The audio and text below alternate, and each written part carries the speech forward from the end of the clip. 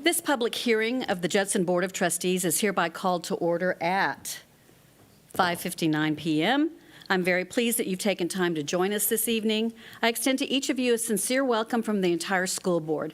Thank you for your interest in Judson ISD. We have established a quorum, and I will call roll. If you will, please mark yourself.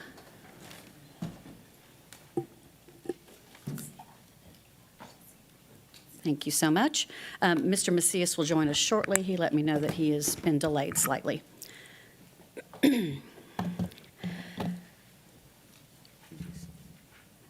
Okay, so we have our first item on the agenda is acknowledgement of visitors, their citizens to be heard, public address. And our first. I think this is for the sign up for questions later, but you can ask. Was this for a public address? Did you want to do a public address, or did you want to ask a question at the after the budget presentation? Mr. Haddis. Oh, I just wanted to speak to the board, I guess. Yeah, then come on up. Public address is fine, yeah.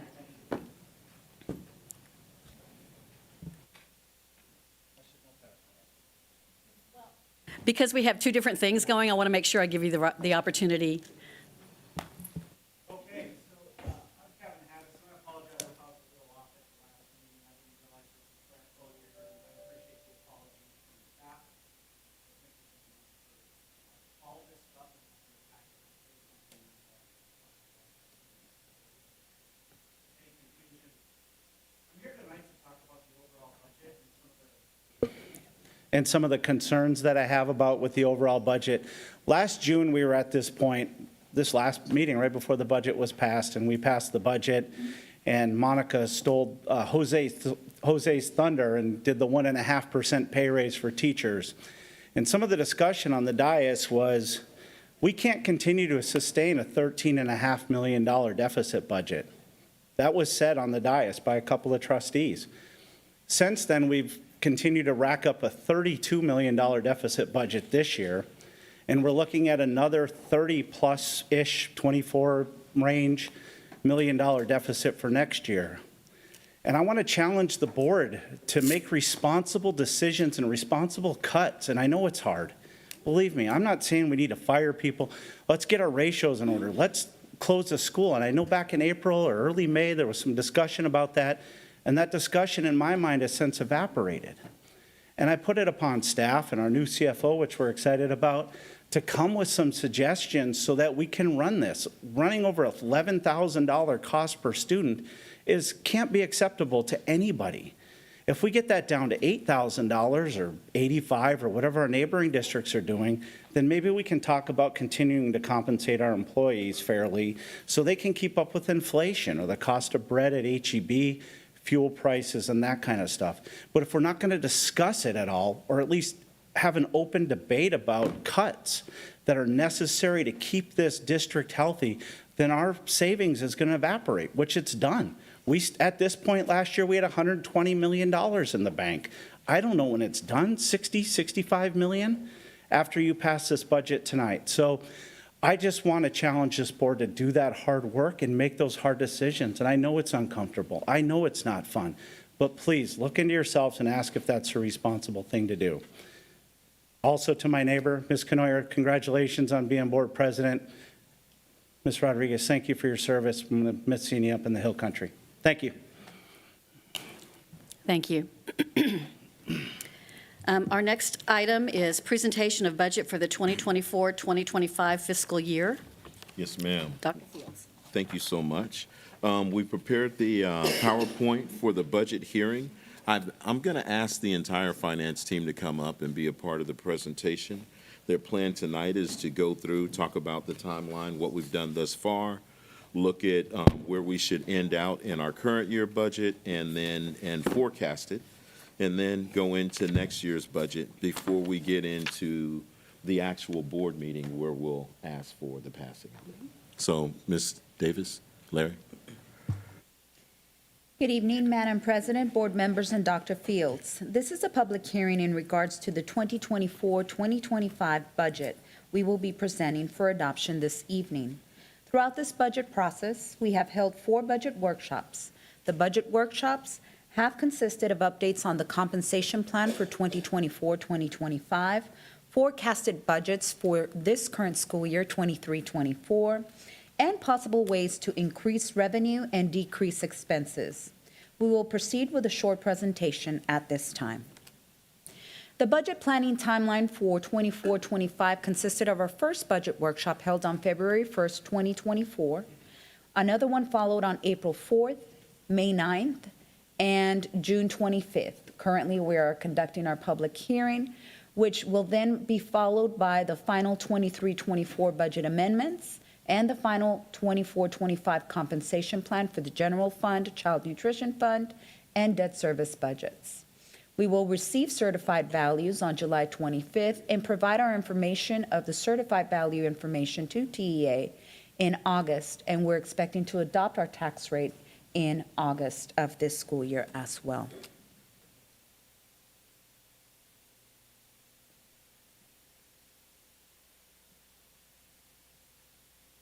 All righty, good evening, Dr. Fields, Ms. Kenoy, and the rest of the board. So I told them I wanted to speak tonight on the 23-24 budget, the forecast, and the budget going into next year.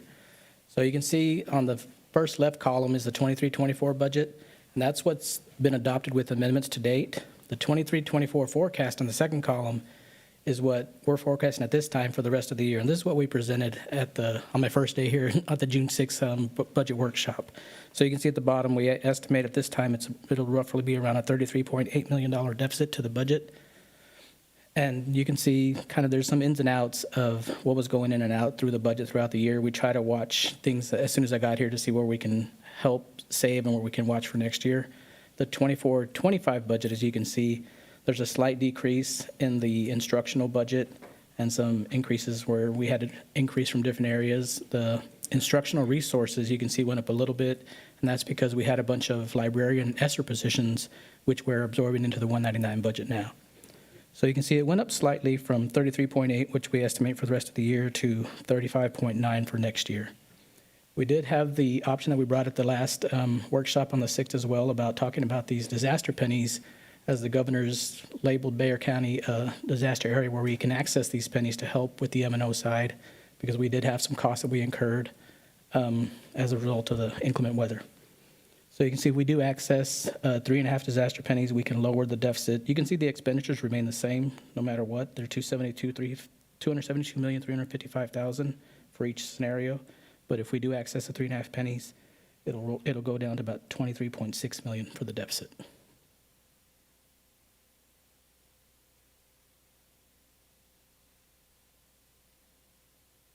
Okay, so the child nutrition budget, you can see for the 23-24 forecast, we are showing about a $2.7 million deficit, and that's intentional because the TEA and the federal government doesn't allow us to accrue fund balance like we do in the general fund or even in the debt service fund. So it's intentional that we have a spend down plan to make sure we keep under the requirements for TEA. And you can see next year, we have about a $3.1 million deficit, which is also intentional to make sure we stay under what TA recommends for us to hold for our fund balance in child nutrition. The debt service budget, as you can see for 23-24, we estimated about $59 million in revenue, and our payment, we had some defeasance, which lowered our payment for the year for around $52 million, which leaves us about a $6.1 million excess, which will add to the fund balance we estimate at this time for the rest of the year. The 24-25 budget, you can see we estimate about $59.5 million in revenue, and the payment we can see is $54.8 million. So with that considered in mind, with the pennies that we're adding on the M&O side, we wanted to be intentional about keeping the total tax rate even or even lower than it is currently for the public. So the 24-25 budget, lowering the tax rate to keep it the same, you can see we are still able to meet our contracted bond payment at the end of the year as well.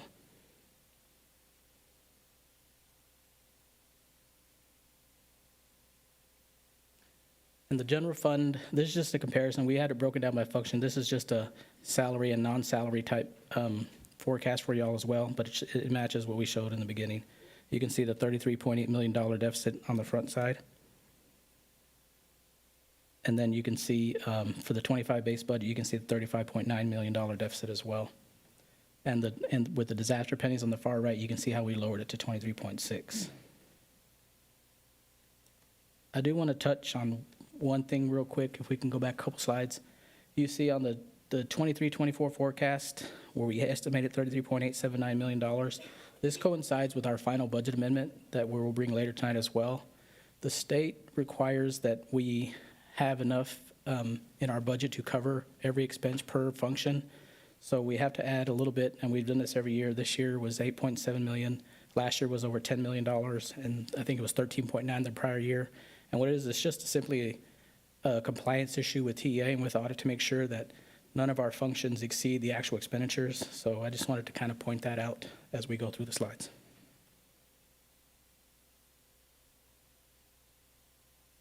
Okay, back to so child nutrition. You can see this is just broken down by salaries and operating costs, and you can see the $2.7 million deficit that we're predicting for the rest of the year, and the $3.1 million deficit, again, as a strategic spend down to make sure we stay in compliance with TDA regulations. And the debt service, as I said, you can see we'll have roughly a 6.1 in the first column, $6.1 million excess that we'll add to the fund balance, which currently sits at $33.6 million, and with the 6.1, you can see it rises to about $39.8 million. And then with the two scenarios that we've given you, if we remain the tax rate the same, then the fund balance would go from 39.8 to 44.59. And if we do decide to adopt the M&O pennies, we can help by making the total tax rate remain the same with the far right scenario, which is we'd hit fund balance for about $268,000, which is okay for us, because like I said, we're putting $6.1 million we estimate for the rest of this year.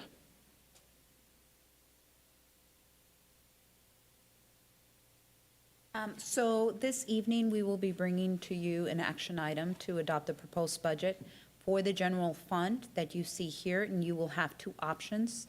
One, without accessing the 3.5 cent for the M&O side.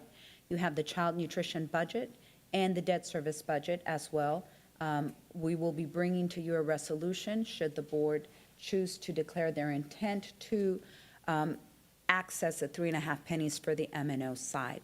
But in doing so, we are intending to keep our total tax rate the same, because as you can see through what Mr. Guerra presented, that we have the opportunity to lower the INS tax rate as well. This concludes our public hearing. Thank you. And because it was a public hearing, members of the audience are allowed to ask questions. Is there anyone who has a question?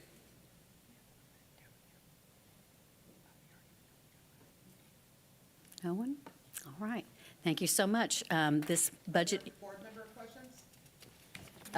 That will happen during the actual discussion item on our regular board meeting agenda.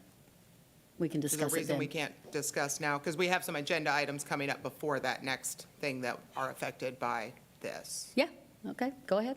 Okay. Does anybody else have questions? I know I always like to defer to the end in case anybody else has any, so. Sorry, I'm still getting over a cold.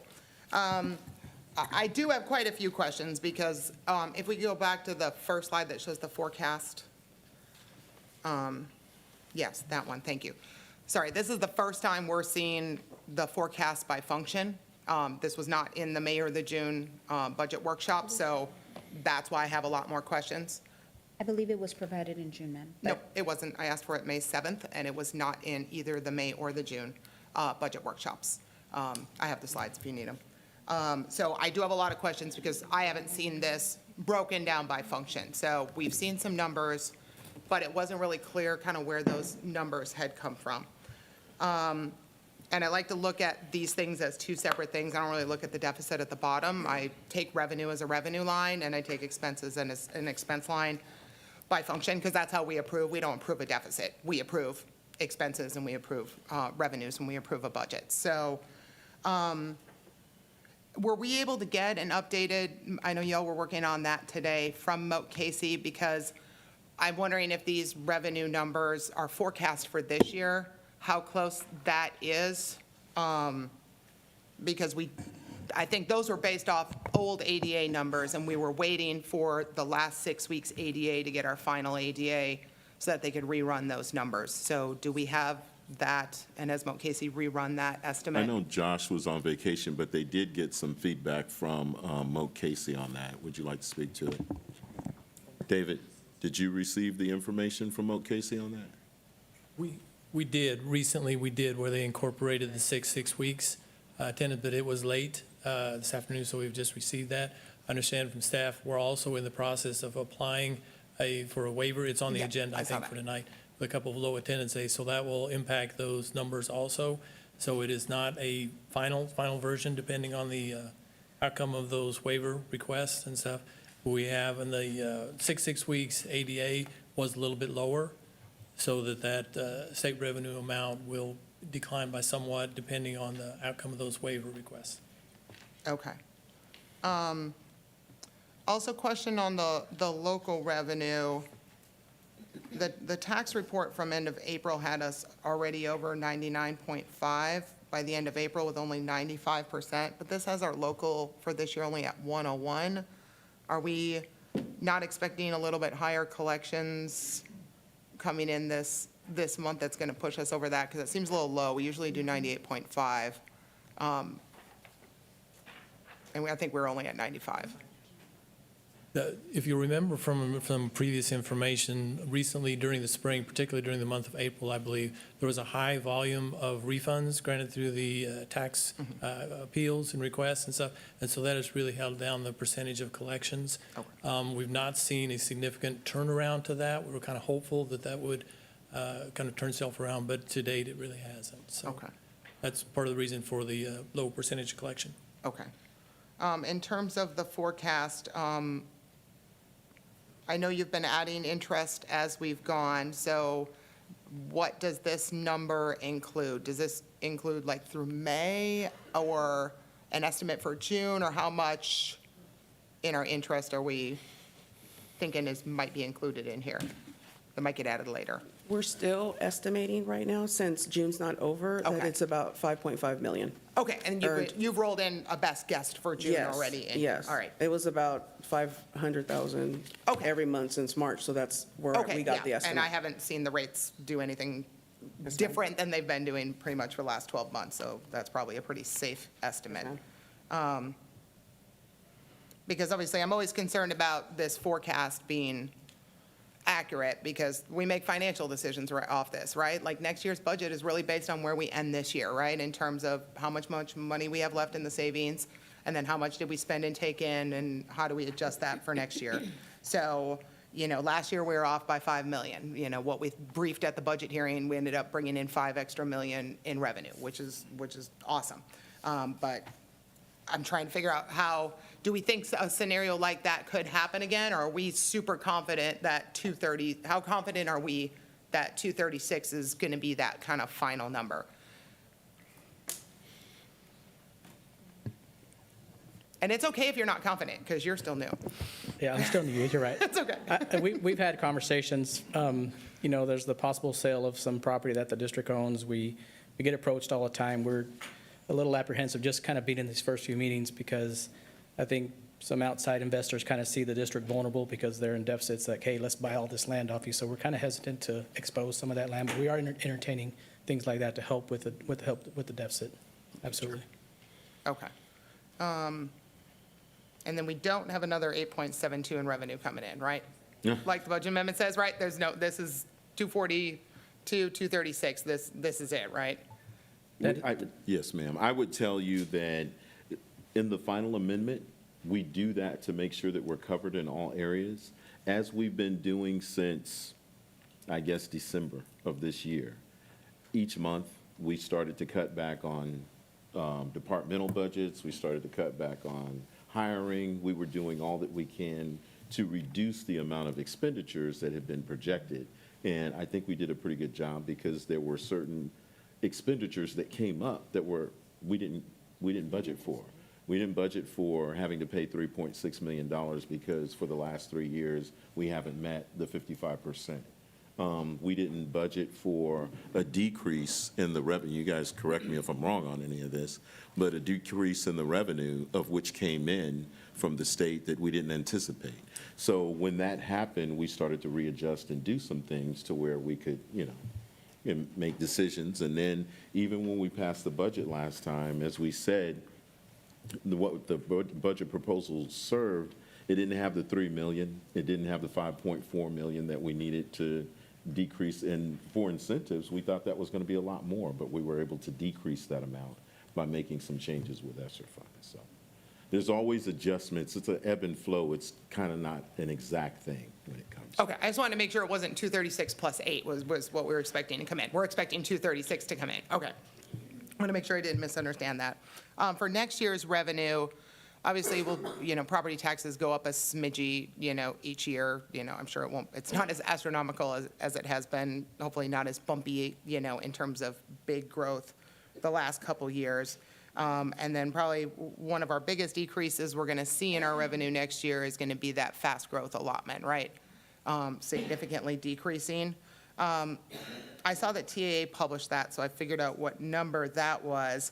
But what had me confused is TAA has our enrollment for this year at 23,848. That's what was on the fast growth worksheet from TAA. And that number doesn't seem to match what we've been briefing as our enrollment numbers, because they go off 6-year rolling enrollment for fast growth. So we may want to double check. I just don't know where TAA got that number from, because that's what they're basing our fast growth off of, is at 23,848. So we want to maximize every dollar we can get out of that. So if they are pulling from some other computer system, I want to make sure that that's accurate also. I think that's all I had for revenue. Appropriations is really where this breakdown has thrown me for a loop, because obviously this is now my second budget process on the board. And, last year, started with slides back in April, and we're looking at a $29 million deficit budget. But as we went through the slides and went through those months, all of a sudden those expenses continued to drop, because we started to drop off things that we weren't actually expenses. So in May, it was 245, and then by the time we got to budget hearing in June, that was down to 237. And our budget deficit went from 29 down to 4.5 over the course of those, budget meetings. So, when we sat here this year in April, and we were at a $17 million budget deficit with 2 major amendments you told us about. That was the 1.5 and the spring incentives. And the 3.6. That was already in there with the 7. That's how we got to 17. That's how we got from 13 to 17. And then there were still going to be 2 more. The 8.7 was never mentioned. And the actuals, we didn't have actuals in April. We didn't see those, start to see a forecast until May. And I've gone back 6 years, and we've never spent our entire budget, ever. We spend between 84 and 93%, right? And that's what I see at other school districts, too.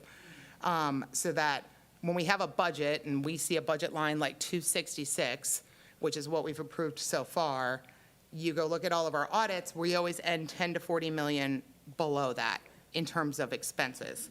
So now to see that number look higher, I guess I don't understand how our forecast can be higher than what we are budgeted for, with only 2 working days really left in that fiscal year. Like, just take let's take function 11, instruction, just as an example. We budgeted through all of our budget amendments, we're now up to 161 million that we've allocated for instruction, which is pretty much teacher and para salaries for the most part. There's probably a few other things thrown in there too, but most of that are those contracts for the teachers and our educational aides. So how is that forecast 5 million more than what the board has allocated to do that? And why is the first time we're seeing we're off by 5 million kind of here at a budget hearing on June 25th? Because payroll is a very fixed cost. I mean, those contracts were signed last May, and there's a few hires throughout the year. Like, that is very, very predictable. So why in April, when we did huge budget amendments, why was that not corrected? How are we off by 5 million?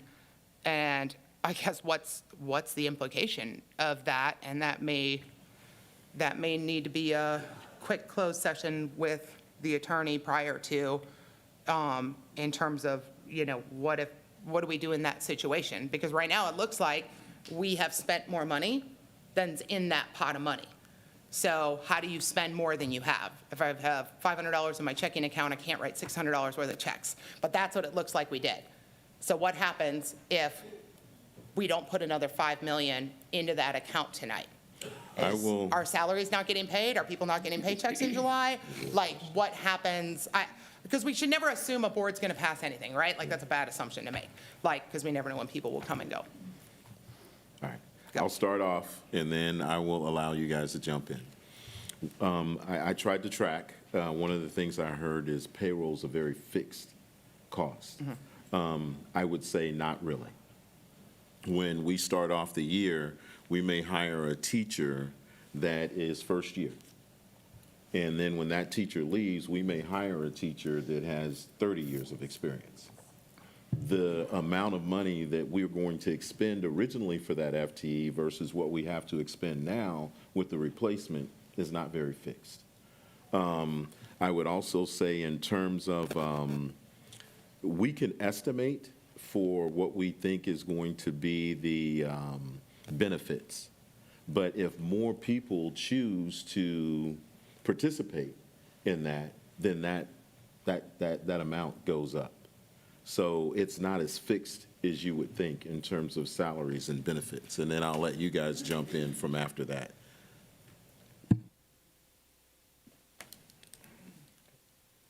Thank you, Ms. Ryan. So again, when I started on June 6th, this $166,535,000 was presented because that 33.879 was the estimated deficit that was given to the board at the workshop. And from what I found, it looks like Dr. Fields was saying, there was stuff that was underestimated. The district's portion actually went up with House Bill 3 that happened in 2019. There was steps that go up, so I don't think that was accounted for from what I was looking at when I started. So some of those multipliers that were around 16% were more like 19% that the district was responsible for. So the overtime, from I saw what we budgeted, went way over budget, so that was not accounted for as well. So it was things like that we saw the sub cost was way higher than we thought as well. So these are things that I noticed just kind of right off that was not budgeted correctly for, is not accounted for. Same with the summer school program. And when it comes to, even when it comes to resolutions, we could meet with the teacher, find out that they need to be compensated for not being compensated correctly.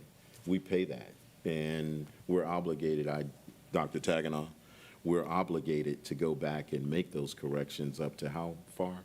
4 years for teachers. So,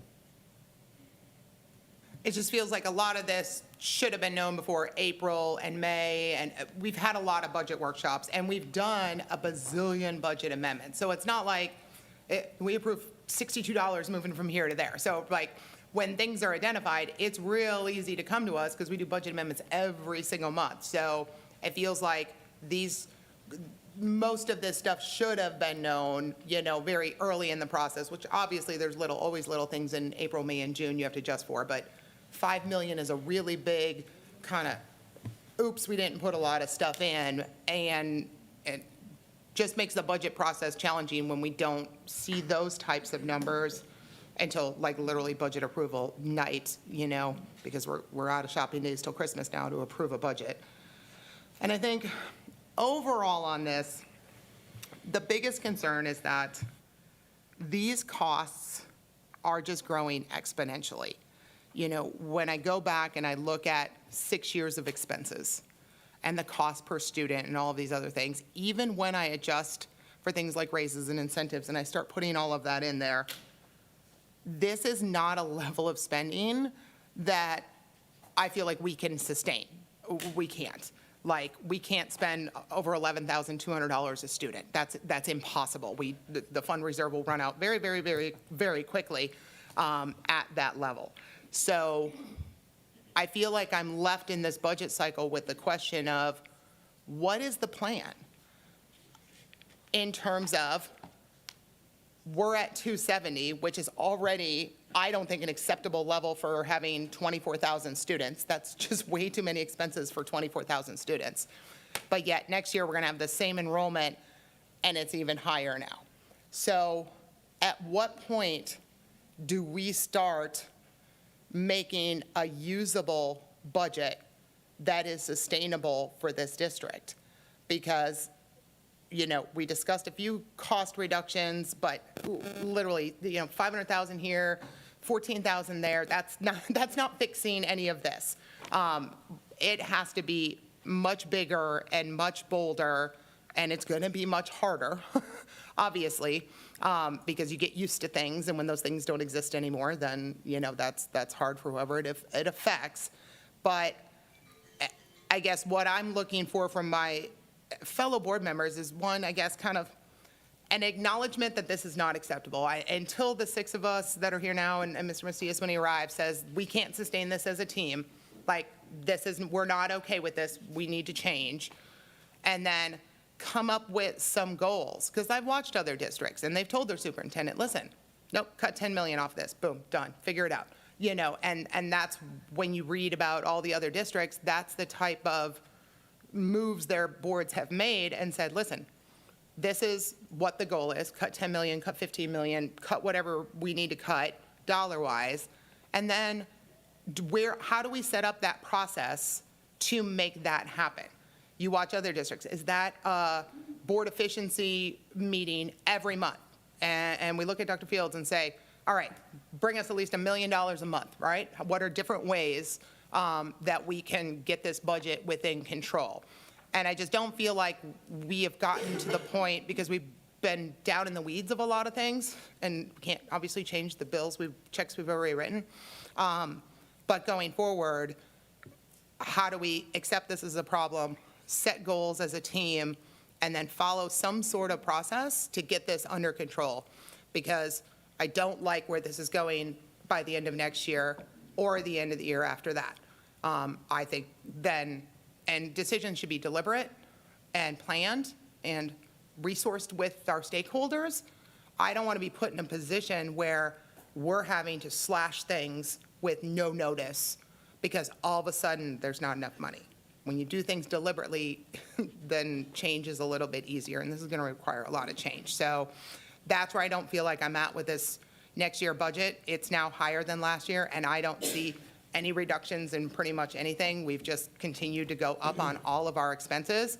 And so I wish we would have understood this clear financial picture all the way through this budget process and stayed committed to fixing this and having goals for next year. And I don't know how we get there. Ms. Rodriguez, I know you had a question. Yes, I have a comment and then a question. Well, maybe I'll start with the question and then I'll make the comment. So I think, like, when I was listening to you speak, Ms. Ryan, I got a little confused because we've already approved the 23-24 budget. And what is not in this public hearing but is on the agenda for later today is an amendment for the forecast so that we're covering our expenses, correct?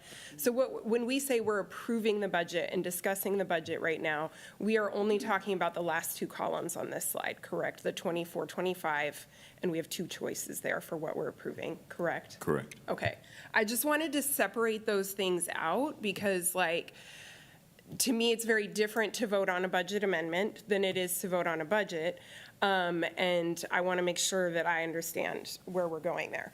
And so I think, like, to speak, Ms. Ryan, to your comment about, I want to hear other board members going on record of saying, like, that we don't support this. So one, I think that none of us want to approve a deficit budget. None of us has ever wanted to approve a deficit budget. That is not anything that I want out there or as a belief that the public holds about how we operate. But I also understand that there were many circumstances that evolved over the course of this year that we did not know in 23-24 when we approved this budget. If I remember correctly, the legislature was still in session and still making decisions about how they would fund schools. We hadn't had an election that changed the homestead exemption from $40,000 to $100,000 per family. And so there were just things we didn't know going into that, number one, we probably would have made, us as a board and the administration probably would have made some different decisions along the way, and back then when we approved that budget. But that's neither here nor there. We have to do what we can with this. And I think that in districts where they are making extremely hard decisions, for example, like closing schools, they started that process at the beginning of the year. I don't think we thought we would be quite this deep in order to make those decisions, and by passing this budget, my decision is, okay, we're doing what we can right now on this short-term basis. And there's a mandate over the course of the next year to make the adjustments, exactly like you said, consulting the community with prudence, thinking about how do we adjust over time rather than taking a slash and burn approach and doing that. And so, yes, that's where I stand on this budget. And I think that, my only question was, I want to make sure that what we're discussing right in this moment is truly just the budget. And the previous budget serves as a bar of comparison. Here's where we were, here's where we're going. Okay, thank you. I'd like to say something as well. Someone asked me if I was comfortable with the number. I'm like, no. But it is what it is.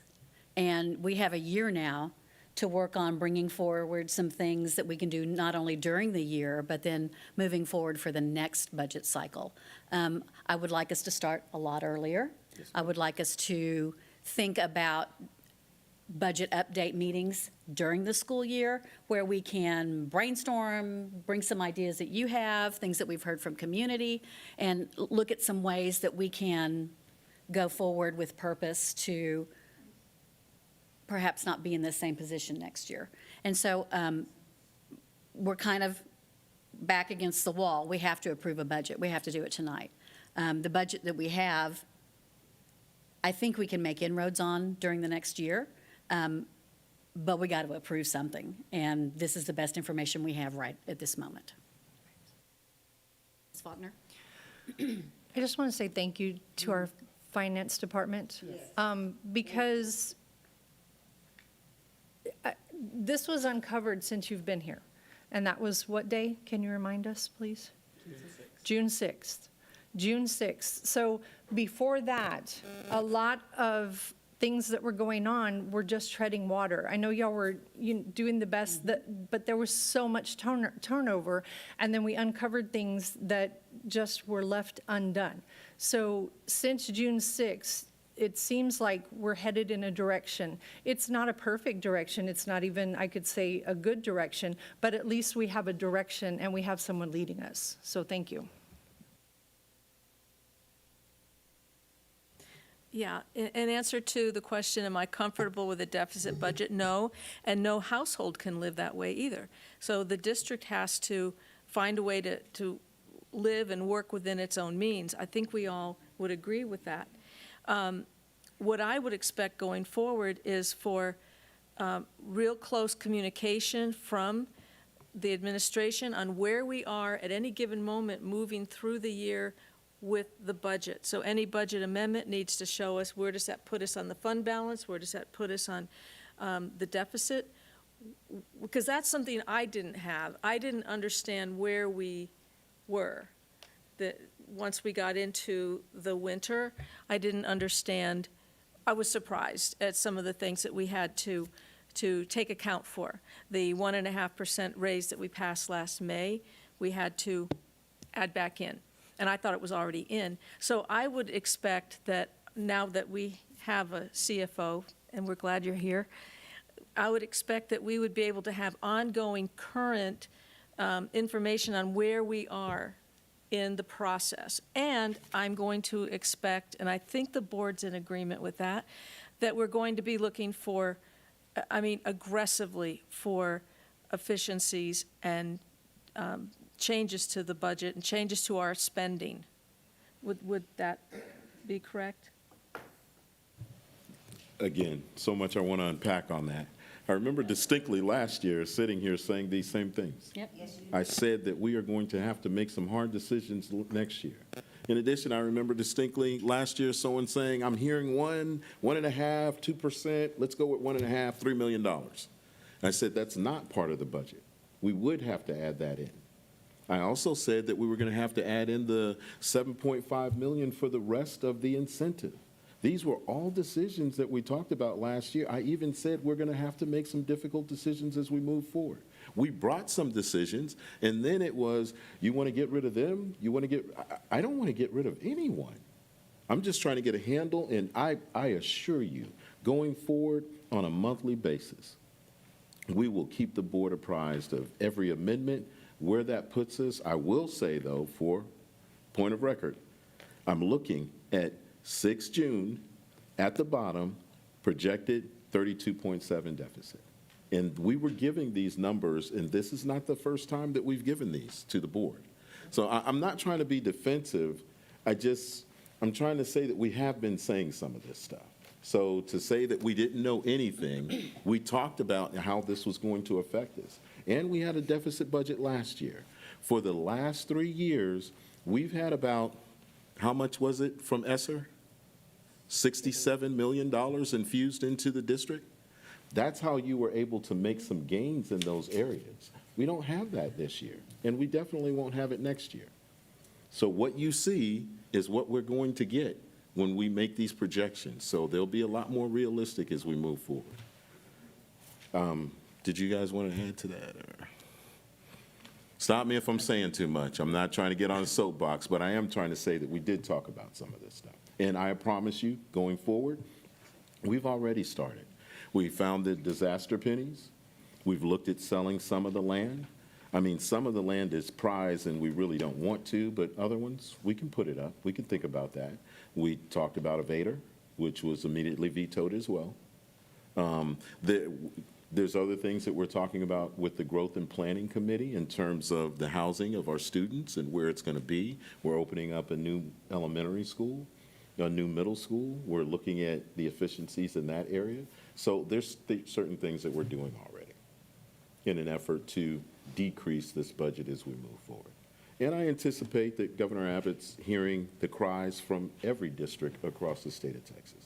And prayerfully, that'll be answered.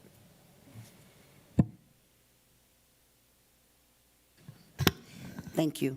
And thank you, Dr. Fields. I commend you and your staff on all the effort that you all are putting into helping us right the ship. And you're absolutely right. You did forewarn us about several things, but there are some things that, you know, as one of my colleagues said, we didn't realize it wasn't already in the budget. And hey, you know, there's room to look around. But the things that you all are doing now to help us correct it and move forward is awesome, okay? The land, the pennies,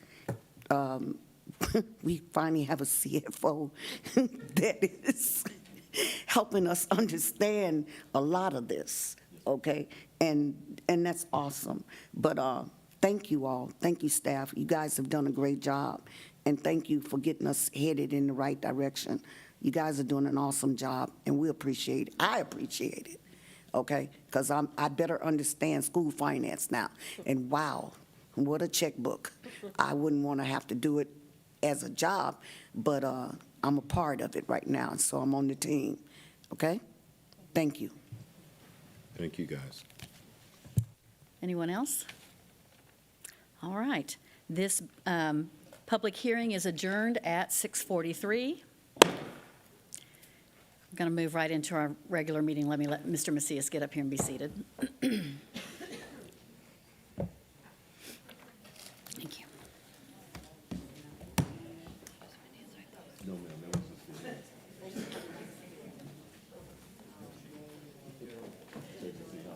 Stand up back there. So, Ms. Canoy,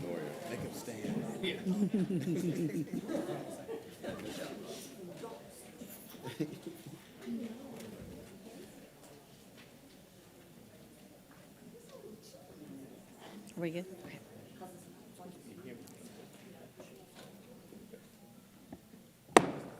All right, here we go. This regular meeting of the Judson Board of Trustees is hereby called to order at 6:44 PM. I'm very pleased that you've taken time to join us this evening. As the Judson Board of Trustees, we're here to set goals and policies and oversee the management of the district. We're responsible for approving budgets, contracts, personnel appointments, and to listen to reports from the superintendent. We are not here to make administrative or management decisions pertaining to the daily operations of the district. This is the responsibility of the superintendent. In compliance with state government code on open meetings, tonight's agenda has been appropriately posted. This is a meeting in public, not a meeting of the public. As our guest, you're welcome to observe and listen. These proceedings are being video and audio recorded and will become part of Judson's permanent legal record. In order that the tape adequately reflects these proceedings, please silence your mobile devices and refrain from talking while others are speaking. Since it is legally mandated that these proceedings are recorded accurately, I may have to ask for order periodically should I notice that disruptions are interfering with our recording capabilities. Once again, I extend to each of you a sincere welcome from the entire school board. Thank you for your interest in Judson ISD. We have established a quorum, and so if we can have our roll call, please.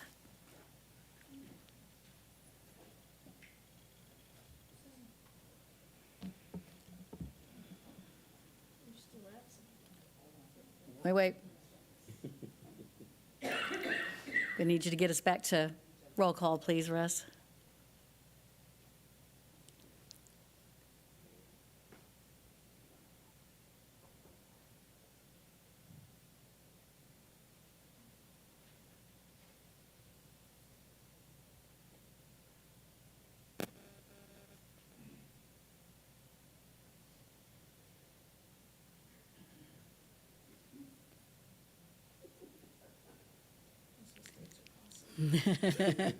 Okay, here we go. Now, if you'll please indicate your presence.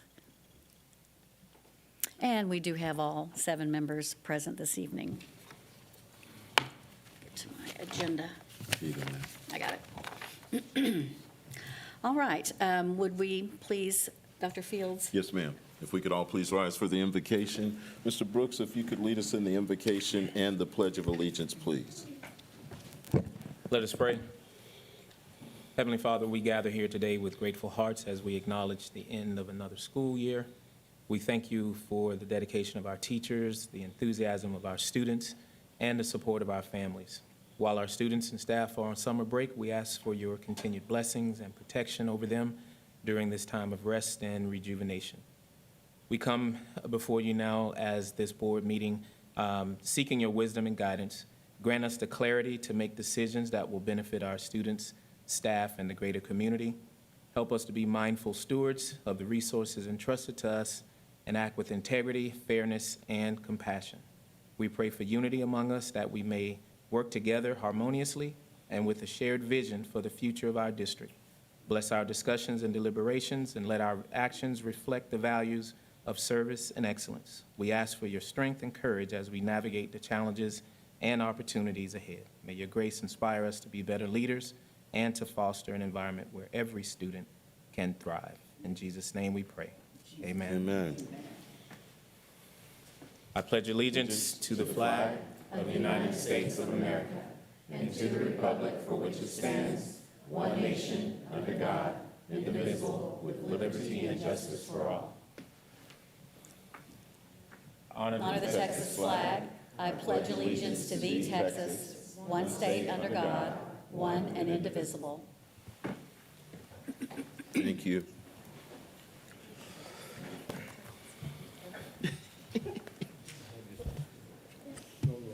Thank you.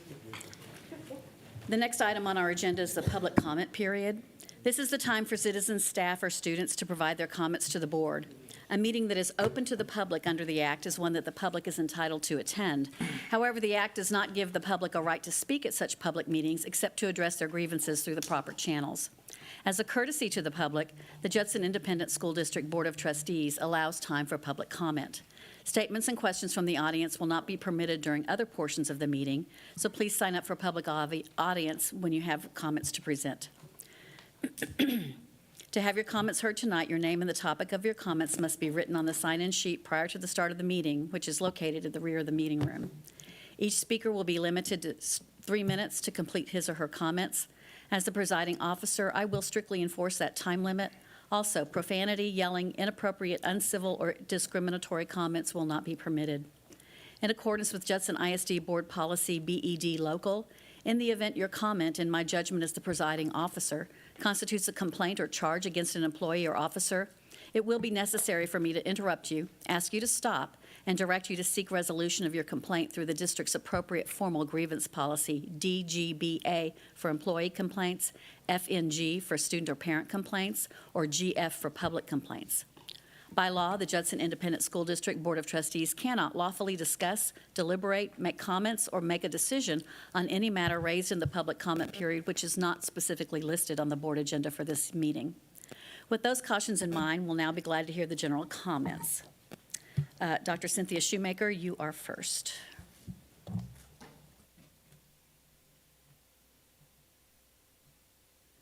I'm coming to you tonight because you're getting ready to discuss the compensation plan. Everything that I've said, I've shown the proof and the evidence in the district's own documentation. So I want to talk about the suppression that has happened. I've brought this up the last 6 months. What I brought up has directly impacted me, but what you're getting ready to do will impact everyone in the 505 grade, pay grade. So what should have happened in 22-23 was the midpoint should have been $400.57.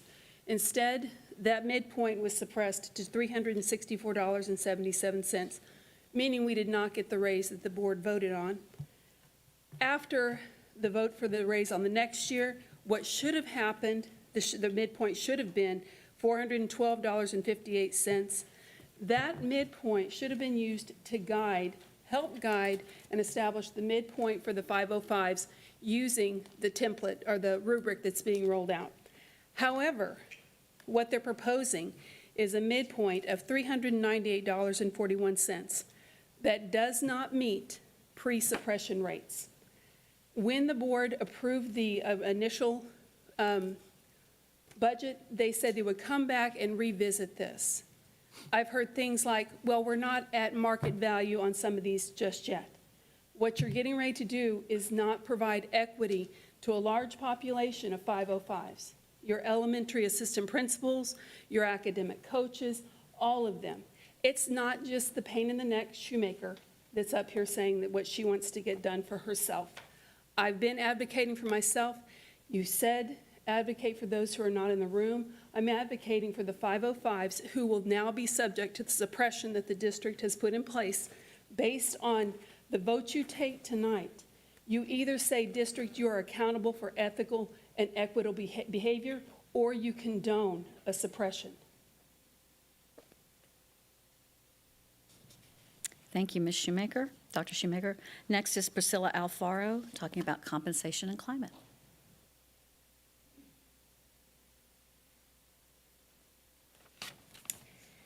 Good evening, Dr. Fields, board president, and members of the board. Last board meeting, I stood in this space and identified compensation and climate of the board as a catalyst for exploring employment options outside of this district. Last Monday, I officially submitted my resignation. The 2 reasons for this move still stand true. In my new position, I will be making 20% more than I currently make. I will be leading a campus that is 5 times smaller than the campus I led here in Judson ISD, and I will still be making more than I did as campus principal here. The TASB audit seems to hold true when we look at compensation for leaders in terms of market value. I understand we are in a budget crunch, and I hope we will not always be in this financial space.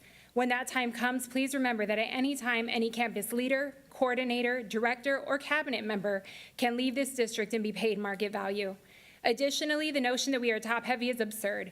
In fact, it seems that we forget we are no longer a rural district and that our current infrastructure does not allow for the needed growth in terms of effectiveness, responsiveness, or support. We cannot continue to award raises to leaders at rates less than others. Talent can certainly be built here, but the compensation and culture will not allow for longevity. The decision to leave was a difficult one. However, there have been times over the last few weeks that I've been reminded why my time is up. There was a Facebook post that highlighted inaccurate and misleading information, pay adjustments that were indicated that were false figures but put out to the public as factual. No one could know my individual adjustment because my daily rate is not public, and that math was not mathing. And in fact, the correct figure is still not what is aligned to what was posted. This misinformation started a barrage of reposts and negative comments regarding the district and about leadership. In the comments, we were called greedy and lazy. This is a reminder that I took a $10,000 pay cut to do this work as director. That is not greedy. Everyone in these 2 buildings and campus leaders do the work of 2 to 3 people in other districts. That is not lazy.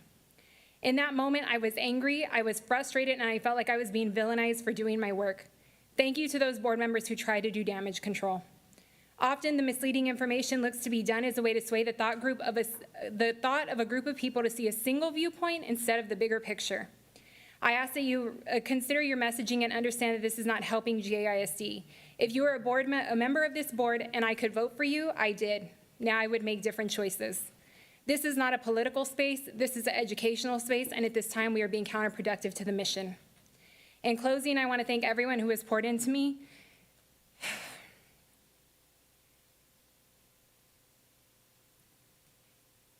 Thank you to the principals, many of whom I've grown in leadership with.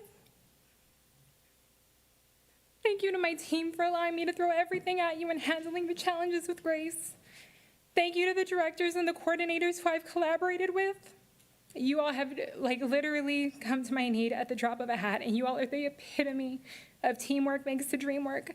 Thank you to Dr. Fields for giving me my first opportunity in the district, and thank you to Dr. Topman for growing me. It still stands true that Wagner High School has been my greatest blessing. Sorry, each of you has made my work enjoyable.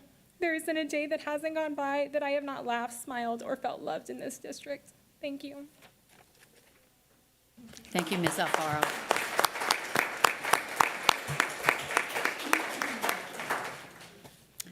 Next is Ms. McKinney, compensation plan budget.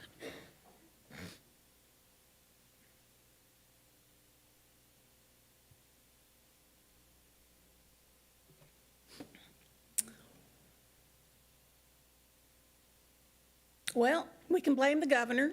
I agree with that completely. Throw the rascals out. You know, you vote for Abbott, you're voting for somebody who has an avowed interest in your losing your economic livelihood. Having said that, it's not all your fault. I realize that, and I'm more than trying to be fair. With interest, I looked at the board book this week.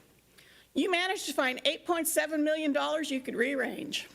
I'd like the board to direct you to find an additional $1.08 million and give 3,600 employees in Judson ISD a $300 raise this year.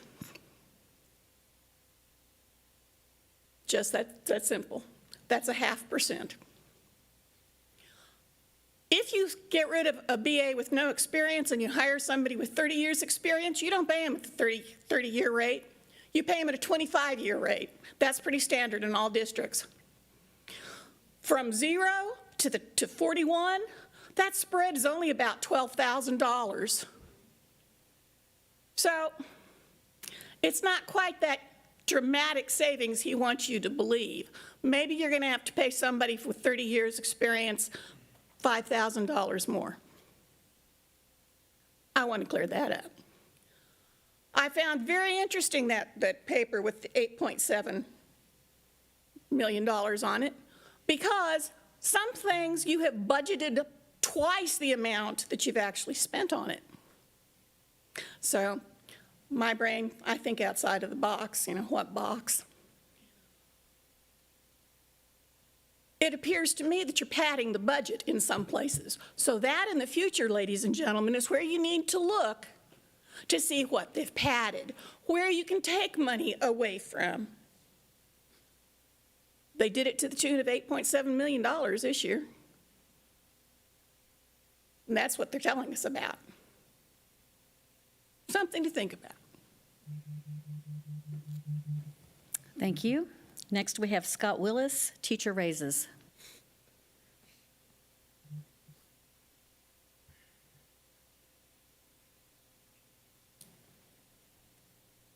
Good evening, board members and esteemed colleagues.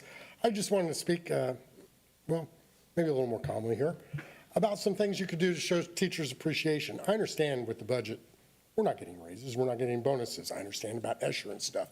But there are things that you could do that you could save money on next year and show your appreciation to teachers. For many decades, students across the nation, here in Texas included, went 180 days to school, and teachers went 187 days.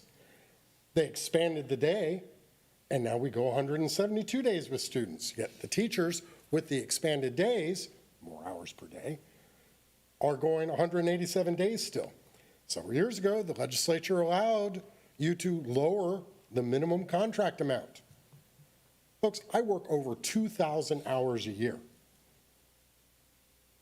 I'm off 2 months. How does that work? But I have to go to flex hours all the time. Why? Because I'm doing things like tutoring students after school and doing things unpaid all the time by my choice. I'm not holier than thou, it's my choice. But you could certainly get rid of flex days in a benefit to the teachers and say, we recognize your hard work. We recognize that Sunday that you spent 6 hours not with your family, but you're grading papers. And the Fridays that you went off to see a football game to support your students, not because you're so much interested in the football, but because you love your kids. This is something you could easily do. Proportional reduction would mean that we should be on a 179-day contract. You make me work 179 days and keep my salary just the same, I promise I'll do just as good at the job. But we'll also, you're giving us a raise without giving us a raise. You're giving us time off and things to do. So that's all I had. Reduce our contracts just by a few days, please. Thank you, Mr. Willis. Next is Mr. J.J. McQuaid, and his topic is thanks.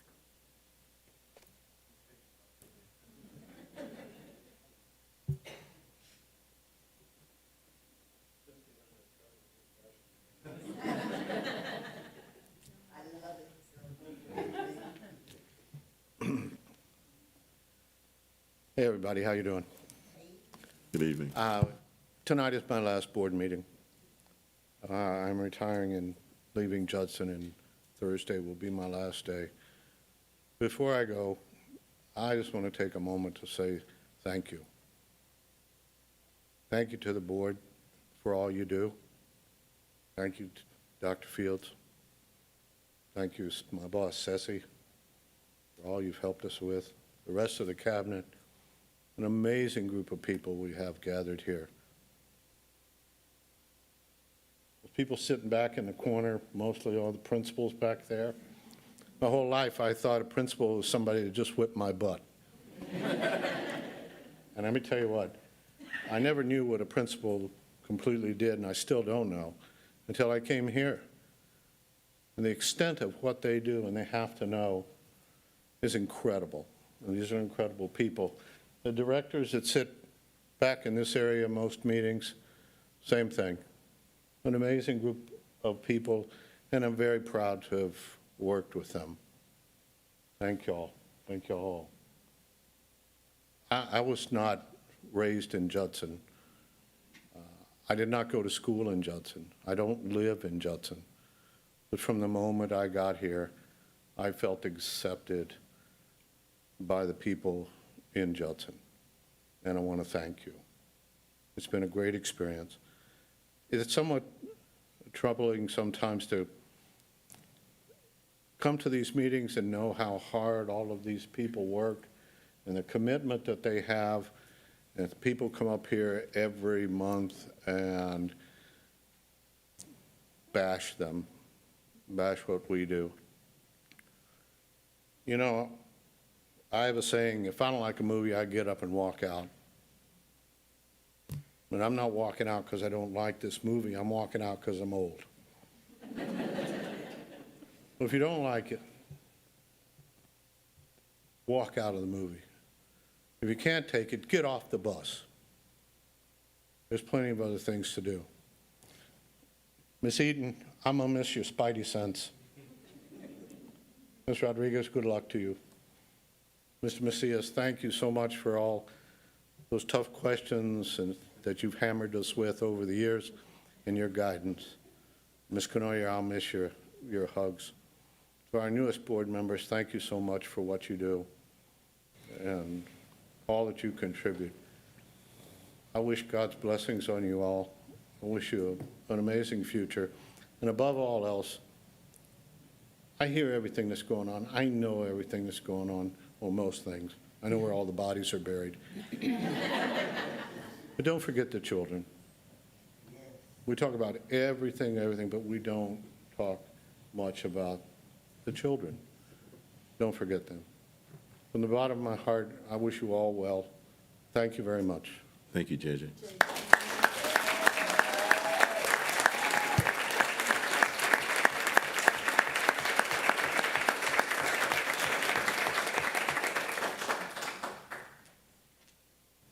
Thank you, Mr. McQuaid. I'll miss you as well. Moving on. Next item on our agenda is superintendent report. Dr. Fields. Yes, ma'am. We have quite a few under the superintendent report tonight. First is our construction report. So, Mr. Brooks, if you would go ahead and cover the construction report. Yes, sir. Good evening, board. Got quite a few items going on the construction report. Two in particular that I would like to highlight. One is the district-wide perimeter fencing, Phase 1. We are complete with Phase 1. We will be bringing a certificate of substantial completion at next board's meeting for the Phase 1 completion. We have already been in design for Phase 2 construction, and we'll also be bringing contractor recommendation for Phase 2 for next board meeting. The other item that I would like to highlight is the district-wide gym AC improvements. I'm sure the principals in the room that don't have AC in the gym are pretty excited about that. We will be bringing an item tonight for a contractor recommendation for Phase 1 for that as well. So those are two items on the construction report that I wanted to highlight. Stand ready to answer any questions that you might have.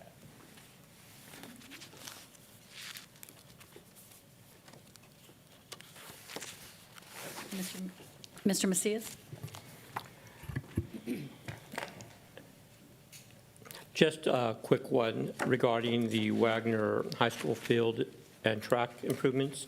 It's from the 2016 bond that, am I correct in that? Yes, sir.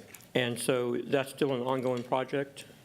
Yes, sir. It's still ongoing. Actually, is Ruben here? You want to talk about it? Do we have an idea of when that will start? Oh, no. Well, no, it's started. It started. Yes. So that's, I guess, my question. Yes, Are there other areas within the Wagner campus that still need to be addressed? Yes, sir, there are. There are many areas that still need to get addressed. Of course, money is a factor. We do have some remaining funds in the bond, but we will have to really look to see what we can afford to do. And one example is a lot of pavement. I think you've seen a lot of alligatoring. So those are some of the things that we would have to start looking into.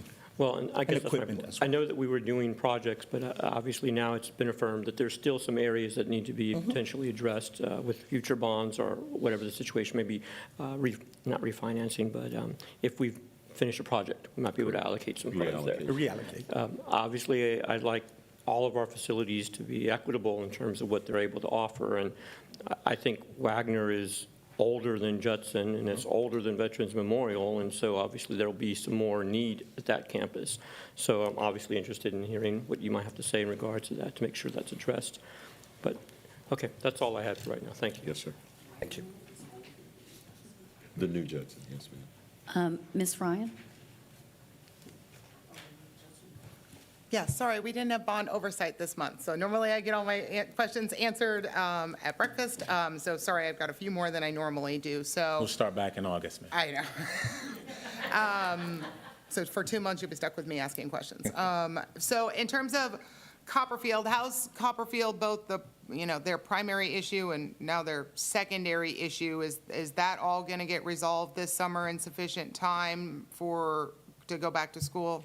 Yes, ma'am. We are working right now. They are on generator power with the relocation of the transformer. Okay. We're going to be doing a walkthrough this Thursday with the principal right now, there's just essential services that are as far as AC, alarms, those type of things. But obviously, Ms. Gonzalez wants to get back there as soon as possible. So we're going to walk through on Thursday, and she should be able to move back in on Monday. But when we get ready to move back over to CPS power, there will be a time about a day that we'll have to have power back down. So we'll be getting her back in there pretty soon. Okay, how about their leak issue? I haven't seen that start to show up on slides yet. How are we paying, and is that estimated to be completed before? I don't know what the solution to it is, how extensive. For The leak under their gym? Okay, never mind, I'll send you an email. Sorry, I thought y'all knew. There's people out there working on it. No? You know about it? Okay. All right, I'll send you an email on that one. How about Candlewood? Because that's a huge project. I saw some pictures. Like, Fressy's probably having a fit. It was so much dirt. I'm like, oh Yeah. gosh. So Are we really confident we're getting back in there on time and we're getting custodial crews back in there on time and everything else We for have school? a- And if not, what's the backup plan? We have a surge plan for the Okay. custodians. Okay. Right now, the administrator and the secretary, they're relocated to Kirby right now. The trenching underneath the building, they're covering that up now, so they're pretty much done with the sewer trenching underneath. Okay. Once that is complete, and once we're able to get them back into the building, we have custodians on standby, ready to come and help out the custodians who are already established there. They'll be coming over to help out to get the school ready to start at. Okay, and the contractor's feeling real confident that he's on timeline? We're pushing them, man. We're I would pushing. tell you this, Miss Ryan. When we did Woodlake Elementary, one of our biggest concerns were the sewer lines. Yeah. Because back then, when they built those campuses, there wasn't really it was kind of slab on grade. They kind of just built on top of the dirt. So that was one of the biggest concerns when we started looking into the sewer lines. The sewer lines were pretty good, and now they're covering them back up again. Okay. So we're much further along Okay. with Candlewood than we were with Woodlake Elementary. Unpredicted, Yes, ma'am. horrible things were found. Yes. So, okay. Yes, All ma'am. right, good. Because, those teachers are going to be, first day you let them back in the building, they're going to be back in that building, and so. Oh, we're hearing it from Ms. Diaz, trust me. Having that building ready to go. I know, we push for construction projects, but we have to remember the impact that all these construction projects have on these campuses. So the better we can do them to lessen the burden on those campuses, the better. I know Mr. Macias asked about Wagner, but so for Wagner and veterans, are we almost done? Like, are we almost playing football?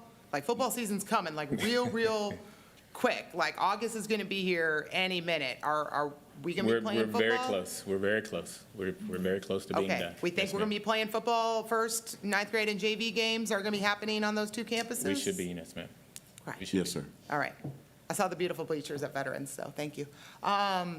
We don't have to squish into our little stands anymore, so I'm excited for that to be back open.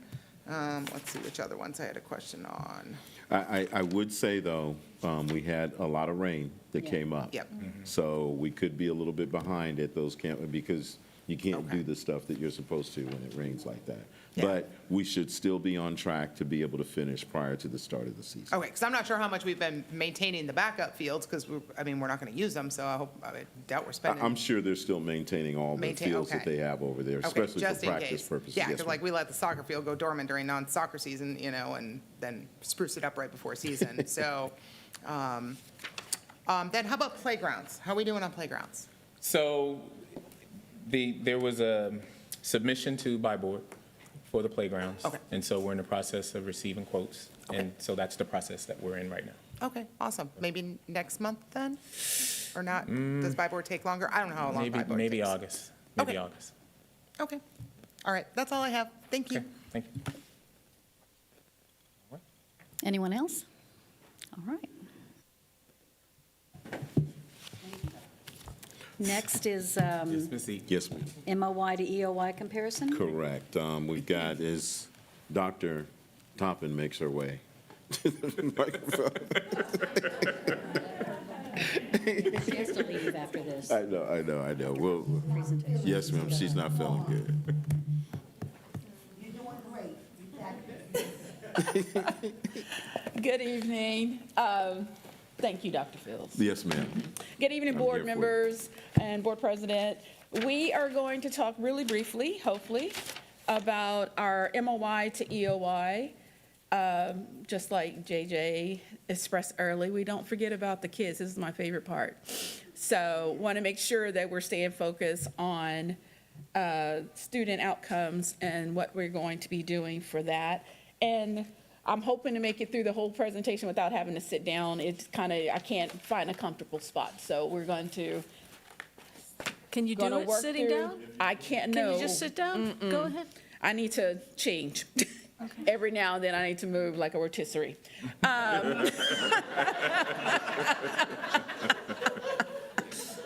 I'll be here all night. So here we go. Dr. Phil's like, I'm already timing you, I'm watching you. Definitely want to get to talking about the EOI. And again, I want to stress that, we took these exams right after we finished STAR. So we had some areas that we are a little concerned about, but I just want to make sure we have that. We have heard from the teachers that the timing of these exams could be a little bit better. So we're already working on that for our assessment calendar for next year. So we're looking at in first grade reading, because we did have a goal that we had set previously for third grade reading, third grade math, and for seventh grade math, that we were looking at. These were the three areas that we wanted to focus on as far as our student performance was concerned. And I am happy to report that in first grade reading, we did see an actual increase in student performance at 60%. We had set a goal for 51%. We exceeded that goal. Second grade reading, again, using Amplify, we had set a goal for 55%, and we came in at 1% higher at 56%. Third grade reading, this is where an area of concern. Again, we are continuing to make that a focus in curriculum and instruction for third grade reading. We saw a slight decrease from the goal that we had set initially at the beginning of the year, from 61% down to 54%. And so when we're looking at that, we're looking at from MOI to EOI, what did we end up at as far as did the students show growth, or did they show a decrease? And for all of our third grade reading, the goals that we set for first, second, and third grade, we showed an increase from MOI to EOI. Third grade math. And I will say that math continues to be an area of concern across the state and as well as in our district.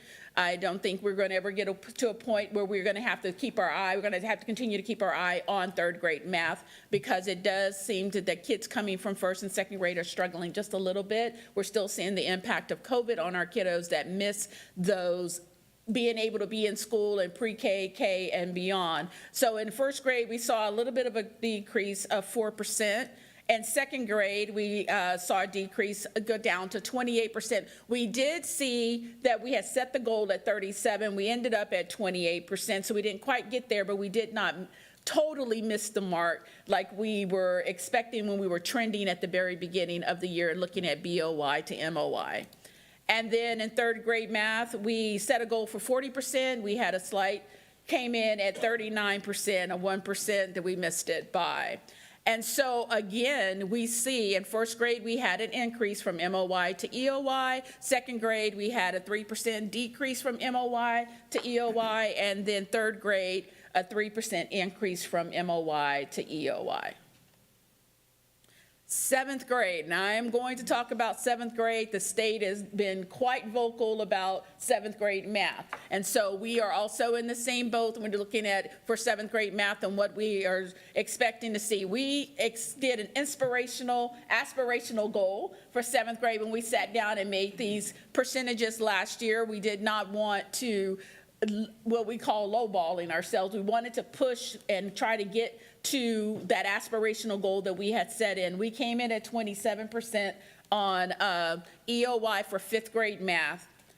We came in at 18% when we were looking at a goal for 36% for sixth grade math, and a 15% at a 30% goal set for seventh grade math. And so when we're looking at that, we're also going back and looking at what exactly we're trying to shoot for and where were we when we did from MOY to EOY. So when you're looking at the aspirational goal, when you go back and look at those numbers there, we didn't meet our aspirational goals, but when you look at MOY to EOY, we're only showing a 3% decrease for 5th grade, a 3% decrease for 6th grade, and a 1% decrease for 7th grade.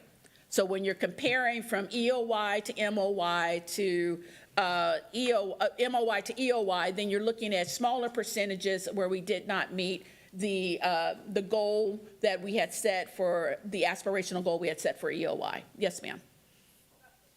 Sorry, I forgot to turn on my microphone. So on MAP, is the middle of year target for like being on grade level where one should be at the middle of 5th grade, and then at end of year, it's like by the end of 5th grade? Like, is it a moving target? Yes. Or, so what we're saying here is like 3% fewer students were on grade level at end of year than were at mid-year? Yes. Is that right? MAP Okay. is measuring growth. Correct. From over a span of time. So when you're looking at it from BOY to MOY to EOY, you're looking at growth, the students' growth from the time that they started the school year to where they end up at the end of the school year. And so when you're looking at that, and that's why we don't compare MAP with STAR. We do a STAR proficiency report with MAP because STAR is measuring achievement and growth on the side over here, but MAP is looking at growth over a period of instructional weeks. So And it's not like their scores went down from middle of end of They year. did not They may make have gone the up, but they didn't go up expected as much as they should have. They did not make the expected growth they should have made during that time span. Thank Ms. you. Eden, did you have your hand up? Yes, ma'am. So will we be able to see a chart coming up that compares this to last year? Or actually the last 2 years? You will receive what I call a monitoring report. There we go. When we receive the finalized scores from STAR, which will be after July the 19th. So the Okay. state in 3 weeks' time is going to release another report that's going to be scrubbed, because what we have right now are preliminary numbers. When they Okay. release the scrubbed report, which your accountability subset, I will present or send to you a report that shows the progression from the beginning of the year to the middle of the year to the end of the year for all our subgroups, our student groups. Okay, thank Yes. you, ma'am. Because Yes, I ma'am. know when we talked about this last year, when you presented it, we discussed how coming out of COVID affected especially the reading portion of it. So it was good to look at that comparison. Yes, ma'am. So, thank you, ma'am. Ms. Stanford? Yeah, I had originally wanted a 3-year comparison. It's so coming. That will be here. Yes, And then ma'am. on the 5th grade math, from middle of year to end of year, is that not an 8% decrease? From middle of year to end of year, 35 to 27?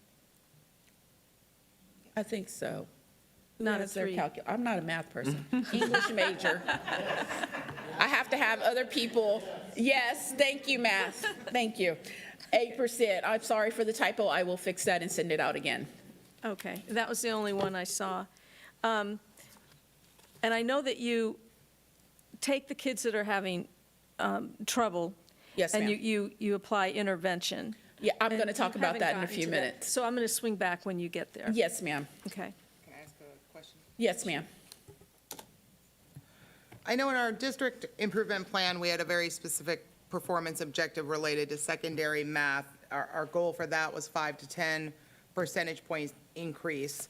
And we only had one strategy on there for that, and I know you'll talk about other strategies too, but the one for this school year was supposed to be to purchase digital resources and manipulatives for all the secondary math teachers. Did that happen? And then is that not the right strategy? Or like, do we buy the manipulatives and then we still didn't see a score increase? Or were we not able to buy the manipulatives? How did we do on that strategy? We did buy additional resources and the manipulatives and disperse them out to the campuses.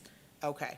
And so I'm going to talk a little bit to why we're seeing the numbers that we're seeing right now. Okay, yeah. Okay. 'Cause when we buy stuff, it's always good to know from the field, was what we bought worth it, you know, so we keep replenishing, or that was useless, let's go, you know, buy something else. And I have a question as well. Yes, sir. So just so I'm clear, this MOY, EOY, it's all part of Amplify? It's Amplify for reading in Okay. elementary, And what's the math one? and the math one is NWEA. Okay. NWEA MAP.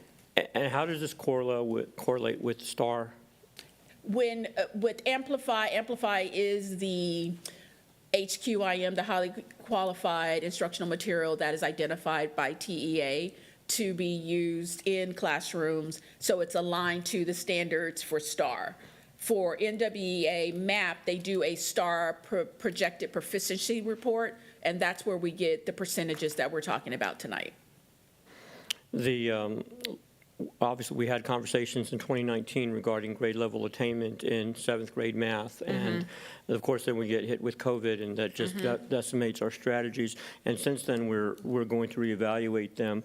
I look forward to more of the presentation, but just to put out in the universe, the emphasis on middle school support is going to be doubled, tripled, quadrupled. But I just wanted to make sure that I stated that, but I'm interested to hear more what you have to say. You're preaching to the choir, sir. And so when, Ms. Stanford, you had a question about what we were seeing as far as trends in middle school. And so when we were looking at the data, what I wanted to show you is the trend that we have seen from 22 to 23, and talking about this COVID impact. These are the number of courses that were failed by subject in middle school core subjects, okay? So when I share this, don't get this confused with students. These are the number of failing grades. Does that make sense? Because in these numbers here, you can also have one student that's hitting every single one of these core subjects. So what we're doing is looking at the number of failures that occurred during those 2 years. And so since we have started to realign after COVID and looking at RTI, response to intervention, looking at multiple tiers of student support, which is the MTSS, you can look this year for 2024, these are the number of students that were required to attend summer school by subject. Okay? So when you're looking at, we were projecting, when we initially talked about this in March going into April, it was a higher number. It was like 631 kids that were projected to go to summer school. And in the midst of working towards the end of the school year, we dropped that number to 351 kids projected to go to summer school, and actually 201 kids actually attended summer school this past 2 weeks in middle school. Yes, ma'am. Can you go back one more? Okay, so essentially 518 kids failed. Not kids. So We're what's the- talking about middle school courses failed. So when we do Okay, so these, if ELAR, if they took 2 ELAR classes, they could have failed both? Or, Is this per semester? Or This is is it for the entire for course? the entire year across Understood. all districts for the entire course, these are the number of failed courses Understood.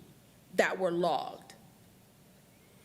Because So- when I had to go back to go back to 2022 and go back to 2023, it was almost next to impossible to count by kid, but Understood. I can count the number of courses that were failed.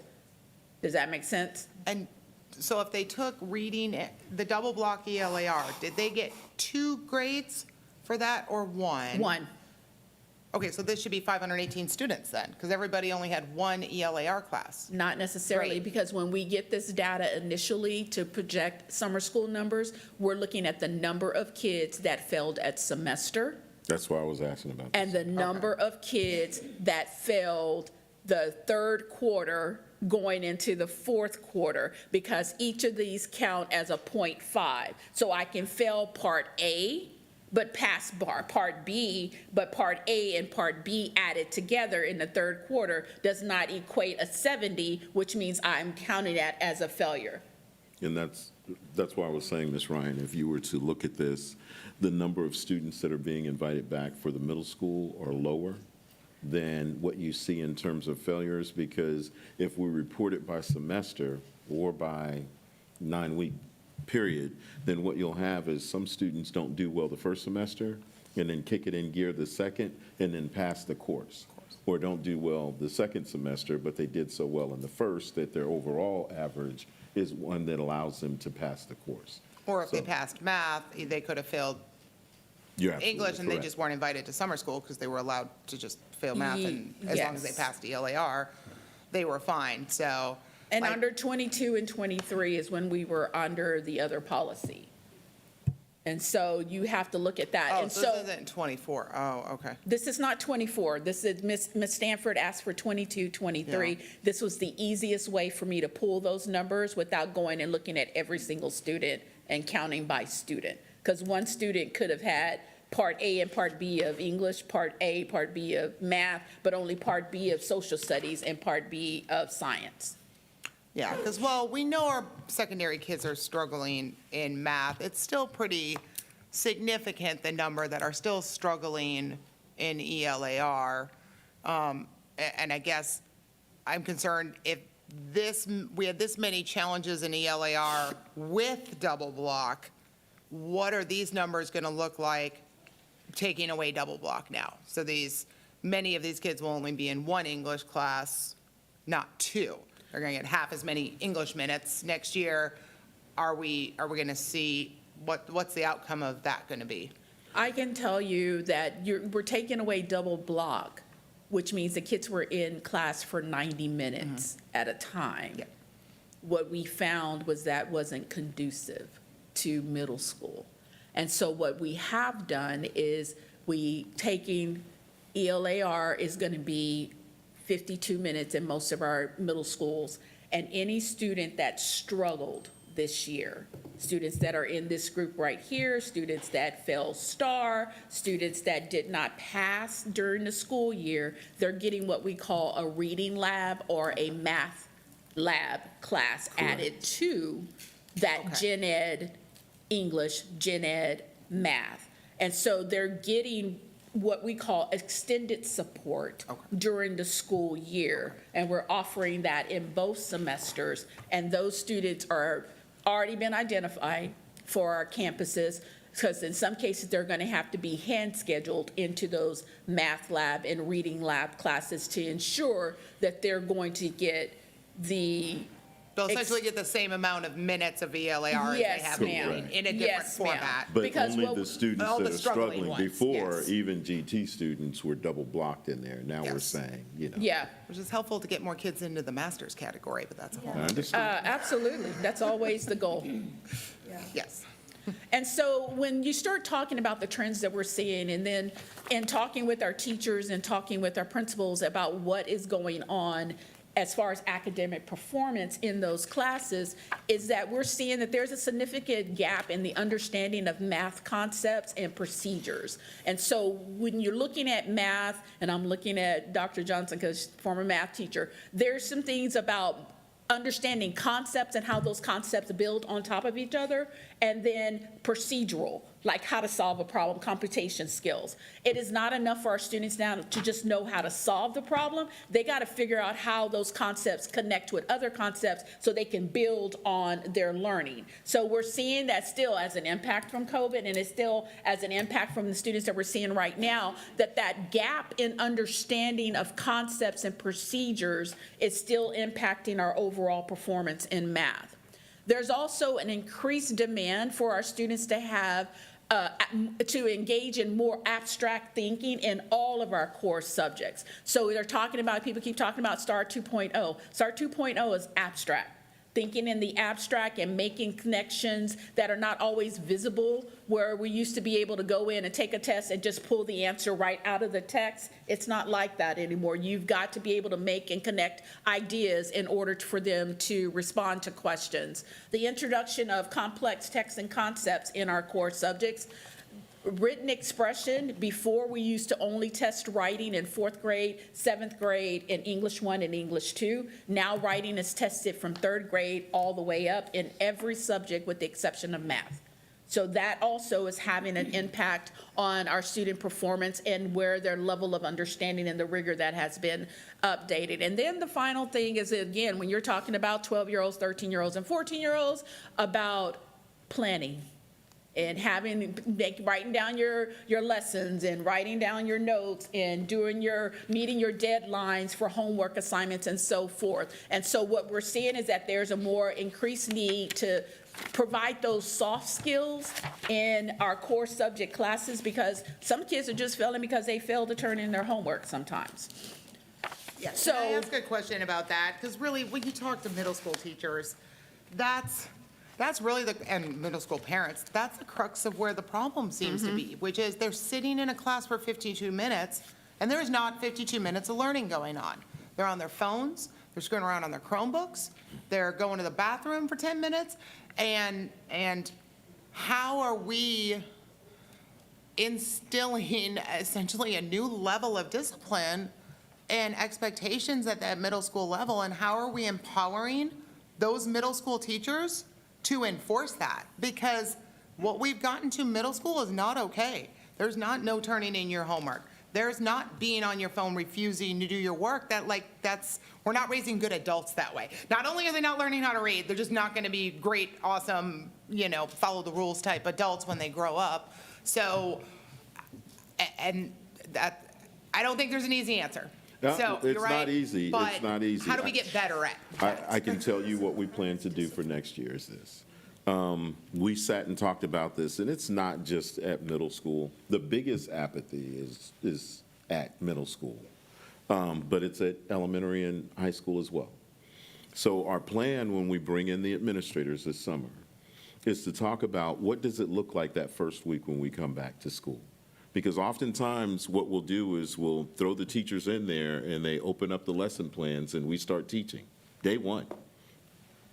What we've noticed is that discipline becomes progressively worse over the year because we haven't communicated the expectation. So we're thinking that if we take that first week and we talk about, this is how you go to the cafeteria and come back, this is how you ask a question, this is how the classroom procedures go across the board, every classroom, K through 12, then what we'll find is that we'll start off slow, but we'll be able to go faster later on because everyone understands the rules and the expectations. But right now, I think since we came back from COVID, what happened is students kind of forgot how to act in school.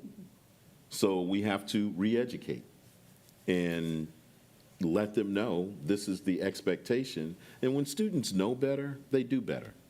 I think we just have to go back and get some of that done. And I think we're going to see a significant improvement, in addition to a lot of the academic procedures that Dr. Toppin's going to put in place next year, especially at the middle school level. Almost a monthly, bi-weekly check of, hey, these are the TEKS and the expectations. By the end of the month, how many of the students in this class have mastered that? How many haven't? And then how are we going to scaffold in the instruction as we move forward to make sure that those students that didn't get it. I'm sorry, I didn't mean it. No, you're fine. Sorry, what about the parents? I do believe that there is something to be said about the partnership between home and school.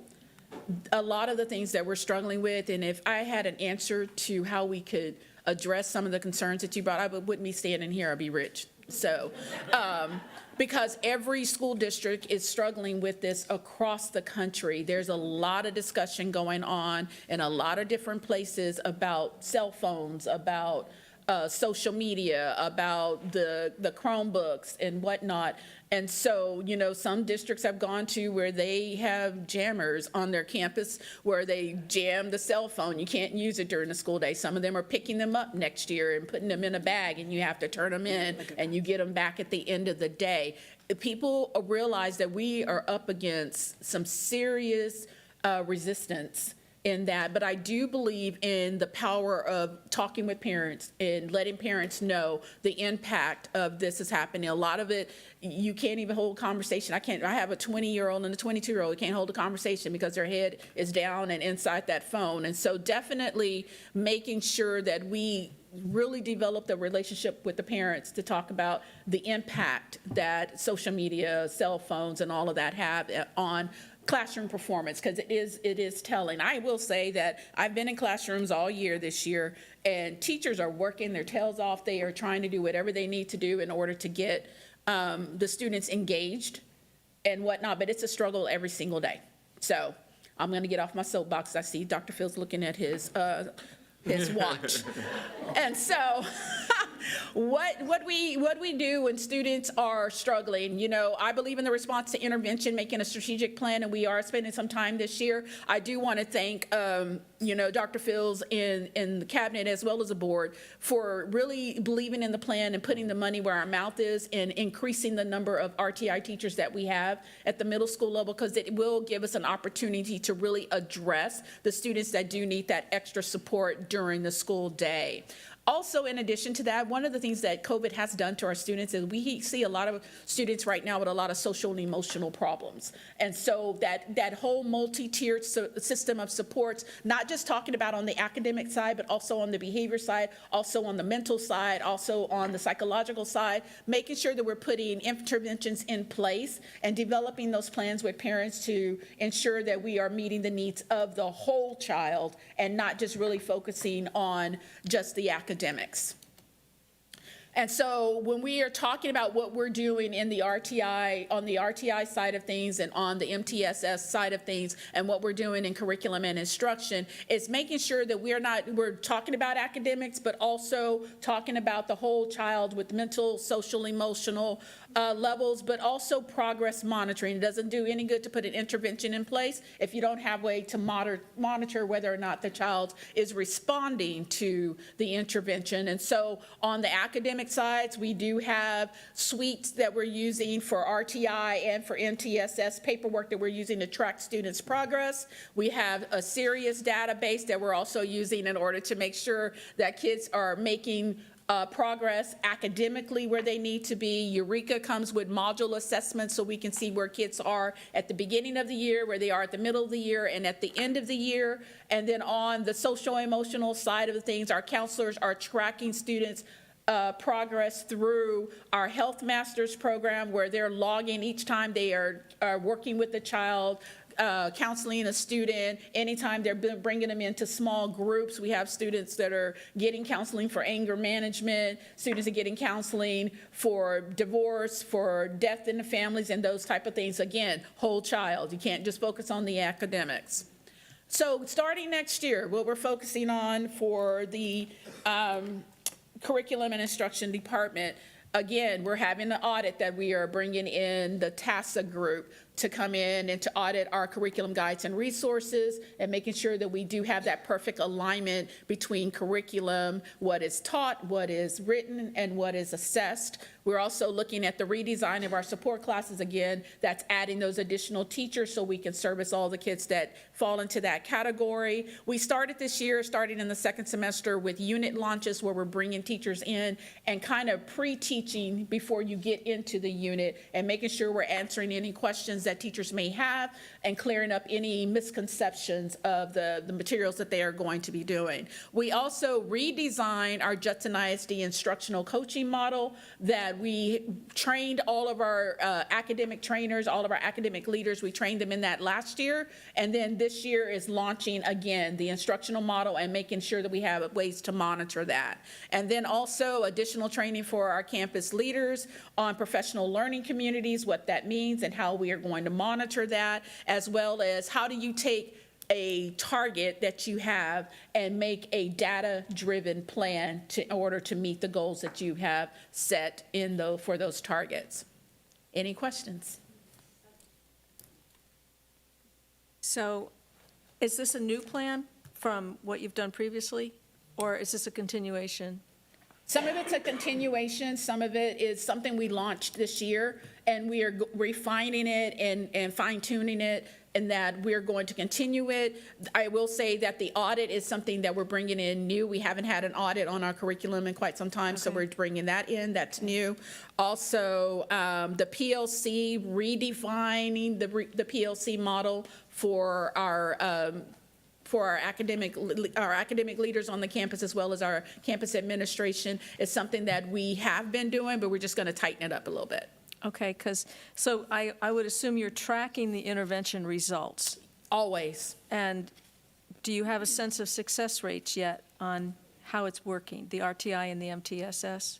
Yes, I can, well, for the academic side of things, we're tracking that through our progress monitoring modules that we have, and we take the grades from that, and we can pull reports from Eduphoria. Also, for our unit assessment data, we pull that and track where kids are using that, because that is also a reflection of the progress monitoring that we're doing in the RTI classes. Okay, I don't know how the rest of the board feels, but I'd be interested in a regular reporting of how those trailing behind kids are doing. We do provide that through our BOI, EOI, and MOI. Okay, because I'll be interested to track that. And I have one last question, but I think Ms. Eaton had a question. Do you want to go next? Finish? Okay, because this has to do with our reading program. I learned at SLI, I don't know if you were in the class, Ms. Eaton, the reading class, but together.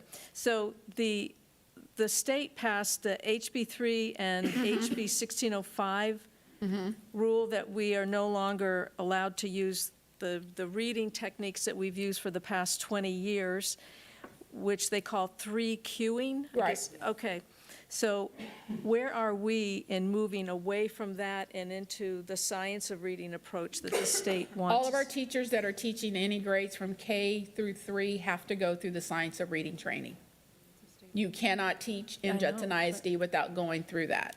And so anytime that a teacher is hired in those grade levels, they're required to complete that training. I know it's heavy, but Yes. apparently the results are amazing. They can reach many, many more kids.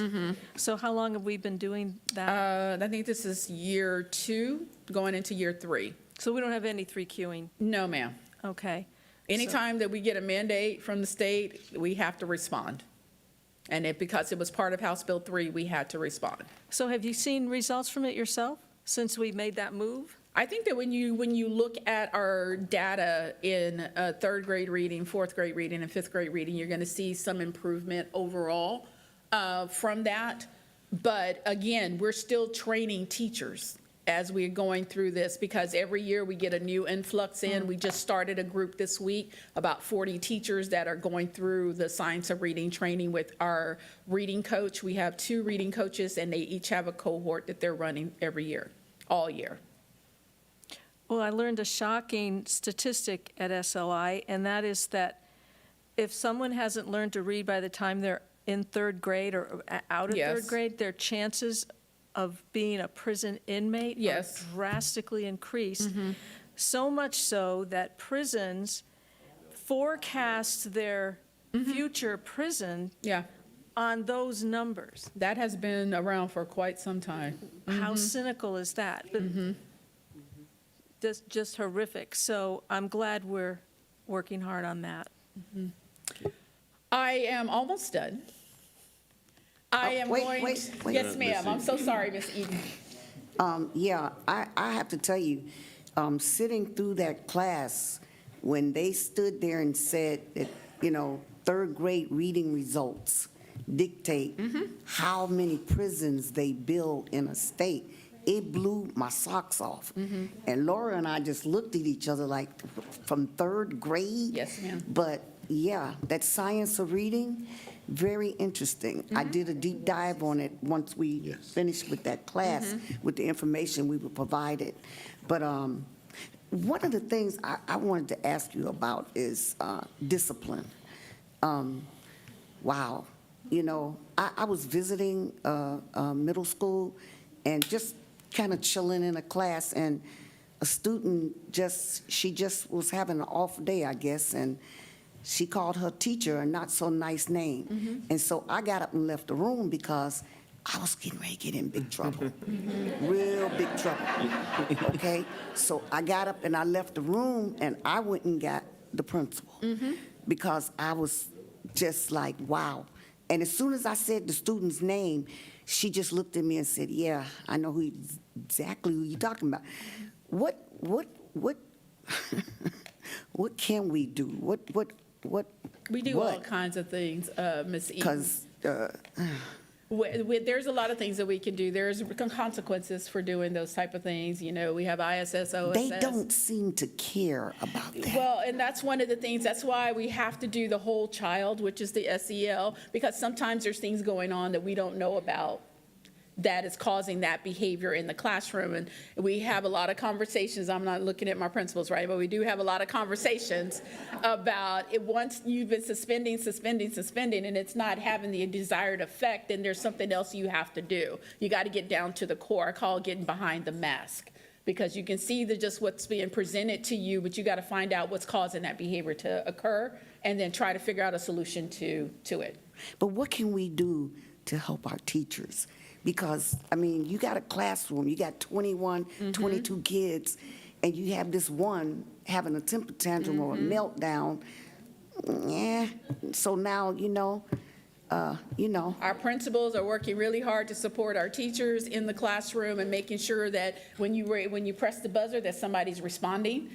When you send that email, that somebody's responding, that someone's sitting down and having conversations. I know that our counselors get involved sometimes because it's sometimes bigger than just the outward behavior that you're looking at. And I understand that, but Yes, I just ma'am. want to know, is there something we as a board can do to help support them?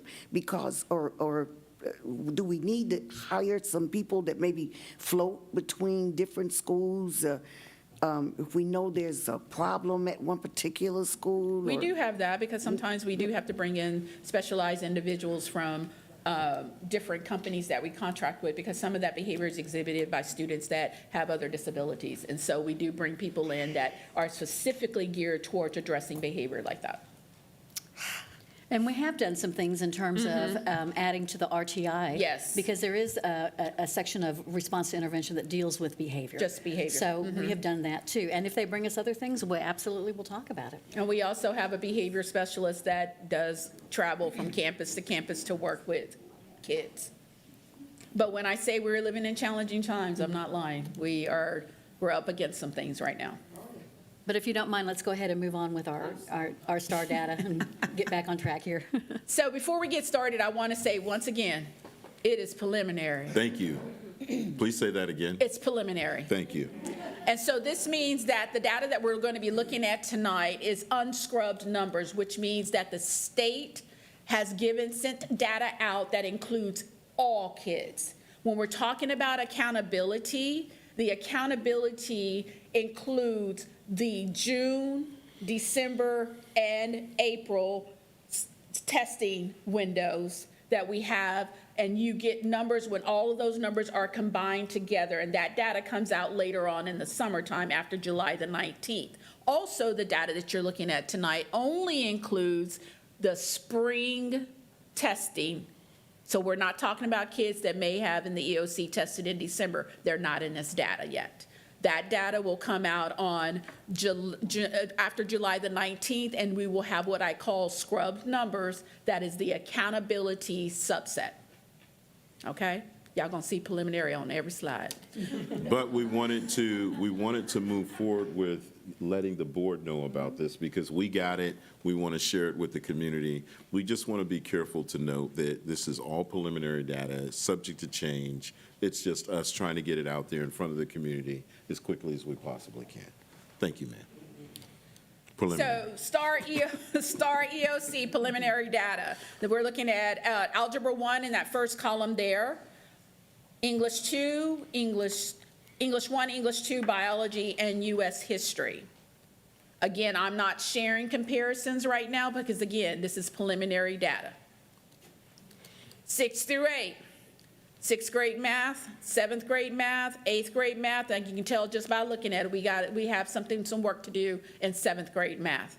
But I would also tell you, if you've been following anything out of TEA and out of Austin, they are scrambling, trying to explain 7th grade math right now. Correct. 6th grade reading, 7th grade reading, 8th grade reading.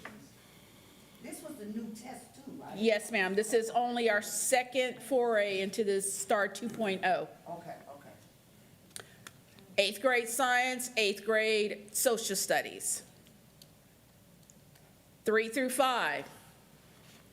3rd grade math, 4th grade math, 5th grade math. Reading.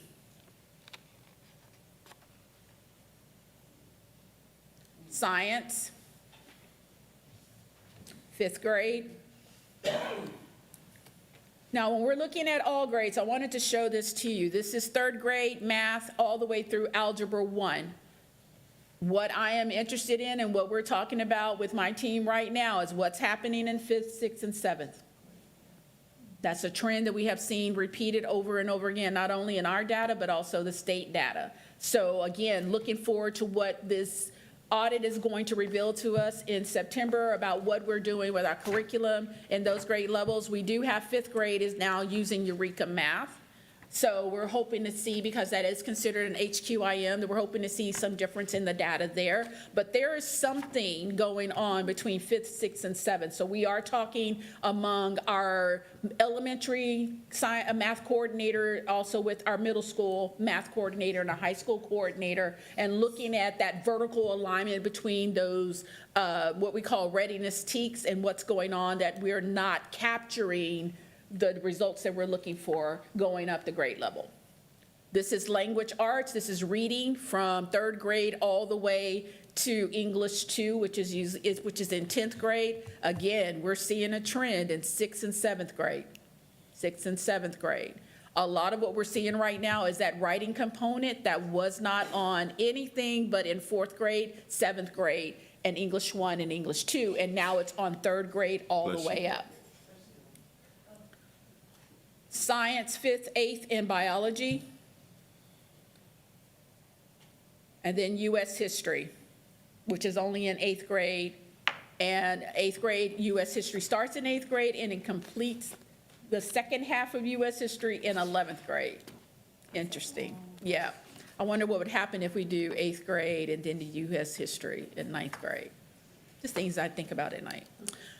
And so again, I want to go back through this timeline. Everything that we're looking at goes back to what are we going to be doing in this upcoming year to ensure that we have alignment between what is written in our curriculum, what is taught in our classroom, and what is being assessed on the STAR. I will tell you that we have renewed our focus on what we call Tier 1 instruction, what is happening in the classroom every single day. Because if we have the curriculum there, it's how the curriculum is being delivered and how it's being tested leading up to the STAR test. That's all I have this evening. Yes, ma'am. So I had a question. I noticed that previous slide to this one was similar to the slide that was on the previous, and I was going to ask this question then. I know that, our innovation initiatives are not just meant to benefit the particular campuses they're on, but also for like lessons learned.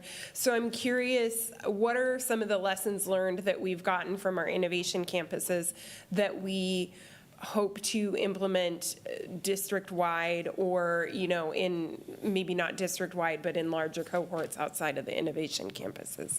I would say one of the things that has stood out to me in talking with the leadership at those campuses and walking classrooms is about the importance of getting kids engaged in their own learning.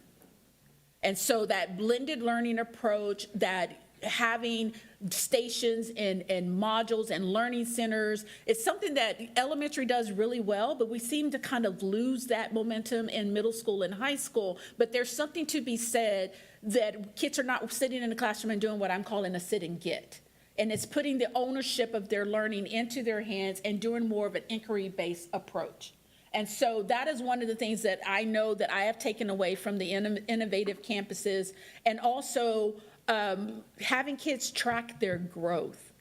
And so there's something to be said to having kids looking at, you know, I took this assessment here, these are the teaks that I struggle with, what am I going to be doing differently, is a piece that we have in our RTI classes, but really looking at bringing that into the gen ed side and making sure that kids understand this is where I am right now, this is what I need to do in order to move the mark. Because right now, as a district, we are what we consider a growth district. Judson has always been a growth district, because how many kids are we moving the needle with? And not so much as how many kids do we have in the achievement column. And so it is important for us, for our accountability data and everything that we're doing, that every kid has to grow, including the kids that we consider our top students. Because the worst thing that can happen is a kid that's considered at the master's level, and the next year they test and they drop down to meets, or they drop down to approaches. So it's going into the classroom and making sure that everybody understands that every student, no matter where they are, has to grow in a year.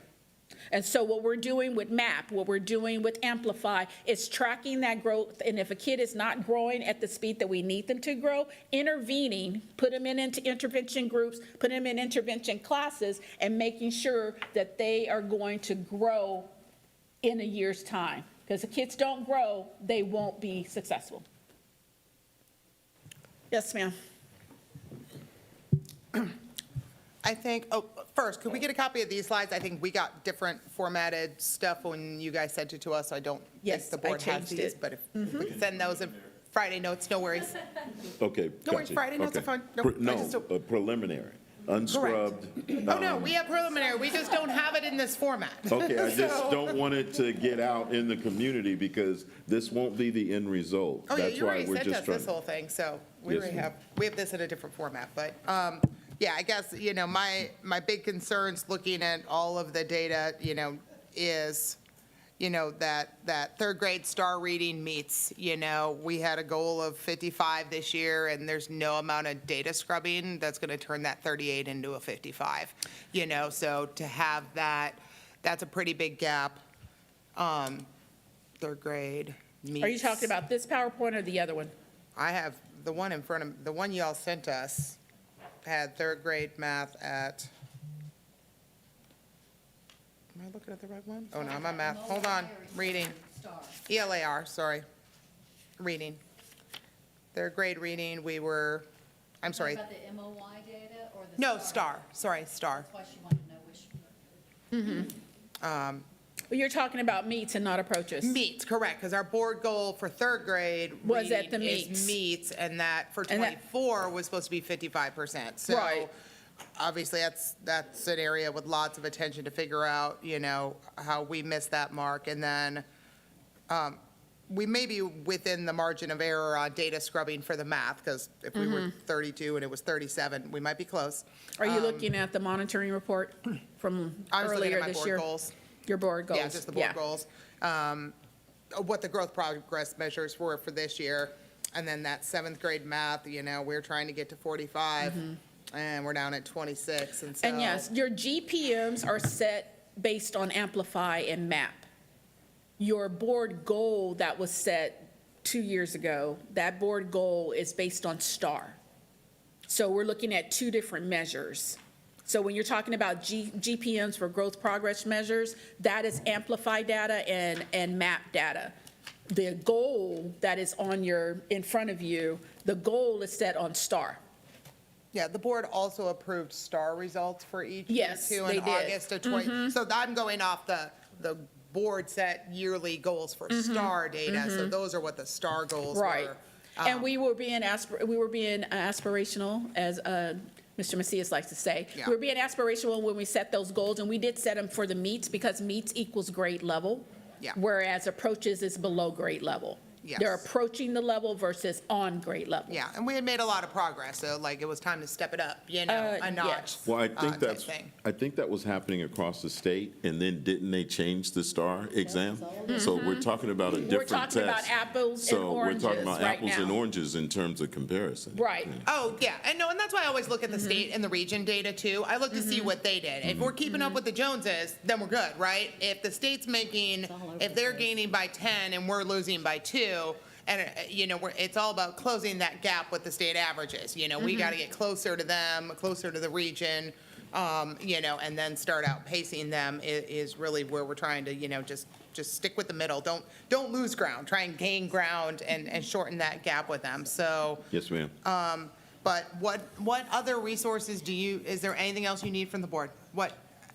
Do you need anything from us that can help you move forward at this point? And you can come back to us, obviously, anytime, right? We don't want But- to make it just a resource issue. We want to look at it. I think we need to really pull in Ms. Garcia when it comes to counseling and talk about how we're going to handle some of this stuff as well. We truly need to look at how we're going to address coaching students up on the expectation at the beginning of the year and what that's going to look like as we go into this next year. And how we're going to ensure that, and then the look-fors. We kind of move away from a lot of the basics that we used to have. Journaling. You used to walk into class and there were certain things that you had to see when you went in there. And we need to get back to some of those things. And we are launching the Judson ISD instructional model this upcoming school year. That's going to incorporate some of the things that Dr. Fields is talking about right now. And then the other thing I just want us to always remember, and I tell the teachers this all the time as well as our administrators, our students don't get to choose the environment they're raised in and born into. They don't get to choose their parents. They don't get to choose what economic status that is. We have the mission to stand in the gap for our students. And so we're committed in the C&I department to making sure that we're providing those resources and support that we need so that every student in Judson ISD is successful. Thank you. Yeah, I also had a question or two as well. So you're not done quite yet. Go ahead, Ms. Stanford. I had wanted to give a shout out to the elementary schools that excelled in math and reading and improved by double digits. But there were so many, I won't have the time to name them all, but there were 12 elementary schools that had double-digit improvement in math and 16 that had double-digit improvement in reading. So I just want to acknowledge, yay. Yes. I do want to go back and say, you asked Ms. Ryan what we need administratively and as a district and on the campuses. The support, assuming positive intent, and honesty when it comes to what we're putting out there to the community.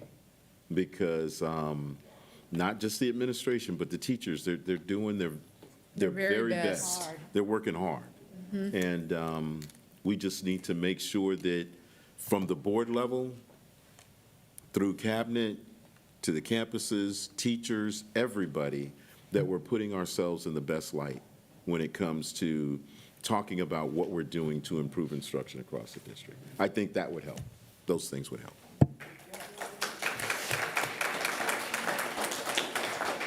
So I'll be brief. I obviously want to echo a lot of what was stated here, and thank you for a very good presentation.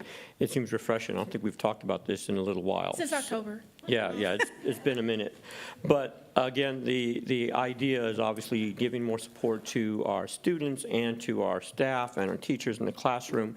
And one thing that I obviously wanted to make mention about is that we have a great strategy for students that come up through our elementary ranks, but where I think we may have, and I'd be interested to know what the influx of new students coming into middle school looks like if they're not from Judson ISD, if they come from other districts, because we have a high mobility rate.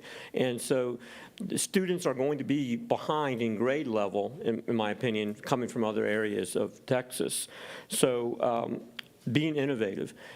is obviously a key. I would like to know what we're doing to address those students that are coming from outside of Judson ISD, for one. Secondly, I know that this past year we had an opportunity, and I call it an opportunity because we had a lower student-teacher ratio in the middle schools, but it yet remains to be seen if it made an impact academically. And I'm optimistic that it will and set things in motion as we continue to do that. But do you think a strategy of continuing to keep lower student-teacher ratios would be helpful for middle school or not? Middle school is its own animal. You can stick 42 high school students in the classroom and a teacher can teach. It's not ideal, it's not perfect, but it can be done because we're talking about a different maturity. Middle school, when you're talking about 11-year-olds, 12-year-olds, and 13-year-olds, it does help to keep the class size under 30. We try to do it, we work hard, we're dedicated to do it, and even Dr. Fields this year set it to 23-1. At the middle school level to ensure that we're trying to hold to the smaller class sizes. I will say, again, the mobility rate, the influx of kids that come between us and charter schools every month, and it's sometimes that number will fluctuate and go up, and then sometimes it'll stay at the 23, but at the end of the day, the goal is always to have the best setting for students to be successful. And so I would agree that yes, class size does impact learning. Middle school is just, there's just something special about 6th, 7th, and 8th graders. And of course, the reason we ask is we've all mentioned about what support you need from the board. And right now, the strategy I mentioned earlier when you began your presentation, middle school is a critical area right now. Absolutely. There is serious concerns about grade level attainment that we need to get to. So it might mean that we as a board stick with the innovation of having smaller classroom sizes. But I would say I did tour Judson Middle School this past year, and I was really impressed with the amount of extracurricular that are not part of UIL or any, they're just actually extra clubs. I see that our middle schoolers need more of that connectivity to feel like they're part of it. And so I will obviously be looking at throughout the year for more of those type of programs to support each child in middle school to make them feel part of that community. I really feel that would make a difference. And that's an SEL's component that we are going to be exploring more thoroughly next year because there is something to be said about a sense of belonging. Of course, and that's what I want all of our middle schoolers to feel, that they belong and that we want them to succeed. But that's, again, really just being innovative, and I just want to make sure that I'm very interested in trying to do more for our middle school programs. That's all I have to say. Thank you. Thank you. Thank you. Thank you, ma'am. Good job. Go home. Appreciate your being here. And then we're moving now to vape sensor update. Yes, ma'am. I believe you guys were provided an update on the vape sensors. Dr. Gosh, if you could quickly go through. Thank you. Absolutely. Ms. Knoyer, Dr. Fields, and the board. So we provided the results of all of the vape detections for the last year. We installed the vape sensors at the end of January, so February is highlighted actually on your sheets to identify the months where we monitored this. We did speak with the high school principals, and some of the main comments include they feel like it is a positive addition to the campus. It has provided them with some confirmation, especially in terms of identifying students that perhaps were not on the radar before. They would like to keep them, but they don't necessarily feel at this time that there is a need to increase the numbers that we have. There is an important aspect here to continue to do this with fidelity, and that we do have an uphill battle going for us in terms of combating the vaping issue amongst our students. And we're doing that with the support of the counseling services that Monica Garcia and her team are providing. The principals are also following what we have in the DOI plan in order to support that as well. And we are hoping, even though our numbers haven't changed a whole lot, you can see the percentages are kind of consistent throughout the year. However, as we move forward, our main goal is with education, and we hope to see those numbers come down, even if the only reason they come down is that students don't want to get caught. That's okay. Right. But it does give us an opportunity to keep that conversation going. So if you have any questions, I will do my best to answer. There we go. Yes, no, thanks. Dr. Gosh and the whole technology department and all the principals, because I know getting this all installed and getting data and sending all of this is work. But I guess I'm glad to see that kind of phase one give you the tools is kind of in place, right? You've got something you can use, but this is just obvious, like exactly what you were talking about. This is just step one, right? Like, now you've got a way to start identifying some of the kids, but next year's got to be phase two, which is how do we get kids to just stop vaping in schools and stop doing THC and just stop doing it, right? So those partnerships with guidance and counseling and social work and all that stuff, you know, keep using this tool next year, and maybe if, you know, every quarter you can throw us a little something in the Friday notes just to keep an eye on it, but really it's now about intervening with these kids one by one by one and just trying to stem the spread, you know, that exists, so that, because it's not just about those kids, it's all the other kids in the school too that deserve a chance to get their education without disruption and use a bathroom without disruption, and take care of all the kids and make our schools back to learning environments, purely learning environments. Because you're right, coming back from COVID, people got some other ideas about what schools are, and it's not, you know, hanging out with your buds. This is a place you come, get your business done, go home. That's it. Leave all that other junk, you know, outside of our schools. Let's just come and learn reading and math. So thanks to Dr. Gosh and all the principals. I hope this will at least help you do your job a little bit better. Thanks. Thank you. Thank you. All right. I'm hoping we can move through consent items fairly quickly. Would you please let me know if there's something you need to pull? Letter K and M, please. And M as in? As in Michael, yes. Thank you. Okay. I'd like to pull B and C. B is in Bravo, B Yeah. and C. B is in Bravo, C is in Cat. Anyone else? Excellent. All right. Okay, so we are looking then at action on items 4A, D, E, F, G, H, I, J, L, N, O, and P. May I have a motion, please? I move that we approve those consent items as listed. Second. Go ahead and vote, please.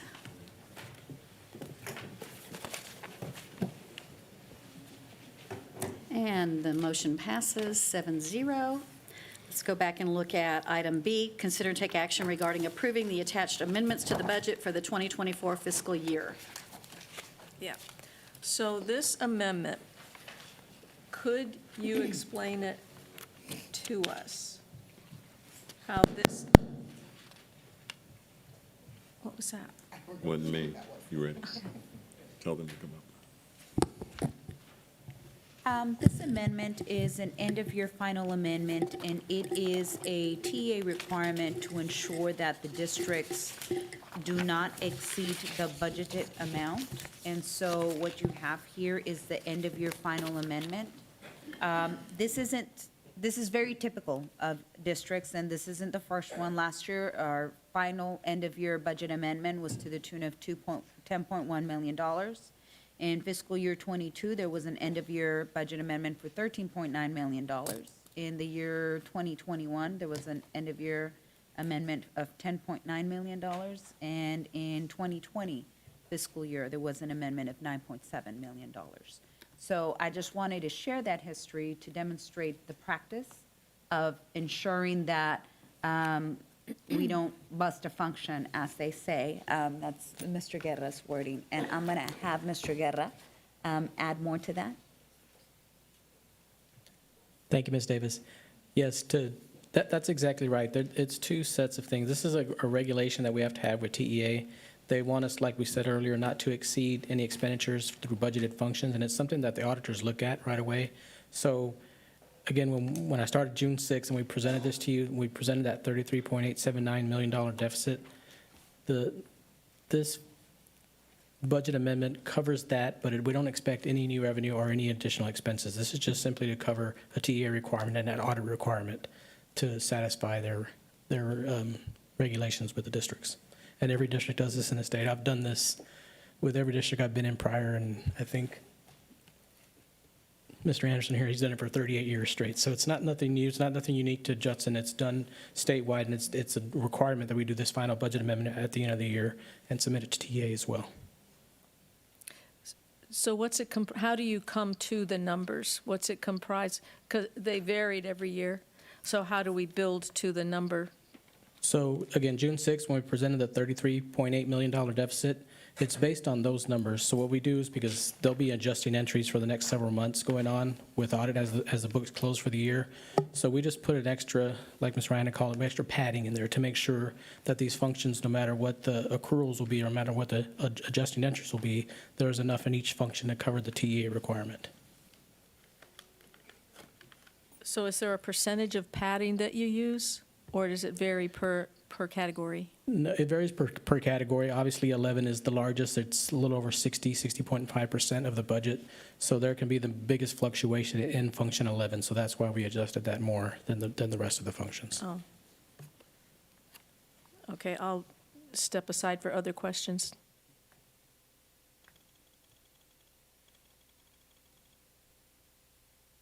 Anyone else? Ms. Ryan?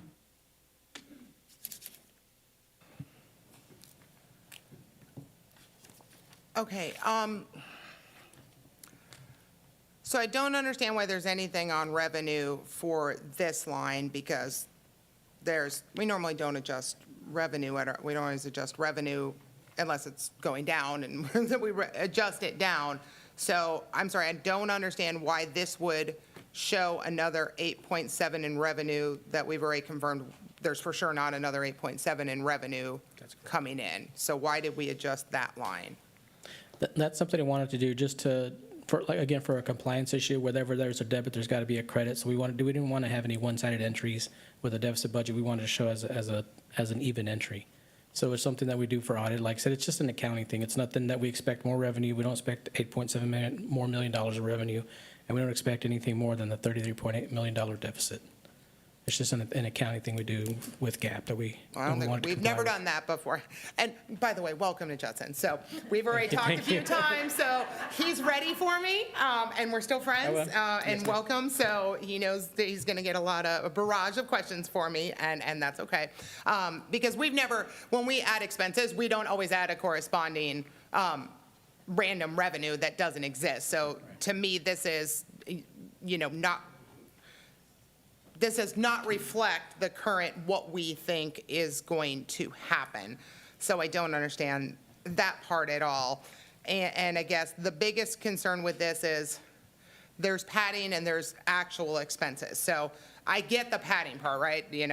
Obviously I know, because we buy $100,000 in Eureka workbooks. Somebody accidentally doesn't record that in Skyward, and all of a sudden that bill comes out, that check gets cashed in July, and you don't have enough in the, that line item. You have to have money there, because otherwise you'll get a finding on your audit. So I understand the adding of the padding above and beyond your expenses, but I don't understand the adding of the actual expenses, because while maybe last year we did a $10 million budget amendment, but we didn't spend any of it, none of it. In fact, we were 17 million under our budget last year. Our actual expenses were 17 million under. So while we did a 10 million, we didn't spend a dime of it. In fact, we spent 7 million less.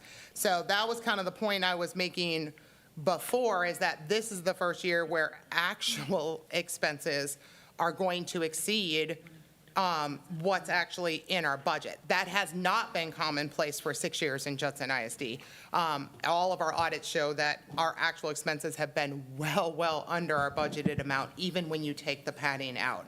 So this is not commonplace for us, and not really looking at other districts' financials, not super commonplace.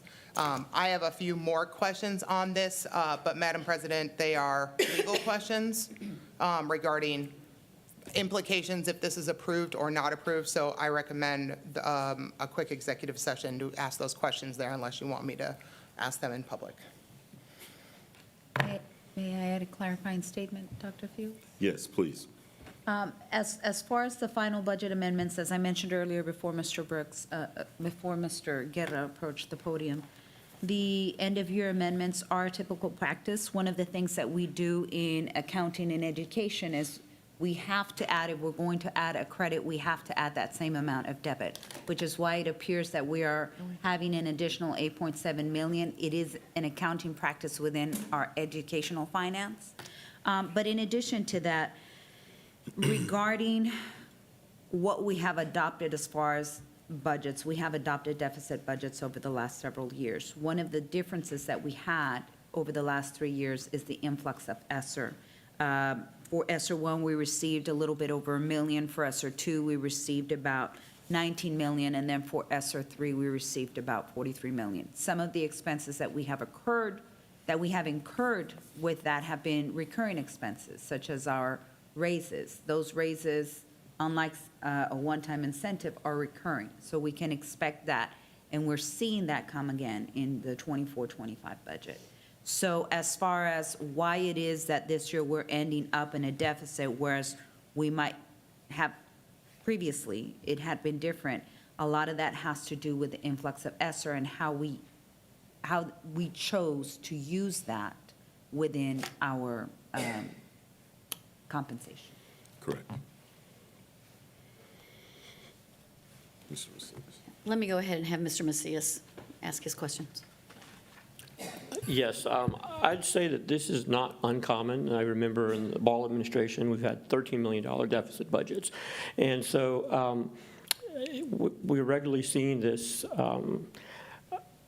I would add, too, that as far as I know, since the last 14 years I've been on the board, we have audits that are conducted based on our information, and not once has, in any of those years, have audits come back saying that we were doing something that was irregular. And so again, I also want to welcome you as well as our CFO. Everyone's been welcoming you, but yes, thank you for being here as well. So I suspect that if we've taken a look at that, and I imagine that the administration has taken a look at that and has spoken with our legal counsel, that this is okay. But obviously, it's not okay to be a deficit budget, but as it was stated earlier, it is what it is. I think Ms. Canoyer had mentioned it. Right now, we need to do our best to move forward. But if there's no legal issue, and we've done something similar in the past, and we have audits that regularly evaluate our budgets, I'm satisfied at the moment. I mean, not satisfied with the deficit, but satisfied with the process that we're moving forward in. So I just wanted to put that out there. Thank you. Not only do we have our regular annual financial audit, we also do have multiple audits from TEA throughout this year alone. We have had 5 over the last 5 months. That's one right. each month. That's correct. Thank you.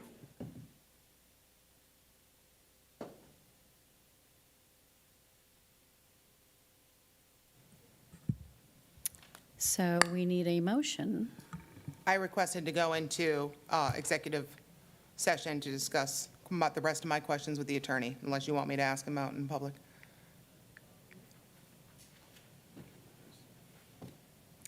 All right, so we're going to adjourn into closed session very quickly under 551.071 of the Open Meetings Act to address Ms. Ryan's questions, and the board will exit so that you don't have to.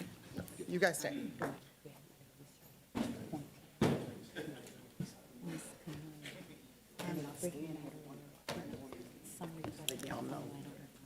I'm not standing earlier.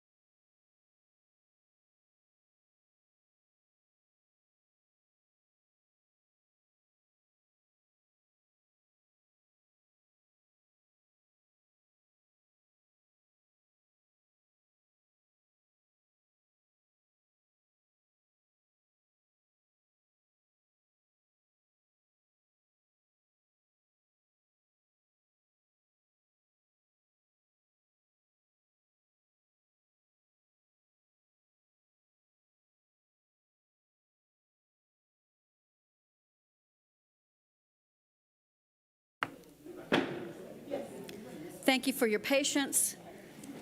The board will now reconvene in open session. The time is 8:42 PM. No final action, decision, or vote was taken while the board was in closed session. I move that we approve the attached amendments to the budget for the 2024 fiscal year. Second. Thank you. Madam President, can we go back to open discussion before we vote? No, actually, our board operating procedure says after a motion has been made, there's discussion allowed. Would you like me to pull it out? We did our discussion previously, and then we You're had gonna- discussion in closed session, and now it is time to vote. So we're not complying with our operating procedures? Because it clearly says after the motion is The made. operating procedures that we have not adopted yet, that's later They were tonight. adopted in 2021, they are still in effect. Okay, I'll post it to Facebook if anybody wants to watch. Because again, Do we it's need our to have a operating discussion again? procedures. Mr. Baker? I don't have your operating procedures in front of me, so I don't. Fine, then say what you want to say.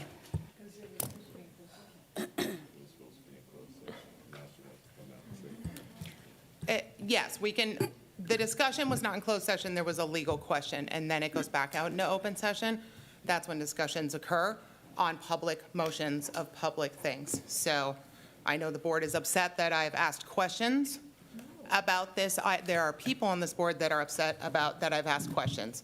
I just, as Ms. Stanford mentioned earlier, this is about timely financial information, and I'm so excited that we have a new CFO. I am super, this is Operation Reset, right, on everything financial, because having... What's your discussion, ma'am?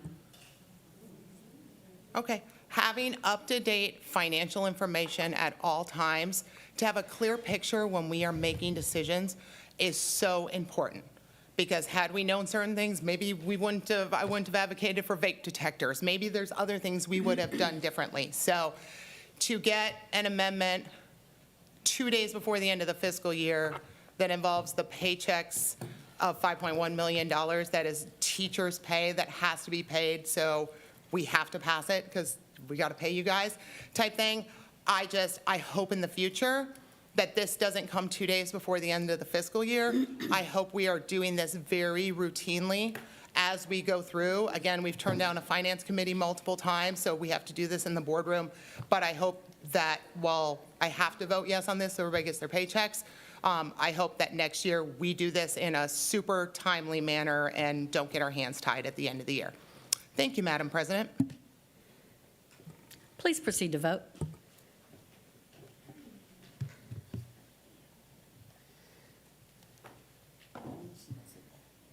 Motion passes 7-0.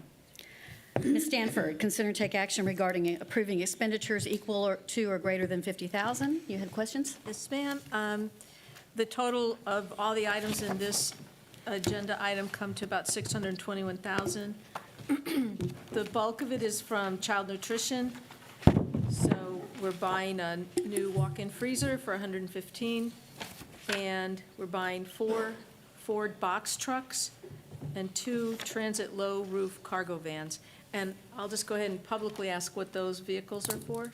Yes, ma'am. For delivery of, for Jowl Nutrition, they have several vehicles over there that have been there for quite some time. As you know, Child Nutrition is a little bit different from our general fund, where they have their own fund balance and they're required to spend down. They're saying these are things that they need. The walk-in refrigerator is one that's been there for over 20 years, and their vehicles have been there for quite some time. So they're using these funds the way that they're supposed to spend down and purchase things that they need going forward. Okay, because the spend down is the key, because I actually was looking at suggesting they buy half the vehicles, but they have to spend the money. So I'm just making that point, Yes, ma'am. and publicly, that they have to spend the money on something. Yes, ma'am. So that's all I wanted to clarify. Thank you. So unless there's other questions. Ms. Ryan? Is this coming out of 23-24 money or 24-25? 23-24. Oh, so it's going to be purchased in the next 2 days? Okay. But out of child nutrition funds, not local. Okay, no. I just want to make sure procedurally, we weren't approving an expenditure of a budget we hadn't gotten to yet on the agenda. No, we're not. So, okay, so this is coming out of this year's money still. Okay, then we should be good. Yeah, I've got it right here. Awesome, that's all I had. Thank you. Okay. Then I lost my thing. Any further discussion? I move that we approve the expenditures equal to or greater than $50,000. Please vote. Motion passes 7-0. Thank you. Moving now to item K, consider and take action regarding approving the pay for hourly staff during an emergency closure of Wagner High School per board policy DEA local. Mr. Macias. Yes, obviously, I pulled this just because it's such an important thing. Obviously, we had an emergency at Wagner High School, and sometimes we have to make adjustments. So this is actually to pay personnel for that impact, right? Because the hourly employees who were impacted during that time. Yes, sir. Okay. And again, for, of course, the community watching and anybody that may be in question, know that this is obviously something that is something we need to do. Yes, sir. So I fully support it, but I just, again, want to make this very clear because it's not normal for us. Not at all. Right, they were sent home through no Yeah. fault of their own, Of and their course. pay should not be docked. Yeah. Our teachers are paid for that day because of our contract that we have. It's a little bit different for hourly employees. Yeah, this is just in case anything else gets out there other than, this is exactly what the situation is. Yes, All right, sir. Yes, thank sir. you. Thank you. I can make a motion. Would you make a motion? Thank you. Yes. I'd like to move that we approve the pay for hourly staff during the emergency closure of Wagner High School per board policy DEA local. Second. Go ahead and vote.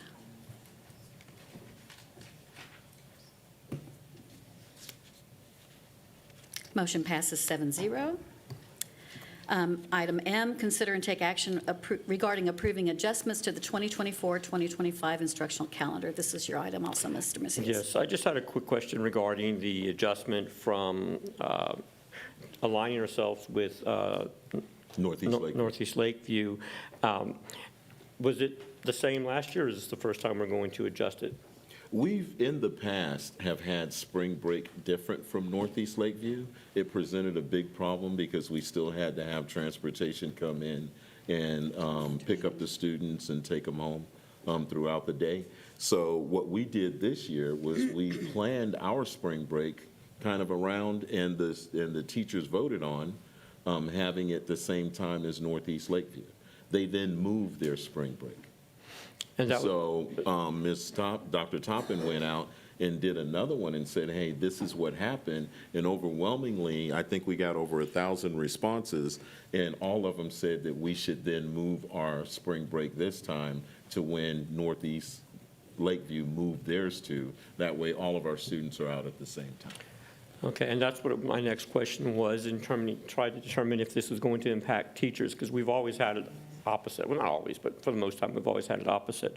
So if we received input, and we're doing this purely for JECA, is this? No, we're the main doing reason? it because we got word that they were changing theirs. We want to make sure that all of our students are off at the same time, especially for those parents who have a student at JECA as well as somewhere else in the district. Now they can still go on a family vacation and everybody's off at the same time. And we put it out to the teachers, and again, we got over 1,000 responses. It was 1,421 responses. And all of them. 65% said they would prefer to move it to a line.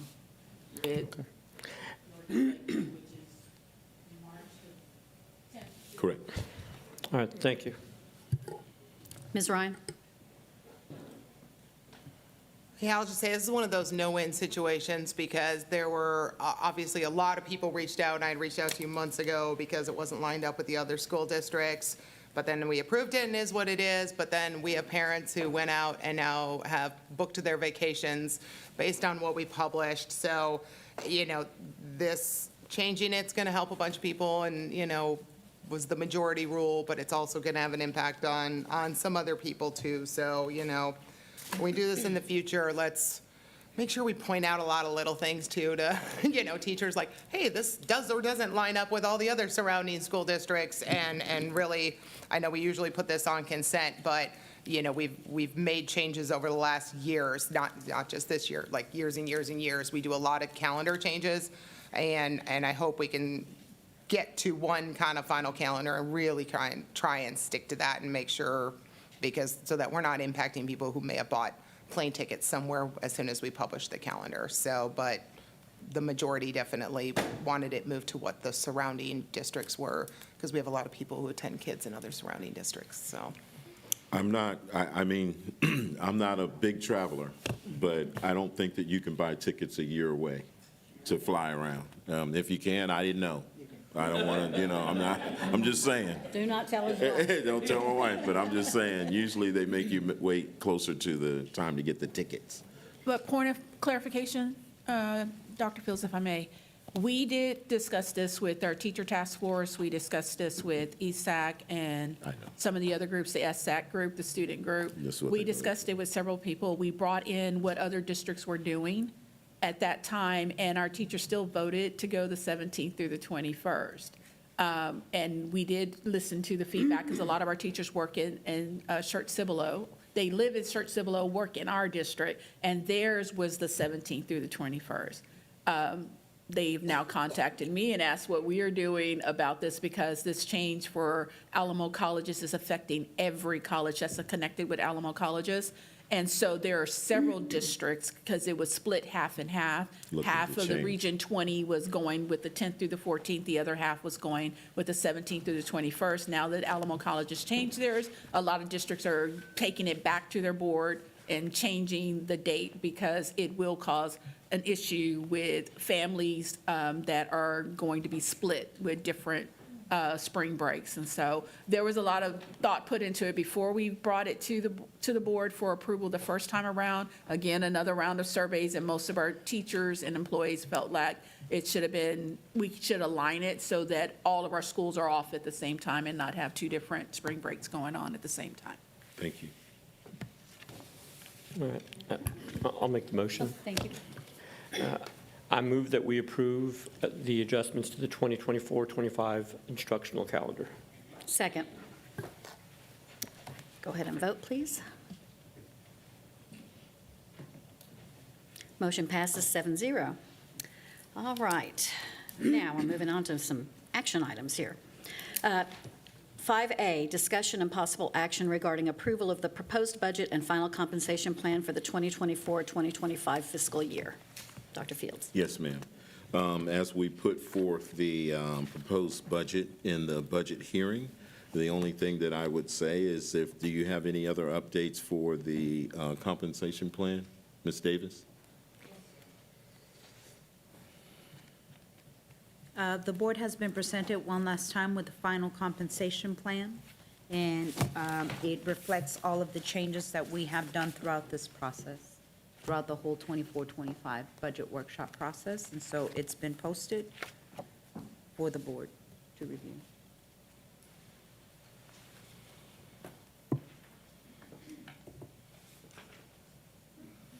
Ms.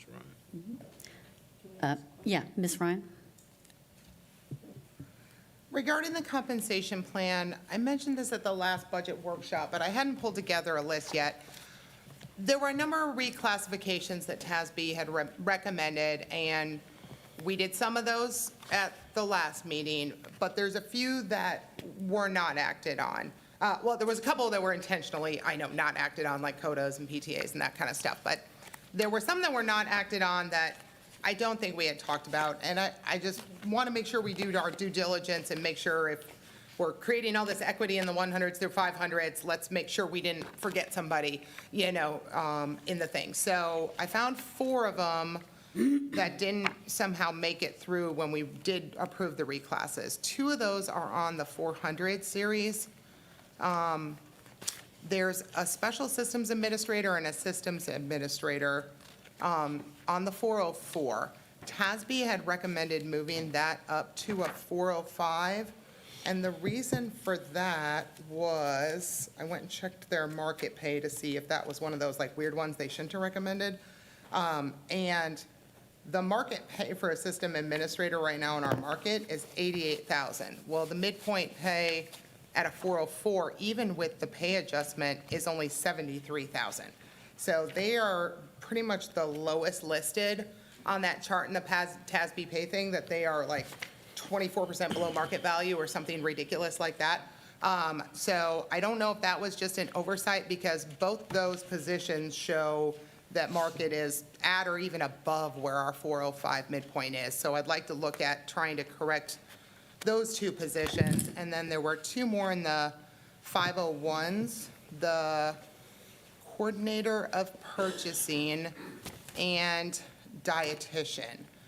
Both of those were recommended to move to 502, and like they showed the dietitian median salary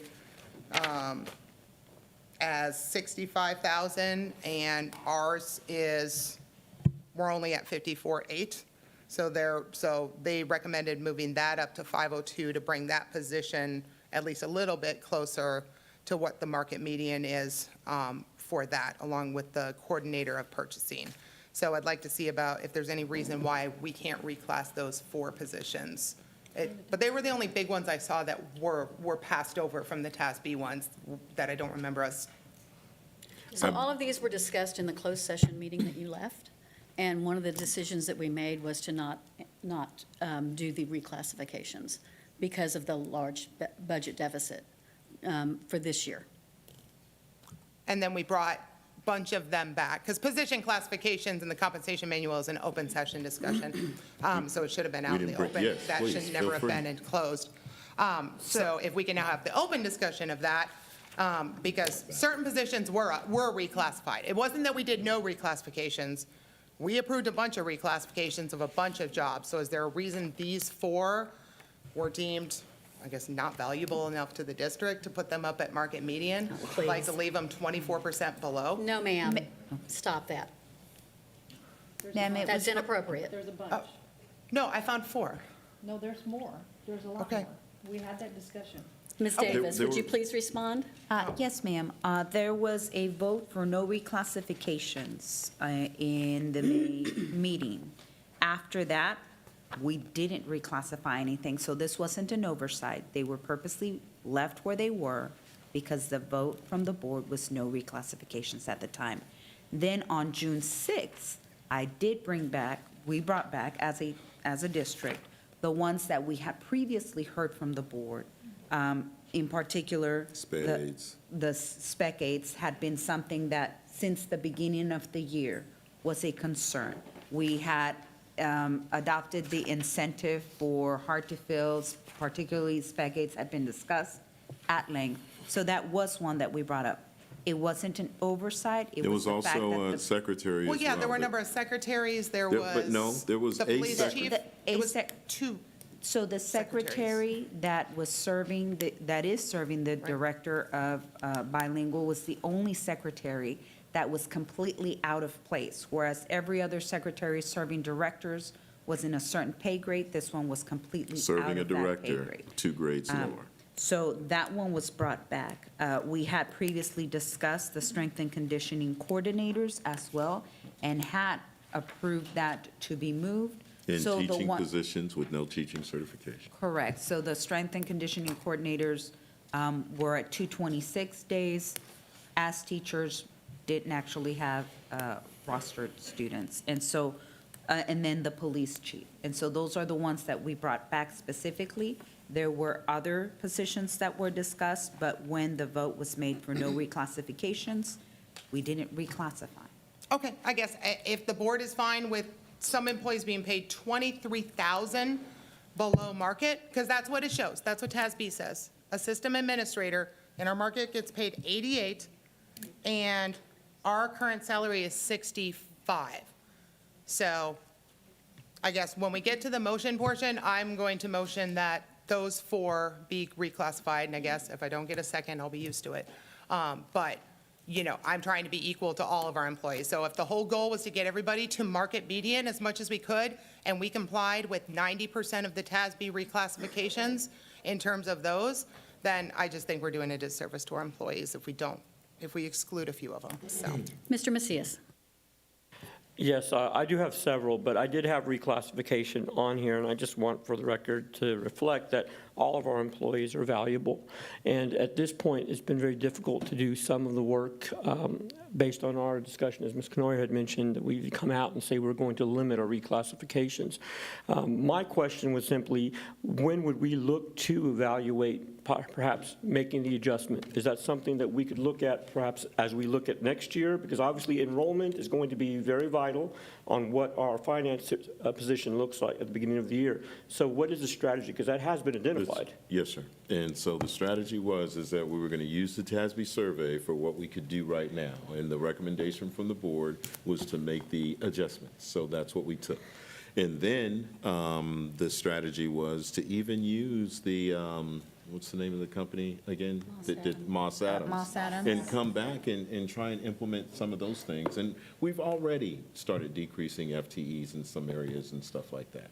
But we just can't implement everything. And some of what the recommendations were kind of ones that we wouldn't recommend. They said that we needed to decrease bilingual positions by 89, and I believe we had 80-something, so. Yeah. We can't take away all the bilingual positions. No, of course not. Of course, I do think what you said is critical. We do still need to look at the data from the Moss Adams report and from the TASB audit. As we move forward. It's still relevant. So what I'm saying that is we could make some of these reclassifications even next year based on our financial position. But we did suspend, and I do recall our early meeting, we did reclassify certain positions, and I think that's what Ms. Davis was alluding to, that we continued to move with those. But that's my recollection of that. And so if the motion is made by Ms. Ryan, my not supporting it doesn't mean that I'm going to not look at it during the next academic year and look at opportunities. We have to be selective right now with what we're doing. And I do agree with Ms. Ryan. We should pay all of our employees market. That's the whole thing the TASB study and the Moss Adams study did. It took a long time to get a CFO because we were not at market. And so that really hindered our effectiveness. So I certainly believe in that principle and would remember that when we go back to it. So, Ms. Knoyer, I do have a few motions I'd like to make individually regarding the compensation, but they're not specific. What I'm trying to do is I asked Dr. Fields to acquire some information. I'm interested in evaluating adding a little bit more stipends to our bilingual. I'd like to make sure that we're competitive with bilingual, and I just wanted to have that discussion before we move forward as well.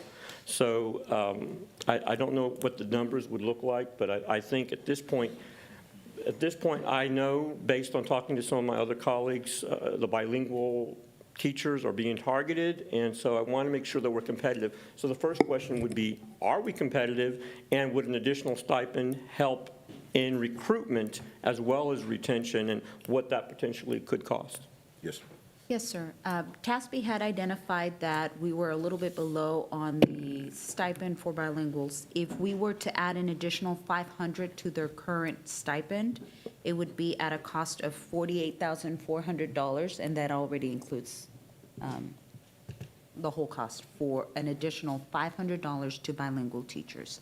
If we consider a $1,000 increase to their current stipend, that would come to a cost of $96,800. Okay, and right now, how under were we paying the TASB identified? Did it give a number, a dollar amount? We currently pay our bilingual teachers $2,000. A stipend for 2,000? Yes, but I'd like to double check. Can somebody please double check?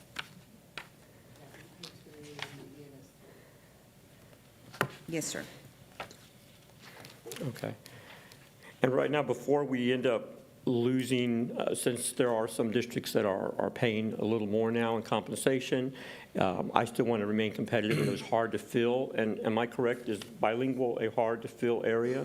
I would say bilingual traditionally has been a hard-to-fill area. I wouldn't say that we have found that it's been a difficult-to-fill area. We get a lot of ours filled. SPED is one of the ones that we... And of course, we'll get to SPED in a second. But in terms of that, now, Ms. Knoyer, how would you like me to do individually by motion on these, or do you want me to wait until after?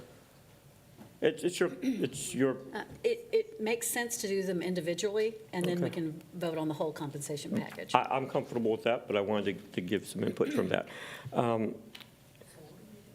So I'm going to be asking for an amendment basically to increase the stipend for bilingual teachers since they're hard to fill. And we'll have to look at the idea if we're comfortable with a $500 or $1,000 stipend based on the cost. And so I'm bringing that forward to discuss that. It'll come from our fund balance. That'll be added to the deficit budget for the year. But it's, right now, 48 to 96,000, depending on what we do.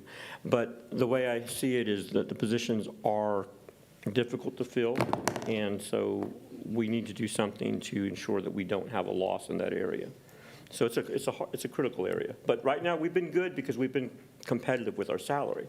But as these districts start getting closer to where we are, we run the risk, and I want to make sure that we don't have a challenge there. But anyway, that's what I have on there. I have others, but I'll defer for this discussion. Anyone else that wants to talk about it? I'm not sure. Ms. Faulkner? Ms. Faulkner? I just want us to be very careful because we discussed as a board looking at stipends over the year. And so far in the last two meetings, we've been piecemealing and adding stipends back in that we decided that we were going to pause so that we could get this whole budget thing under control. And I personally don't think that it's a good practice to piecemeal one group at a time. And we need to go forth with looking at the stipends as a whole because we decided that some of the stipends were ridiculous and some of them needed to be looked at. I just don't think that making changes one step at a time for one group at a time is the best practice for the board. Ms. Stanford? I wanted to ask if it was too late to do any amendments or changes, like, for example, Mr. Willis's suggestion of reducing days in the teacher contract. Is this something for another time? Is this another time? They've already signed contracts, so we Okay. can't change them now. Okay. I also promised I would bring up the possibility, and this too might be too late, but I did promise. And Dr. Fields, you looked up, you got some numbers for me? Yes, ma'am. Because I was told by some teachers that they would be willing to forego the $500 incentive in exchange for a raise. So they'll let go of that in exchange for a raise. And you had some numbers for that? Yes, ma'am. If you could, Ms. Davis, speak on if we were to give the teachers, nurses, librarians, and counselors a 1% raise as opposed to, and are we talking about taking away the $500 now Yes, swapping that out, trading, yeah, across the district or just with them? just with them. Understood. Yes, sir.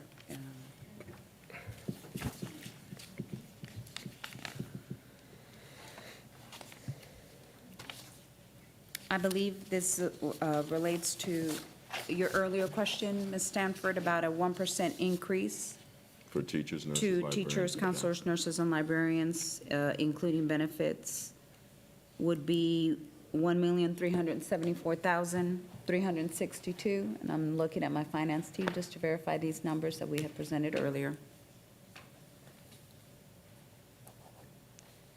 And then minus, If we remove the 500 one-time incentive from classroom teachers and only give that to all other employees, that amount would be $1,061,400. 1 million. So the difference. The difference. Oh, Do you have it handy? I think Larry's on it. 310,000. So 310,000 increase to the deficit?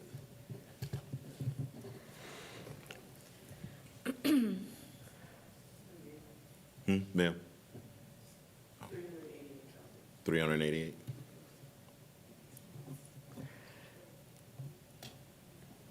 Well,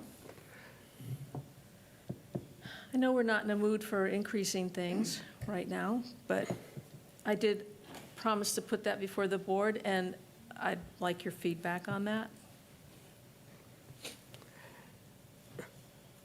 If I could just interject, when I yielded my floor, it was to talk about the bilingual grant. And you went totally in left field, which again, I like this discussion, but I still had a little more I wanted to talk about. You were like I was not passing the done. football. But no, I just wanted to get some input about the bilingual grant so that I could make the motion before we got on to the other topic. So if I could just regress. And see, but I didn't yield my spot. I only yielded it for the sake of the bilingual discussion, because I'd like to make the motion one by one so that we're not Then all over this. I'll defer to that. Okay. So, I mean, if there's bilingual discussion, because I want to make that motion. Is there other discussion about what Mr. Macias is proposing? Yes. And I think I do too. Okay, Ms. You are as well. You're next, Ms. Ryan. The first one, yeah. No, I want to thank Mr. Macias, who continues to bring these things up in open session, because, you know, our input from our stakeholders, you know, we live and breathe by that, right? So as soon as things come to the public, that's when we get to go do our research, and that's when people call us, and we really get to process everything that we're thinking about. So while we do need the full stipend survey, I'm glad that TASB did. There are certain stipends that TASB does give us as part of this study type thing, and bilingual is for sure one of those, and they've given us every single one of our peer districts. And so we know the average, or the median, sorry, one or the other, is 3,000 in our area type thing. So to increase that from 2,000 to 3,000 is not out of line with our market. That is what our surrounding districts are paying. And so I'm really glad we're having this discussion in open session. Thank you, Mr. Macias. Ms. Rodriguez? So normally I am I shouldn't say normally. I am absolutely a champion of bilingual education. It is something very important to me. However, I cannot in good conscience add additional stipends, especially at this time, especially because that encumbers us for all future years to continue to pay things out, both stipends and salaries. That is something we have to factor in, not just for this year, but for future years as well. And I think we've seen the results of that today. And so no matter what is proposed, whether that's another salary increase or a stipend or an incentive, I will vote no today. And I hate to say that. And this is my last board meeting. And I would love to be able to go out and vote yes on those things, but I can't in good conscience do that. And I know that's a hard thing to say, because I was a teacher. I know those stipends make a huge difference. I know incentives make a huge difference, but I'm not in a position to do that today. Well, I appreciate the input, and know that Ms. Faulkner had mentioned about the stipend study. I still would like to see that as well, but I'm almost confident, based on TASB's recommendation, that that stipend will stand in terms of being competitive. And so as a result of that, we're doing a service to our students who need that support. And obviously, the time period for bilingual teachers to make that decision is still there. They can leave. And so bottom line, if we're trying to be competitive, this is the time to do it, because it's a hard-to-fill area. That's the only reason. And I'm comfortable with the lower amount of $48,000, which is a $500 additional stipend. I would like to give the $1,000. I know we're in a deficit, but right now we have a lot to work through, and $48,000 to $96,000 for our budget is a flexible amount for us to work with. I will tell you, just briefly, Ms. Stanford's suggestion with that $1 million, or I think $310,000 is interesting, but that's what Ms. Rodriguez said. That would be compounded. It wouldn't be like a stipend where we could withdraw it, and that's a little more, that could be a problem. So I appreciate that, and again, I won't be hurt if this doesn't get supported, but I'm hopeful that it will, so that we can ensure that we're not only able to retain our bilingual teachers, but recruit. And that's the other part, too. We're still in a position where we can actually recruit more because we're paying competitively. I would like to ask Dr. Fields, if I might. Sure. Please. Yeah. Where do we stand in terms of vacancies in bilingual? I would tell you in terms of vacancies in bilingual, in terms of vacancies in bilingual, at the elementary level, we have 8 vacancies, 3 at middle school and 2 at high school. Out of how many approximate? I defer to Dr. Taganoff. Do you know about how many bilingual teachers we have in elementary total? 96, because 40,000 divided by 500 is 96. Right? Would it be 1,000? Because you said $1,000 stipends would be 96,000, so is that 96 teachers? So if you look at how many are filled over here in the elementary, it says 896. So this is on your staffing report. Right. So we have like the 896 here for elementary and the 8 vacancies there. Okay. So that's not a huge number of vacancies. Not comparison to the special ed teachers. Right. What I would say is not yet. We don't do this, then we'll have some potential issues. But, yes, so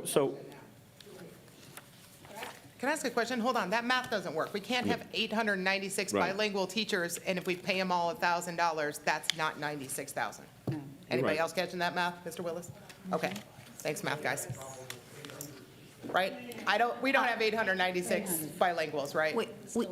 Okay. No worries. Vacant. Right, That's what we're all right. here for, help each other with math. I have 80 in my count plus some additional vacancies. Okay, right, so about 80 teachers and 89. additional vacancies, Okay. which led up to $48,400. Okay. So not 800 something, less than 100, and 8 of them are vacant. for the sake of moving this discussion on, we can vote. I'll go ahead and compromise at $750. So I'll move that we create a $750 bilingual, add a $750 additional stipend to bilingual teachers. Can I ask a quick question, Mr. Macias? Sure. Are you going to also do this for SPED? I am going to do that next. So should we maybe compare the two? Because someone might be willing to, I don't know if they have to go together as a pair, but if we can't do both, maybe we should weigh which one might be more needful, Well, have more vacancies. I'd rather see them bundled. I agree with Ms. Canoyer doing them individually because it makes it less complicated. What I mean is, get the numbers for SPED, find out what those numbers are, so we have the two to compare to. Okay, I guess just before then, I'll retract my motion for the second, because my next request is going to be to pay a additional stipend to the other hard area that I've been hearing all year, which is special ed paras. And so I wanted to add a small stipend to special ed paras, again, for the same intent of retention and recruitment. Those are areas that we've talked about all year long that have been a challenge for us. And so, again, I asked for that information. And to your point, Ms. Ryan, I'm sorry, Ms. Stanford, maybe we can get that figure first. Yes, sir, I do have that figure. For SPED paras, I have 294 aides plus 20 vacancies. $500 stipend would be a cost of $172,000. You said 294 plus 20? Yes, Or sir. 294 includes the 20? 294 plus 20 vacancies for a total Okay. of 314. Yes, ma'am. At $500, I have $172,007. If that was a $1,000 stipend, that would be $345,400. How much, 200 or 300? 345. 345. For 1,000, it 1,000. would be $345,400. And it's a little bit more than just the basic math because it includes benefits. Right. Well, the 1,000 is going to be way more than, again, I didn't have any idea what the numbers were until I asked Dr. Fields to compile that information. It may be more prudent to be at the 500 or less, but again, with the intent of not just spending money that we don't have. Not the 750? I'm just asking. No, I'm talking about SPED now. 750s for my bilingual. Okay, But, my bad. but, Just checking. but obviously, again, I know we're in a deficit, and I'm very sensitive to that. That's why it's a stipend, it's not a salary increase, because there's an ability for us to rewrite this next year as we're going through things. But I've heard way too much from our SPED employees that they're overwhelmed, that they're undermanned, and we need to do something to right that. And so this is my attempt to try to help bring those resources in, again, from the recruitment and retention standpoint. So 1,000 seems to be a little high. 500 is 172,000. So I don't know. For paraprofessionals, if I may add, if we could use the wording incentive, we pay stipends to teachers and incentives for paraprofessionals. Okay. Incentives. And it would be one time, and it needs to be reviewed every year, should it get approved. Well, that's an interesting note, to do an incentive as opposed to a stipend, because paras would receive an incentive, you're saying? Yes, sir. I think the way it reads is only professionals can receive a stipend, and paraprofessionals have to, they get an incentive. Incentive. If you have, that's a legal, I think that's a legal issue that if you had a question on, you could, I think that resolves the issue, but obviously I can't give you legal advice in open session without the board waiving privilege. And I doubt that y'all want to go back into a quick closed session for this item, but it's a legal issue, the word. I'm comfortable with it. Incentive then gives it a one-time, which, again, to be honest, the stipends would be one-time too, because we are Correct. going to do an analysis of that. But in your opinion, how? Not typically. Stipends are considered salary. So once we put the stipends on for professionals, then that's a salary, and that's not usually.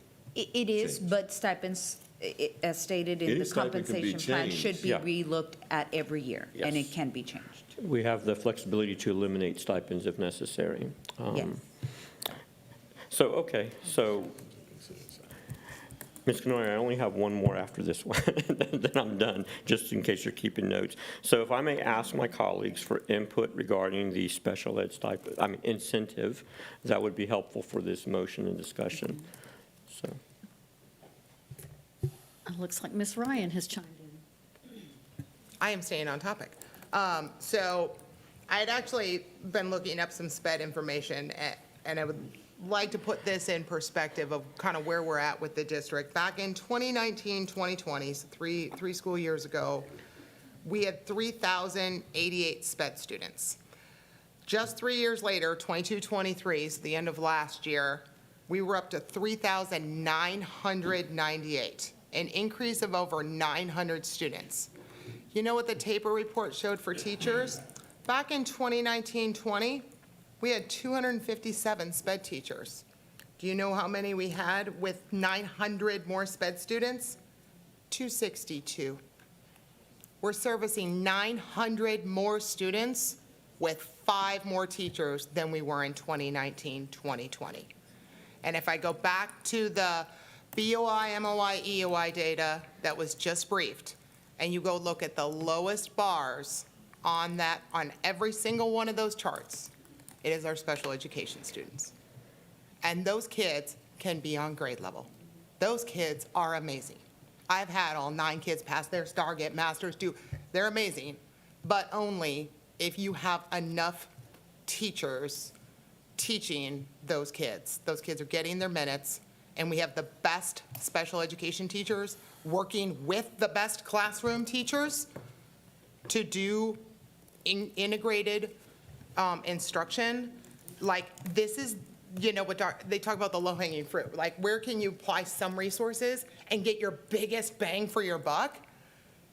This feels like an area where we could make so much growth for just what is not that much money in our overall big budget, because we're losing those kids. And you watch them from 1st to 7th grade, we're losing them. Those scores are just trending downwards in that group. So if we can bring in our special education teachers and fill every single one of those classrooms, to me, that's should be one of our biggest priorities next year. Mr. Macias's item is about paraprofessionals and not teachers. Ms. Rodriguez. That's what I was going to say. So, yes, and agreed. I've seen those same statistics, Ms. Ryan, and, the state of Texas has done some things that, in the past, that were shady, that kind of capped the number of students that were identified, but nationwide, more and more students are being identified for special education. But what Mr. Macias is proposing is for paraprofessionals. A question I had is, with our DOI teachers who may need to be seeking new positions, have we thought about recruiting from there for paraprofessional positions if the objective is to, recruit for hard-to-fill positions? Yes. We talked about that today for teachers who have yet to complete their certification, and it's been longer than the year. We were definitely going to go back to them, and we have solicited for them to come back as paraprofessionals as they work, because we have invested in those employees, and we want to see them get certified as they move on. But yes, ma'am, we have entertained. That would be a decrease in salary for them, right? Yes, sir. A major one? Well, I mean, they're not certified. Yeah. And we so we told them a year. All right, well, and as I told Ms. Kenoy, I only have one more, but I'm going to get this clean. I'd like to get the motion out on the bilingual again, and then do the one on the paras, and then just move forward with that, with the one more that I have.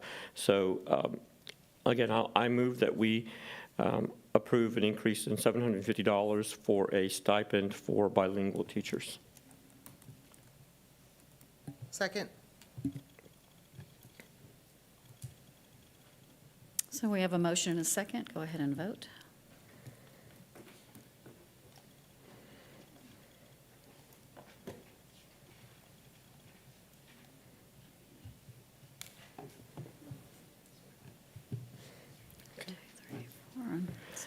The motion does not pass. Well, let me move forward so we can keep going on with the meeting. In terms of the paraprofessional, the incentive for paras to support special ed students, the $172,000 that you had on the table for that, it was a $500 incentive, Ms. Davis? Yes, sir, $500, $172,700. Okay. Then I move that we provide a $500 incentive to special ed paras for the 24-25 year. We have a motion and a second. Go ahead and vote.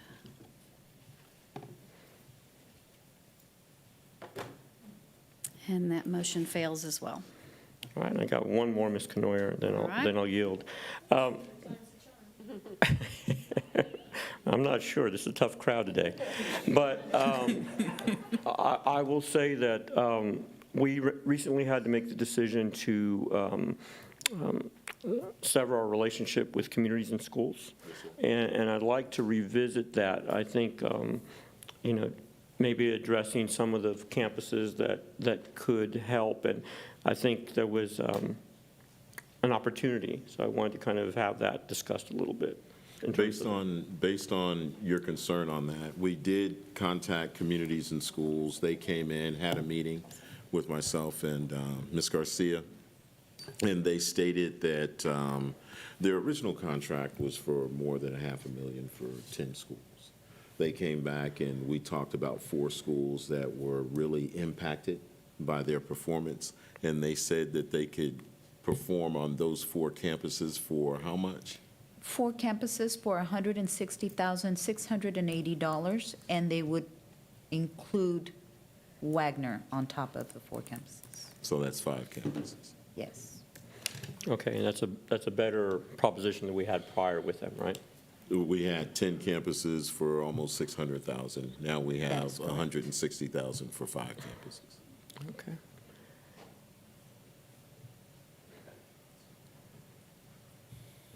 Ms. Faulkner? So when we say Wagner, are we talking about adding them into the wraparound? Or would it be just? They would be on the campus proper Okay, and incorporated into the campus. okay.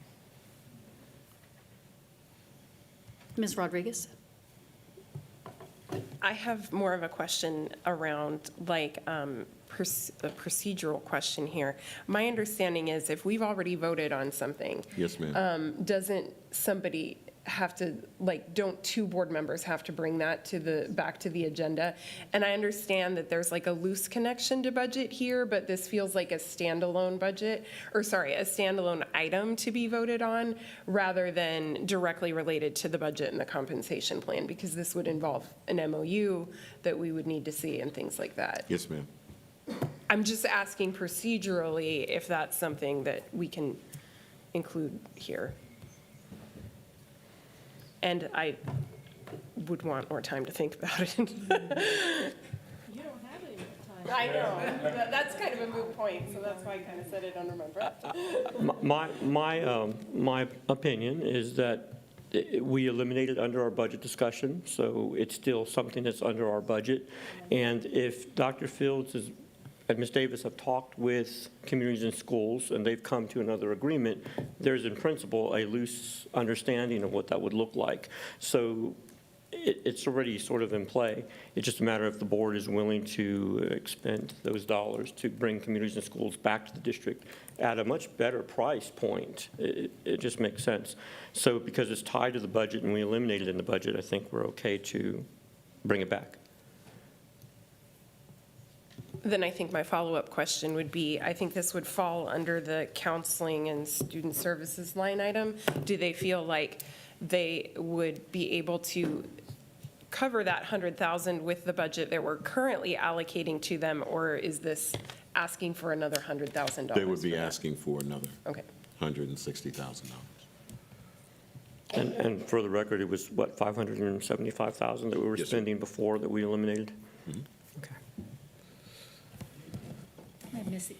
Ms. Eaton? My question inadvertently got answered, so I'm good. But I do, one thing though, when we discuss them, I don't want to be mean, but didn't we kind of talk about the no benefit during, when we discussed them? I would tell you. Which was why we voted to stop it? I would say that at some campuses, we asked for feedback. And at some of the campuses, they felt like for the amount of money that we were spending, they weren't getting the return on investment. At some of the campuses that we spoke with, they did feel that way. Communities and schools asked for a meeting. I didn't want to be rude and just say, no, I'm not going to talk to you. They came in, we spoke. Again, we brought in our district executive director of counseling. And when I sat and spoke with them, they came back with a recommendation of, hey, we could do 5 schools for 160. And I said, okay, and kind of left it. And then when Mr. Macias told me that he was interested in bringing back communities and schools, I shared it with him, and we find ourselves here tonight.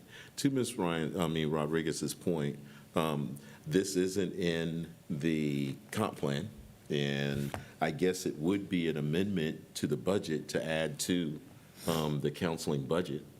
But it truly is a programmatic change and not necessarily a line item change. So it's not hard for us to bring this back at a later date with an amendment. Then it would be one of those things that we're tracking, but we don't have to do it right now. Don't feel like it has to be a part of this process. All right, let's see, Ms. Ryan is next. Yes, no, again, it's back to, some of these priorities that we keep talking about, and I know it was a huge topic at the Judson Education Foundation Strategic Planning yesterday too, which is just these kids getting to school, wanting to be at school, and being in a social emotional place where they can learn. And that, starts with engaged families who are bringing them to school in a warm coat that they get from communities and schools, and then they get their breakfast, and then they have access to all of these other resources. And there's a lot of things that they can do that school districts can't. And those are some of the biggest things that our families need. And I've heard out of so many of our staff, they are the go-to person when there is a family in crisis, and whether that's a food voucher, clothes, shoes, socks, all of these things that put a child in a position to learn reading and to learn math. And so while we're all about scores, we have to think about all of the things that lead to those scores, and that is what's going on with our kids in some of these most challenging areas that we have. So if we can bring those resources back into those schools, I've heard some pretty amazing things from a lot of those campuses on it. I would definitely support giving them another year. And just like with any contract, if it's not meeting what you need, then you sit down and talk to them, right? And you adjust, and that's just communication. Everybody needs more communication, right? Everywhere, to be able to have take the best of what we had in communities and schools, and let's laser focus it on those 5. I think that would be, I hope we would see a great return on investment of that funds. Ms. Stanford? Yeah, and I'll just say that several people did reach out to me when they heard that the Community in Schools was being discontinued, and just expressed a disappointment in that, and that it was very, very helpful to kids in need, that it was serving a very impactful position. So I would be for considering this reduced capacity. And I would just add, too, just to kind of bring this, and I'll make the motion here in just one second. We're definitely getting a better buy than we did before. And I know that administration, Dr. Joar Toppin and the administration had said they were going to do some innovative things to address the void of CIS. Now, if we bring them back, you can still even add those initiatives. And so, or you can just defer to CIS and spend staff time on other things. Because obviously there'll be some accountability from what are we doing to address the social emotional needs of students. I think Communities in Schools obviously is doing some of that work. And at this fraction, it's a quarter of what we spent before. I think it's an intelligent purchase. I was about to make the motion, but Ms. Faulkner, I think, said something. Ms. Faulkner? I don't know how appropriate this would be, but since we are essentially asking for somebody's money that's appropriated to counseling, is it appropriate to ask for? No? I can take care of that. Okay. I would like, I would like a feel for where we're at. I mean, because essentially we're saying, hey, now we're going to take $100 and something thousand that you had for next year. And No, ma'am, we're not. You're going to add to it. We're going to add to the deficit. So I see what you're saying, Ms. Faulkner. But it's very specific. So we're infusing it into a specific area. You're right. Whereas we took it away and now we're Correct. putting, okay. Because the motion is to bring back that particular program. I would say this, you guys, traditionally, and I want to say this the most delicate and appropriate way, the job of the board is to vote on the budget for the functions, not how we spend the money. This is a level that you typically don't get involved in. You just vote on the functions, and then we determine how the money needs to be spent based on our subject matter expertise. I will tell you, I understand where Mr. Macias is coming from. This is a huge break in terms of this program. But I also understand where Mrs. Rodriguez is coming from when you start picking and choosing which one you're going to bring back versus which one you aren't. We made some tough decisions. The decisions are only going to get tougher. And as we do that, we're going to have to Mrs. Ryan's point, we're going to have to make the hard call and stick by that call. So we stand prepared to do whatever the board is recommending at this point, but if you bring back Communities in Schools, we have a pitch on how much that's going to cost for 5 campuses. Well, and again, we've brought this before the board, before the administration before. 575,000, 160,000. Yes, sir. 5 campuses that we know our students need. I've never had a parent say, you spend too much money on my kid. We definitely want to service our children. And I think this is definitely a better purchase, to your own admission as well. It's an opportunity to still facilitate that relationship. So I won't belabor this discussion any longer. I'll just make the motion that we reinstate Communities in Schools at a cost of $160,000.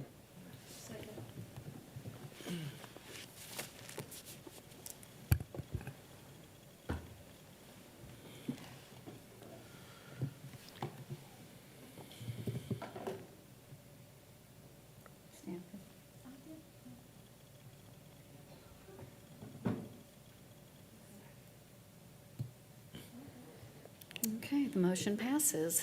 And the real quick two things, no motions, Ms. Canoyer, just two things. Dr. Fields, can you Yes, look sir. at voluntary reduction in days? I know that we have like certain professionals that are. Oh, what the gentleman said, yes. Yeah, but just have the opportunity for them to voluntarily declare if they want to work 220 as opposed to 226 or I don't know if that's a possibility, but I thought about making it voluntary this year to hopefully help budget, rather than forcing them to work 226 or 212. Give them an opportunity. These are professionals, Ms. Eaton. They're not in the classroom. We're talking about, I just want to hear clearly. Yeah.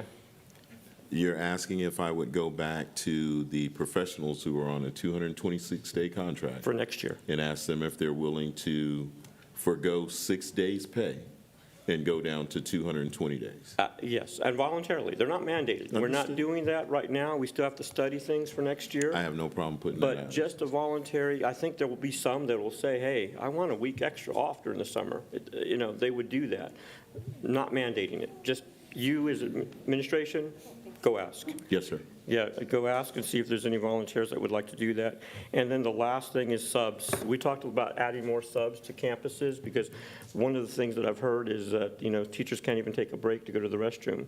So we want to be able to offer more support. I think in the discussion, we have a substitute budget that will enable us to use subs. I know that if we incorporate that, they won't cost us anything. It's already in the budget for subs. I would say that we do budget for subs, Mr. Macias, but that was one of the areas in which, for the amendment, we had more subs than what we had planned for. I have no problem going back saying, hey, we can have a sub. It's not like we don't have a sub going to every campus almost every day. I'm sure that the administrators in the audience would tell you that they've got at least one absence a day. So at least one. I wouldn't necessarily want them to jump into the classroom. I want them to support teachers. And one thing that we've talked about is. I need for the audience to be quiet, please. Is that teachers need more support. Yes, sir. And infusing one person or two subs to help teachers with any function throughout the campus could be helpful. I'll leave that to you right now, because again, that's management stuff, but it's going to help teachers, and that's what I'd like to see done with that possibility. Understood. That is it, Ms. Kennard. Ms. Ryan. Oh, sorry, I just wanted to go back, since we're doing motions, if I could go back and make my one, and then we'll let Laura move on to hers. Yes, ma'am.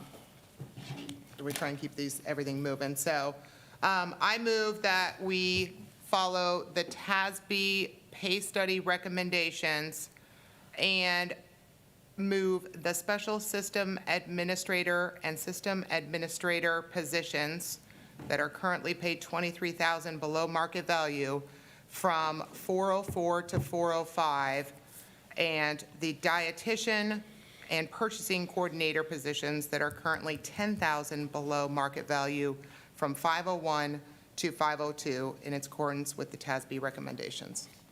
Do you have any numbers on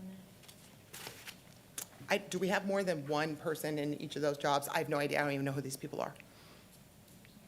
I believe Do we know? that they're single positions. Two are at least technology and child The nutrition. technologists are single, the purchasing coordinator is single. I'm not Dietitian. sure about the dietitian. I think it's single as well. I believe so. Okay. Yeah, I don't even know who these people are. Is there any discussion? I'm Ms. sorry. Eaton. What's the impact? What's the total impact? I'd have to go through and recalculate. I believe, once we said that we weren't going to do those, we kind of didn't come prepared to speak to those. I think that you're talking about maybe $10,000 per position, so about $40,000 across the board. That is, once again, I know that this isn't an exact, because we still have to, when you go up on salary, then you go up on benefits and all of the other things, so please don't hold me exact to any of this, but I'm thinking $50,000 increase to the deficit.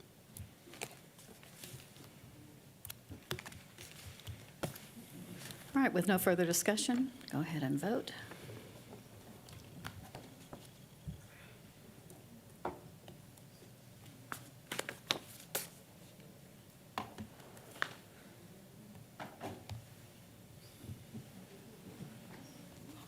Motion passes. So can Ms. Davis?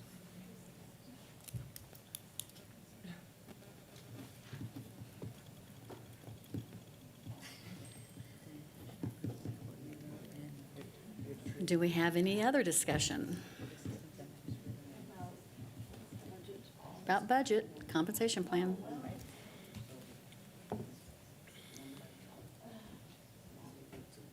Back to mine. I know. I don't think we need to actually hold a vote. I just want input from the board, because I did promise I would bring this forward. What the discussion was a 1% raise for teachers instead of the $500 incentive. That would give us a $380,000 hit to the budget annually. What I don't know is if they would also be willing to do a 0.5%, because that would erase the cost. I mean, we'd still have an annual cost, but it would erase the hit to the deficit anyway, if we did a 0.5% raise. Do we have the numbers on that, Ms. Davis, just on the 0.5% raise? I know it was 577, but I don't know with benefits. I apologize, ma'am. Can you please repeat the question? She's asking 0.5% raise for teachers, nurses, and librarians, ma'am? Ms. Stanford, are you asking for a 0.5% raise for teachers, nurses, For the librarians? teacher category, yeah. Yes. Well, if you could just give me a few minutes. The 1% raise for TLCN is $1,374,000. So half of that. So half of that. Oh, half of that. Okay.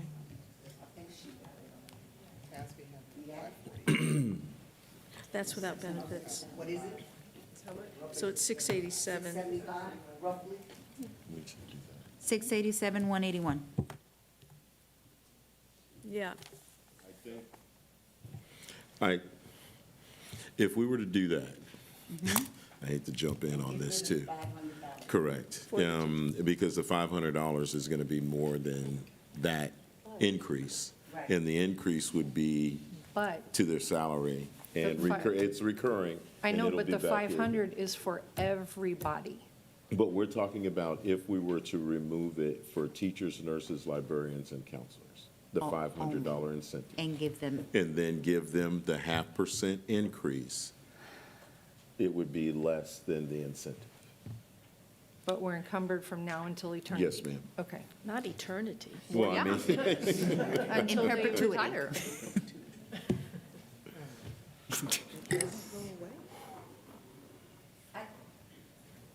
I have a question. I'll push the button. Hold on. Ms. Eaton, you had a question? You're trying to formulate your question. Trying to push the button. Oh, we Okay. haven't voted yet, sorry. But the benefit to that, if we do it that way though, is that counts toward their retirement pay, right? yes, sir. Yes, ma'am. Whereas that $500 incentive does not. That's Correct. I told you, I'm gonna learn this stuff. Yes, ma'am. I'm gonna learn this. I got it.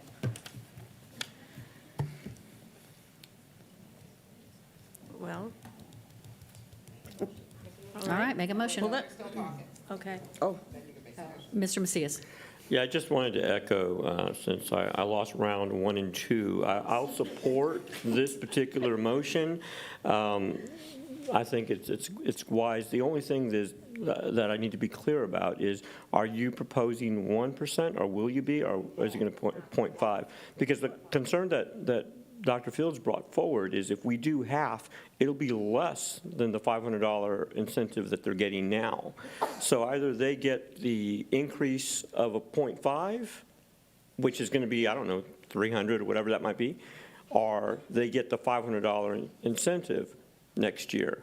So one goes towards TRS, the other one does not. So it's one of those things, because everyone else in the district's going to get $500. So I want to be clear if that's what you're saying. Yes, sir. That's what I'm saying. And then, of course, I don't know if a teacher wants to go down in pay. We're trying to give them, they would get an increase, but it would be less than the $500. Once you count the step as well, it might be more equivalent. It'll be towards their retirement. Right. And it's a recurring cost. So just so I'm clear, what is 1% again? Is it the 1.3 million? Yes. It's the 1.3 million for Yes. 1%. About And- one, yeah, 1.4, and again, these are estimates. Rough- because rough we numbers. provided you a proposed budget, so Yeah. I just want to reiterate that anything that we're adding now is going to change the budget. We might find ourselves in a situation. I appreciate you saying that again. Anything that we're doing right now increases the deficit budget. In addition, anything that we put in a salary is a recurring cost. And it will come back to you as an amendment, because if you approve the proposed budget as it's written, it Correct. doesn't include It's not any part of this, what and we this was a proposed point of tonight, so we discussion will be coming back previously. with another amendment, and it's not part of the budget that you'll pass this evening. And for the record, Dr. Fields, I've never questioned you and your administration. I know, You but do what you got to do. It came I know up, that, it sir, came but up. You this do, you do what you guys need to do. What I'm most worried about is, again, keeping experienced teachers and, of course, still attracting experienced teachers to this district. We talk about caring about our teachers, and so this would be another way to do that. And based on the fact that we didn't get the stipends for bilingual or the paras, I mean, this doesn't count for paras, but this may be something, again, strategically. I'm about trying to position our district to be in the best position to retain and recruit. And I know that it's a deficit, but I'm trying to feel optimistic that we'll find other avenues to address this. So 1%, you said is 1.3 million or 1.4. What more is added if is it 300,000, 388,000, I think someone said earlier? 380. The way that we shared these numbers was based on the fact that we would remove the $500 Correct. incentive from teachers, librarians, counselors, and nurses, and instead give them a 1% raise. Yes. Just to teachers, librarians, counselors, and correct. nurses. That would be at a cost of approximately, I want to say approximately, 1.4 million, which would be an increase to the proposed incentive. We had adopted incentive for all full-time employees, and that was to 2 million. So now, when you add it all up, 1% raise for teachers, librarians, counselors, and nurses, and still retain the one-time $500 incentive for all non-teachers, librarians, counselors, and nurses, that comes out to 2.435, approximately. An increase in almost So that's half an of that. increase of 388, let's say 390,000. So it's a 390,000 purchase that we're going to do if we were to go with 1%. Yes, but That's the half difference. of that, 1.3 is recurring. Yes, I realize that that's recurring. All right. And if we don't retain, then I don't know. Okay, I'm clear on it now. Thank you. Ms. Faulkner? Your question was answered? All right. Let's see, Ms. Ryan?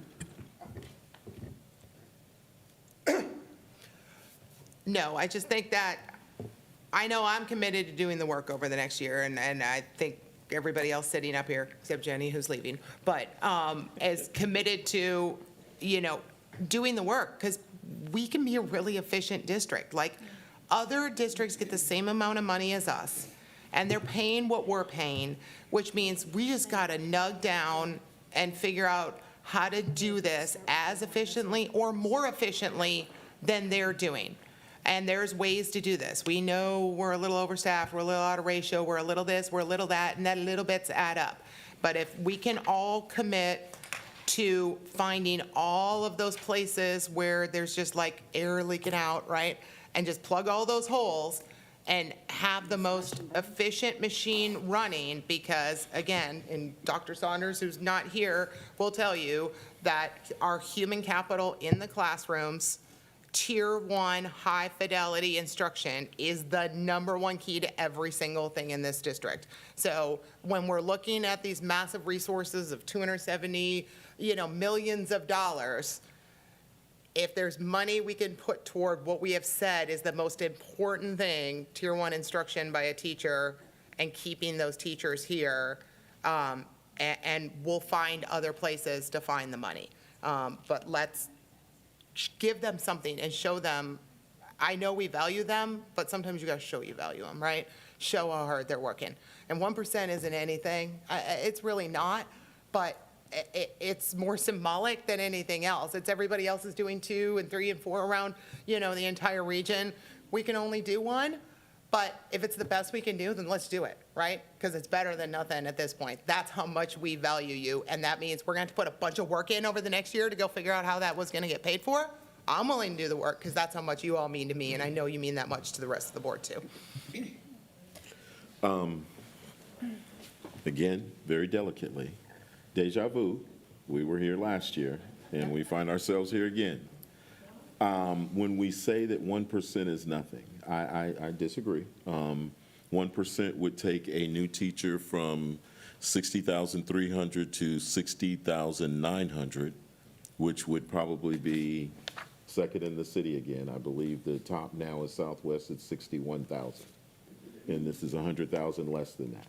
So this increases that tremendously with 1%. So again, we will do whatever the board proposes, and we'll try and make the best of where we're at.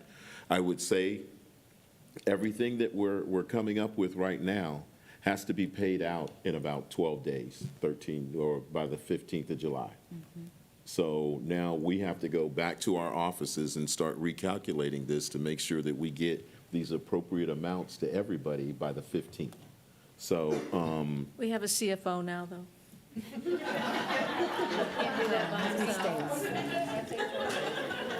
With his eyes closed. Right.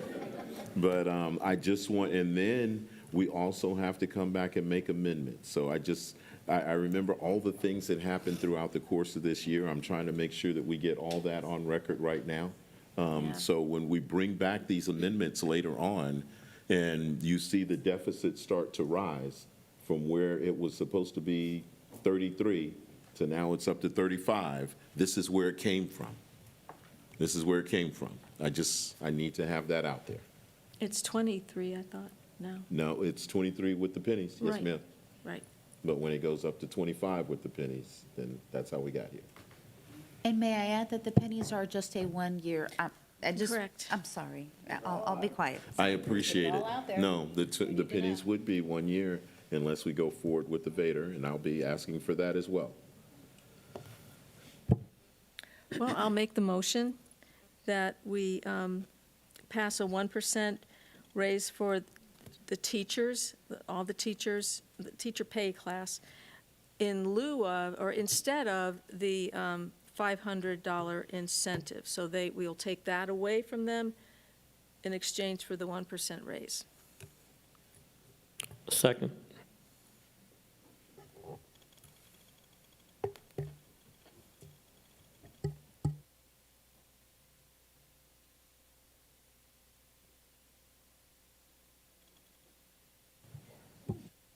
Thank you. We will move forward. All right, are we done with all of this? And can we actually vote on the budget now? And comp plan? Anybody else have stuff to? Okay, so can I have a motion then? I move that we approve the proposed budget and final compensation plan for the 2024-2025 fiscal year. Second. Is there any discussion? Sorry, one more thing. There's one person, I think there was just one position left off the increases, correct, with the TASB survey? The purchasing person, did you mention that as well? She did? Yes, she Okay, did. then I'm fine. We're just going to go forward with the TASB recommendations for, okay. Yeah, purchasing. Just wanted to make sure that we knew that was part of it as well. Okay, yes. Yes, ma'am. Does anybody else, right? I apologize. Please vote. Yes, ma'am.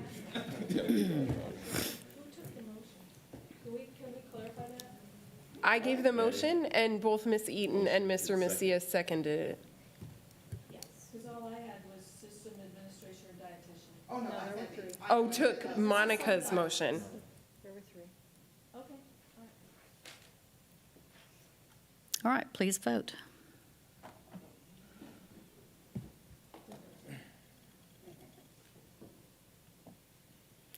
Motion passes 7-0. Thank you. Thank you.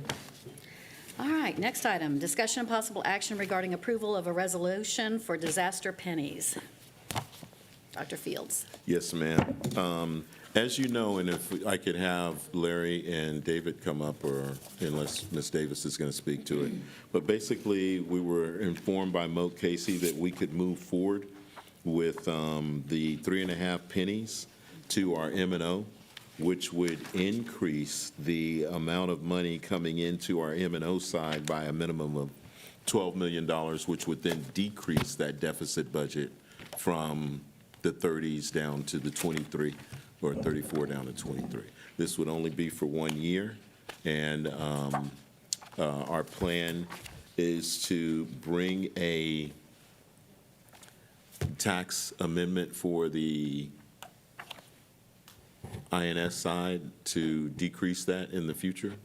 So there should be no effect to the voters. That is correct. There's twofold. Like I said, we want to propose 3.5 pennies, which would increase the M&O side. And to kind of combat that, we will still want to adopt, when the tax rates come certified in August or September, to have the exact same total tax rate to the taxpayer. So we want to match the current tax rate we have this year with the disaster pennies, moving 3.5 penny increase to the M&O side to help with the revenue. And this is an opportunity that we can do for just the next year. Yes, it's a one-year opportunity, sir, and like I said, well, the total tax rate will remain the same, and it might even be compressed. Once we get our tax values, the state will compress the rate a little bit, so it might actually be lower, the total tax rate, than it is currently this year. But in terms of the district, this would decrease the deficit budget from 34 down to 23. 23. Well, now to 25. 600 grand more. Yeah, than, so. yeah. And I recall that you said, I wasn't there, but I was listening avidly to the budget meeting, that this would not change our ability to continue to pay off bond debts that we still have. That's correct. We have a That- debt book that's set, and we will meet all of our obligations, absolutely. I wanted to reassure the public of that. Thank you. Is there any other discussion about this? We can just move forward. All right, is there a motion?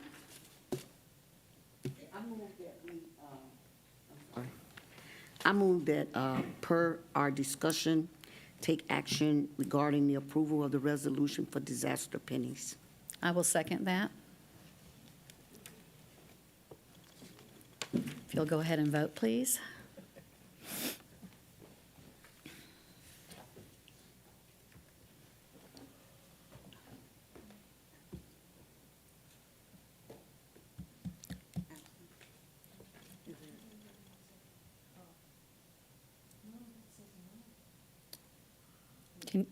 Can you cancel Ms. Ryan's vote and mark her absent for this, please, Russ?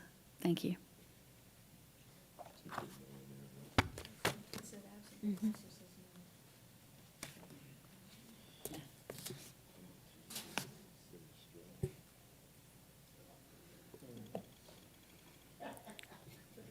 All right, here we go.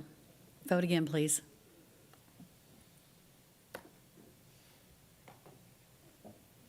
Motion passes 6-0. Thank you so much. All right, discussion and possible action regarding approval of technology purchases over $50,000 for the 2024-2025 school year. Yes, ma'am. We've done this the last few years. There are some recurring purchases in the areas of, and I'm just going to put this out here, Ms. Canoyer, you let me know if you want to do it differently, but in the area of technology, maintenance, transportation, child nutrition, special education, athletics, fine arts, and federal programs. So it really incorporates all of these for the same thing. And basically what we're asking for is pre-approval from the board to be able to take some of these renewal items that we know are going to be recurring purchases and pay for them without having to bring each one of them back to the board because they're over the $50,000. And we've gone through each of these areas, asked them to identify, and once this is approved, we'll be able to move forward with a lot of these purchases without having to bring them back to the board and then slow down the progress of being able to get programs up and running for technology or just get things ordered in athletics or in some of the other areas.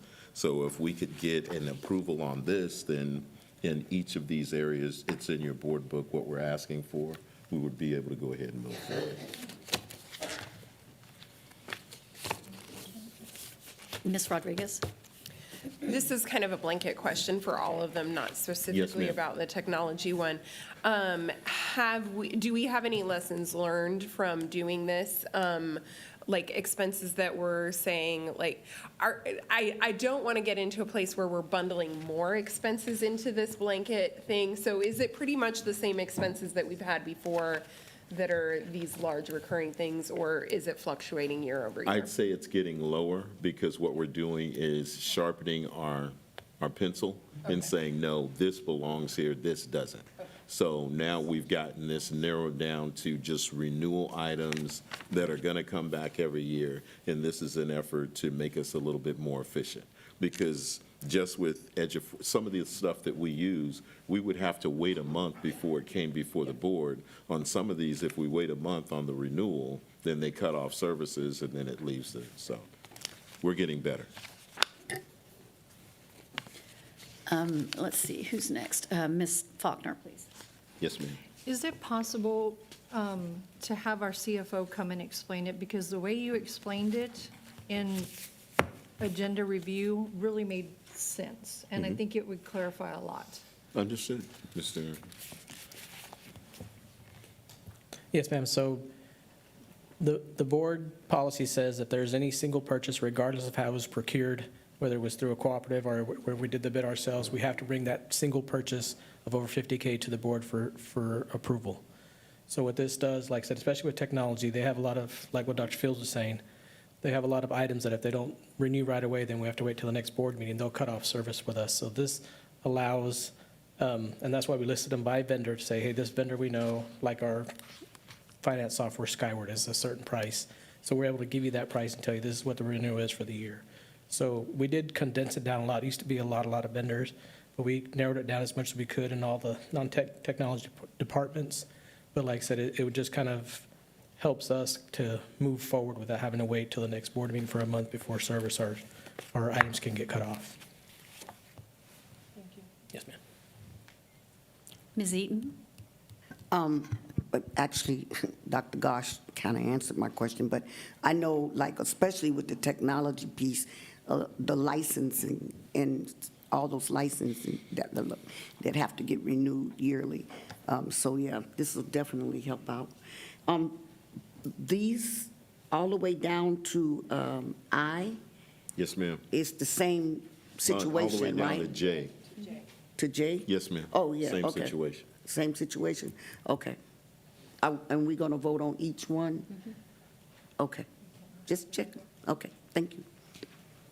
If you want to lump them together. Well, since they're listed on the agenda separately, I think we have to vote on them separately. So is there further discussion? May I have a motion? I move that we approve the technology purchases over $50,000 for the year 2024-25. Second. Russ, could you mark Ms. Ryan as present again? Thank you.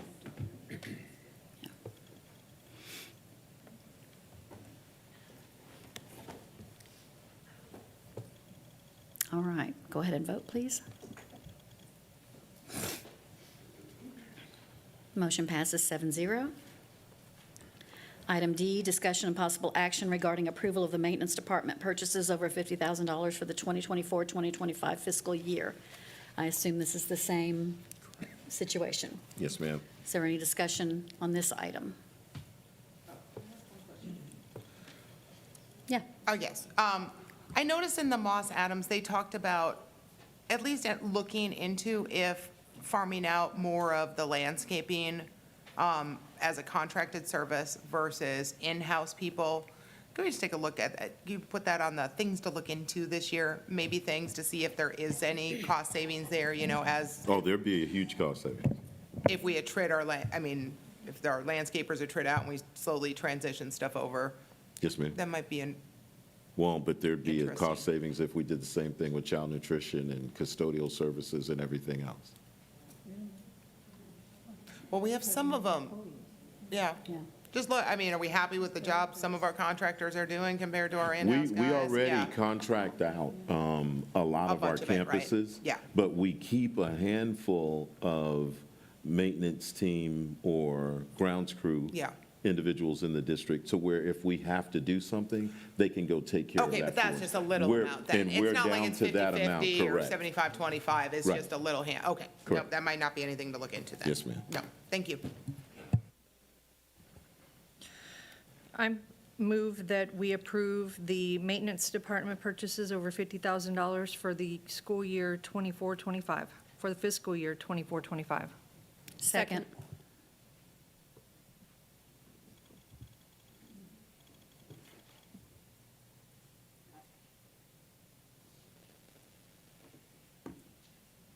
Ms. Ryan?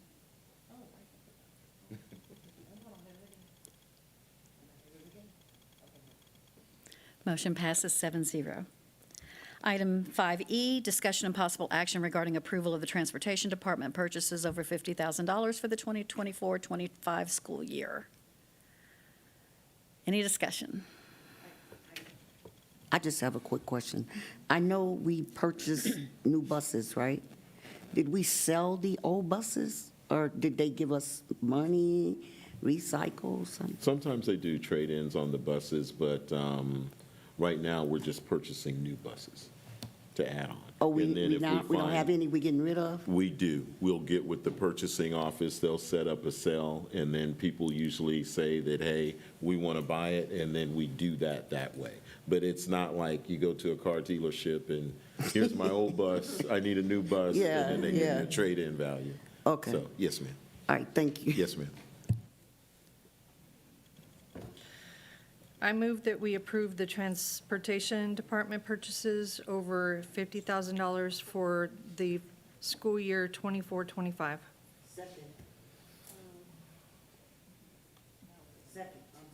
Second.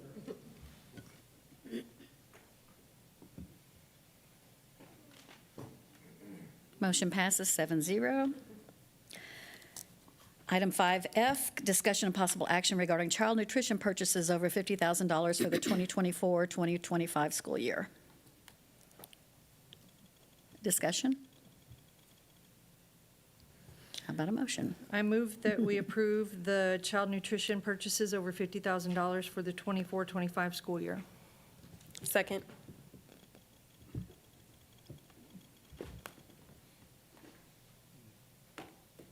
Motion passes 7-0. Discussion and possible action regarding special education purchases and services over $50,000 for the 2024-2025 school year. Discussion? I move that we approve special education purchases services over $50,000 for the 24-25 school year. Second.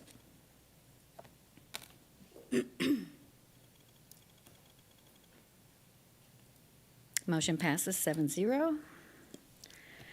5H, discussion and possible action regarding approval of athletics purchases over $50,000 for the 2024-2025 school year. Discussion? I move that we approve athletic purchases over $50,000 for the 24-25 school year. Second.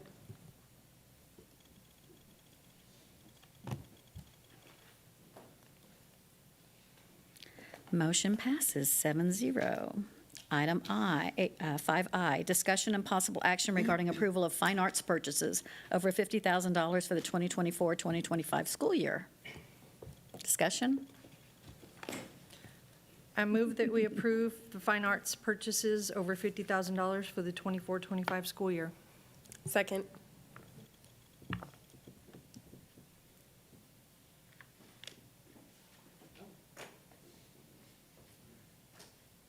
Yours didn't go, Ms. Ryan. There we go. Motion passes. Item 5J, discussion and possible action regarding approval of federal programs and grants purchases over $50,000 for the 2024-2025 school year. Discussion? I move that we approve federal programs and grant purchases over $50,000 for the 24-25 school year. Second.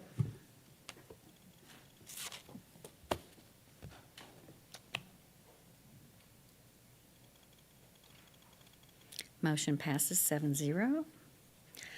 And something different now. Item K, discussion and possible action regarding approving revision for the 2024-2025 JISD Student Handbook and Student Code of Conduct.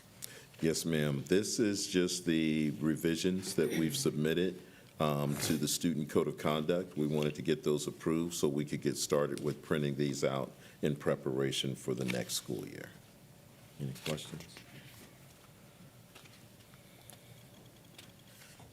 Ms. Ryan? I have one on the dress code.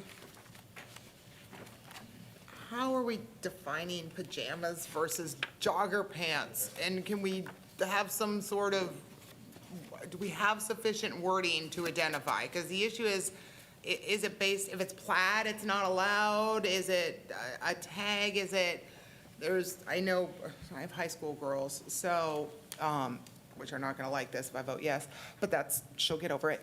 But in terms of jogger pants and yoga pants and all these other things where it's not super clear if they're pajamas or not pajamas, do we have sufficient wording to head that off and empower, enable, and make it easier for our principals to We usually leave it up. enforce? We usually leave it up to the discretion of the Okay. principal. That way, we don't have to get into an exact written description. The principal can see that something is inappropriate for the school environment, make a call on that, and say that you need to change. And they're allowed to label it what they see in the Student Code of Conduct.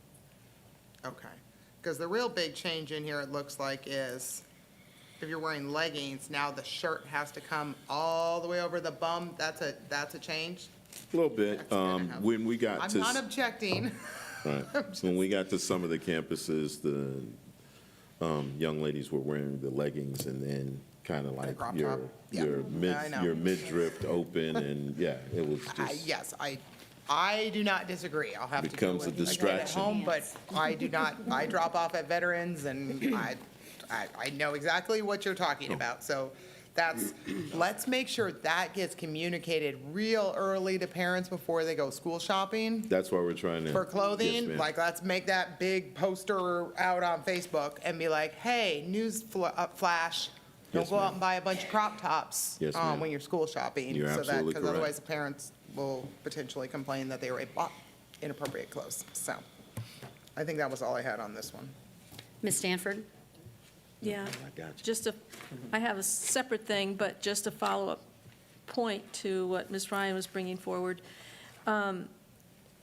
Can we end up with a drastic difference from campus to campus if it's an individual decision by the principal? Will we end up with what might seem unfair because one allows plaid and one doesn't, for It example? depends on who you ask. Yes, ma'am. If you ask the students, they'll say, yeah, it's unfair. If you ask the principals, it has to be left up to their discretion. If we try and get so laser perfect on this thing that if it's plaid, you can't wear it, someone's going to make a really Under Armour plaid tight, and then they're not going to be able to wear it, and it's going to be obviously a jogging pant. So we kind of leave it up to the principal's discretion, and they make the call. Okay. Yes, Well, ma'am. what I was going to bring out is just a quick question on the section that says opting out of human sexuality instruction. My question is, do the parents get to review the material first? I would have to Yes. defer to, yes, I think all of them get to review all of it, yeah. For any instructional materials, Correct. parents have the opportunity to request to review any of the materials. They can do so 30 days before the school year starts and all the way into 30 days after. They just have to request to review them. Okay, that's it, thank you. Anything else? Can I have a motion, please? I'd like to make a motion that we take action regarding approving revisions for the 2024-25 JISD Student Handbook and Student Code of Conduct. Second. Go ahead and vote. Motion passes 7-0. Item 5L, discussion and possible action regarding approval of the selection for general contractor services for RFCSP 23-21 Cibolo Creek Middle School traffic signal and flasher improvements. Yes, ma'am. This is a recommendation for approval, request for a competitive sale proposal on Cibolo Creek. Every time we build a new school, in front of the new school, we'll put up flasher lights, and that's what we get put up to get started. Once we put that up, it kind of becomes the responsibility of the community in which we put it up in, but we pay for that initial. If you go by veterans, you'll see flashing lights out in front of it. We're at that point at the new middle school, and it's going to be, as you can see here, almost $500,000 to get that done. It's in the budget for the bond. We just needed to get this approved by the board. Is there any discussion? Oh, Ms. Ryan? But it's not just the flashers in front of the school. We're putting the traffic light in at the corner of Walden Walk and where the Mokes Boulevard, right? Correct. And then once we put that in, that's being handed off to Bear County? Okay, just making sure we don't have any enduring, Correct. Dr. Fields out there changing light bulbs in the red light thing. Not going to happen. We're not, no, we're Not not gonna doing happen. that. No. Just want to make sure we are handing that beautiful new piece of equipment off as soon as We'll it's get in. electrocuted. Ms. Canoyer will not be doing that either. Ladders are not my friend. Any further discussion? Can we have a motion, please? I move that we approve the selection for general contractor services for RFCSP 23-21 Cibolo Creek Middle School traffic signal and flasher improvements. Second. Gotta protect our babies. Motion passes 7-0. Item 5, still 5. 5M, discussion and possible action regarding approval of the selection for general contractor services for RFCSP 23-22 district-wide gymnasium HVAC upgrades project Phase 1. Yes, ma'am. This is just to identify the general contractor for services for the upgrades of the HVAC gyms, and this accounts for 6 campuses. You see the campuses listed there and the amount.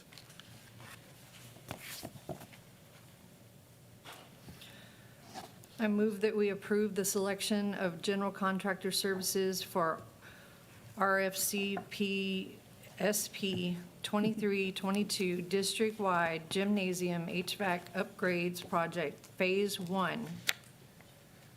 Second. Go ahead and vote.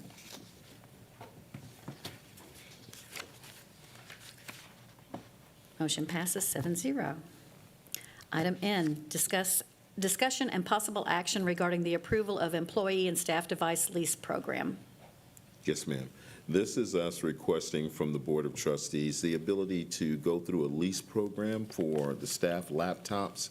I'm sure you guys are aware of E-rate and some other technology programs that we've had in the past. We're trying to be a little bit less expensive and to get this done a little bit more efficiently.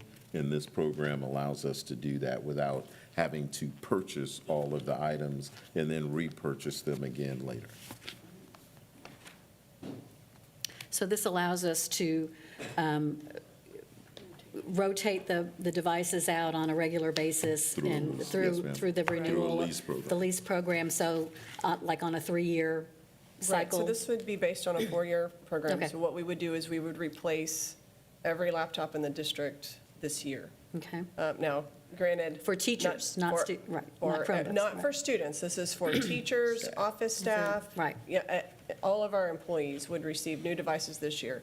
We would roll that out steadily between September, new teachers we would get devices to, but the new ones that are coming to us. But we would steadily roll that out probably through October as devices became available. We would pay a consistent, exact amount every single year for that over the course of the 4 years. At the end of the 4 years, the company that leases the devices to us, they come collect the devices, they box the devices up, they resell the devices, they wipe them, they clean them, and we don't have to pay for any of those. It's all built into the cost. So if you look at it, we essentially right now have about 67% of our devices district-wide that are between the ages of 4 and 12 years old that our staff members are using. Over the last 3 years, we've only been able to replace about 21% of our devices, and honestly, if we were to do this out of our own, which came to about $1.6 million, which is higher than what this lease program is providing. So basically, we really need to be replacing 25% per year, and we're nowhere near that right now. This does allow us to do that. We know exactly what the cost is. I have figured that into the existing budget that you just approved and that technology has been working with. And so we would be able to cover those costs and move forward. Any other discussion? I have a quick Yes. question. I think I've asked this before, but I don't remember now. If one of those devices breaks before the end of the 4-year period, do they replace it? Is there That is- additional cost for that? Absolutely not. That is built in. So this has 4 years' worth of accidental damage. So if it gets broken, dropped, crashed, whatever, they will replace the device. It also comes with repair services for the course of the 4 years. So our technicians, of course, would go assess the situation, identify what the issue is with the device, and then if it did need repairs, we would swap one out for them for the time being. It would be sent off to the company. They would repair it, return it back to us. But it does include accidental damage for the full course of the lease. Anyone else? All right, let me get a motion, please. I move that we approve the employee and staff device lease program. Second?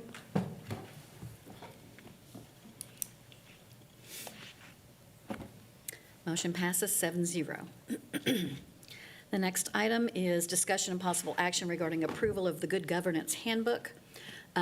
This is something that I asked to be on the agenda after speaking with Mr. Gibson, Dr. Gibson, excuse me, give him his title.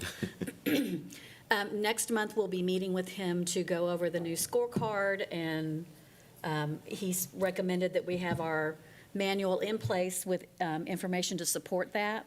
And he also recommended that we update it with a social media policy, which we pulled from TASB Legal. And so those were the changes that were in the board book for you to look at. Is there any discussion about any of that? I know that Ms. Stanford brought some other ideas that she thought we might need to discuss. Did you give those to everyone? I did. Okay. So you have this sheet Yes. from Ms. Stanford you might want to look at? Yeah, I had written most of these since last December when we were first going to talk about all this. So I suggested a statement under the equity and attitude. I suggested adding, "I will treat and speak about fellow board members professionally in public and closed meetings and in public places, including social media platforms." And under duties of the school board, under travel expenses, I suggested board members have 30 working days instead of 15 upon returning from specific travel to submit reimbursement receipts. It's so easy to forget those. And I also threw in, new board members will have 60 days for the first year because they're getting used to so much, and it's real easy to overlook turning in a receipt.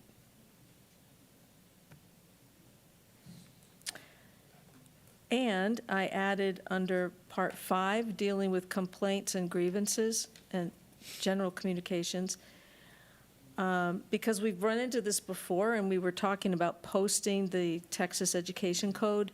So I suggested adding, without interfering with the management of the district, board members are encouraged to communicate with district stakeholders and vice versa, per the Texas Education Code, to get input regarding stakeholders' experience with the district, to hear concerns, ideas from them, and to maintain an open line of dialogue with the community, which is our job as elected officials. And then I had one more at the end. I didn't know if you wanted me to go through. Yeah, you can go through them all. Okay, It's fine. so on communications, did have some questions on a couple of these because they seem to conflict, but I suggested adding on number 7, Part E, a board member is free to clarify his/her vote as long as it is without denigrating the votes of others. That was all what I've written up as my suggestions. Okay. I'm sure there's more discussion, though. Ms. Ryan?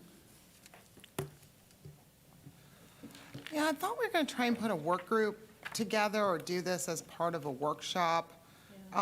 Because like, there's a lot of honor boards out there, and this feels like such a piecemeal document together that it almost feels like scrapping and starting over with a good one we've stolen from somebody else seems like a good idea. And I know we've been kicking this can down the road because every workshop has got a bunch of stuff we got to get done, right? Like, there's been a lot to get done lately, but yeah, because there's just a bunch of stuff in here which is essentially restrictions on free speech stuff that can't be. So we probably do need the lawyers to go over portions of, some of this stuff to say, can you restrict certain speech? Because there's a whole bunch of law that says you can't. So I guess I'd prefer to table this till we can like literally all sit down with 5 good examples from other school districts and pick the best parts of it that we can out of those 5 and really put a really good working document together versus what feels like piecemeal.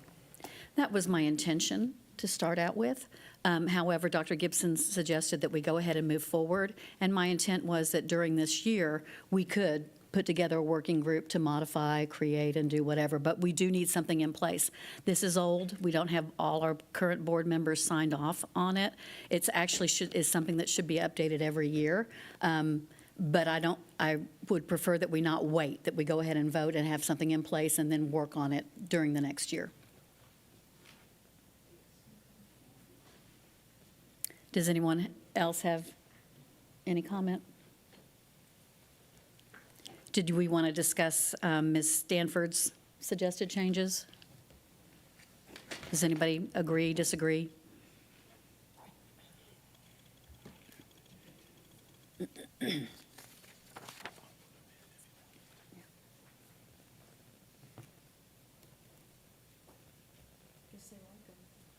The only one I am concerned about is making sure that in a timely manner, we are turning in receipts, and the travel is the only one that I have concerns about. Does that become a problem for reimbursement? I know that employees have a certain amount of time for reimbursement, and I want to be sure that we're not going past best practice. Ms. Davis, what do employees currently have? Okay, gotcha. I'm sorry? Okay, as long as it's in the same school year, so I guess you're good to go with the 60. No, well, it's 30 day. She's asking, for, instead of 15, move it to 30, and then new board members. That's fine. But I think we can mentor those new board members to get them to show them exactly how to do it and how to turn it in. I'm not sure that we need the 60 days for a new board member. Yeah, things get lost. And so I would agree with the 30 days, but I'm not agreeable to the 60. I don't know about anybody else. Is there consensus on that? You all are? Yeah. That's true, but, when we, exactly. Okay, and then anything else on the others? Does anybody have any feelings one way or the other on the changes?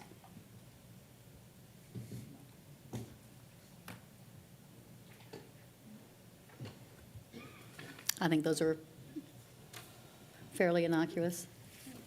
So what I'll do is make a motion to approve the Good Governance Handbook with the items added by Ms. Stanford, except for duties of the school board, travel reimbursement, 30 days only.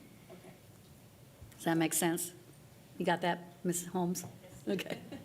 Is there a second? Second. Thank you. Let's go ahead and vote, please. We're going to be working on this, right? Yes. Motion passes 6-1. All right, item P, discussion and possible action regarding the approval of Bond 2022 purchase of cameras. Yes, ma'am. We purchased bond cameras.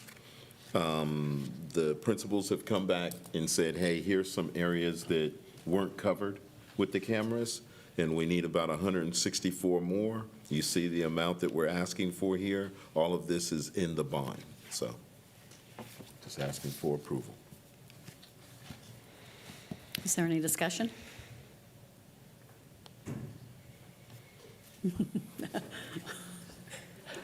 All right, may I have a motion then? I move that we approve the purchase of cameras with bond 2022. Second. Go ahead and vote.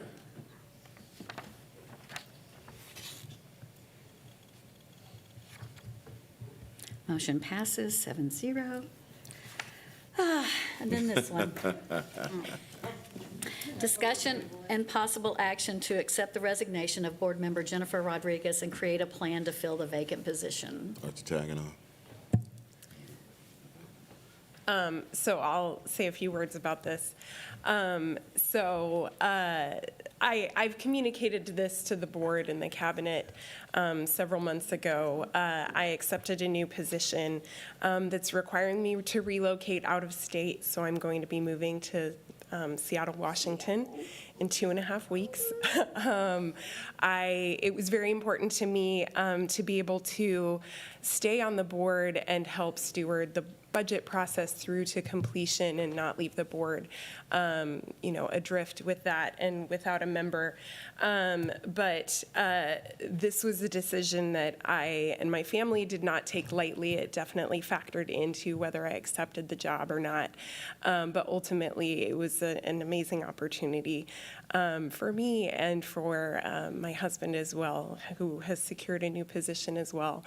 I just want to say thank you to everybody who I've worked with, every board member, every cabinet member, the superintendent.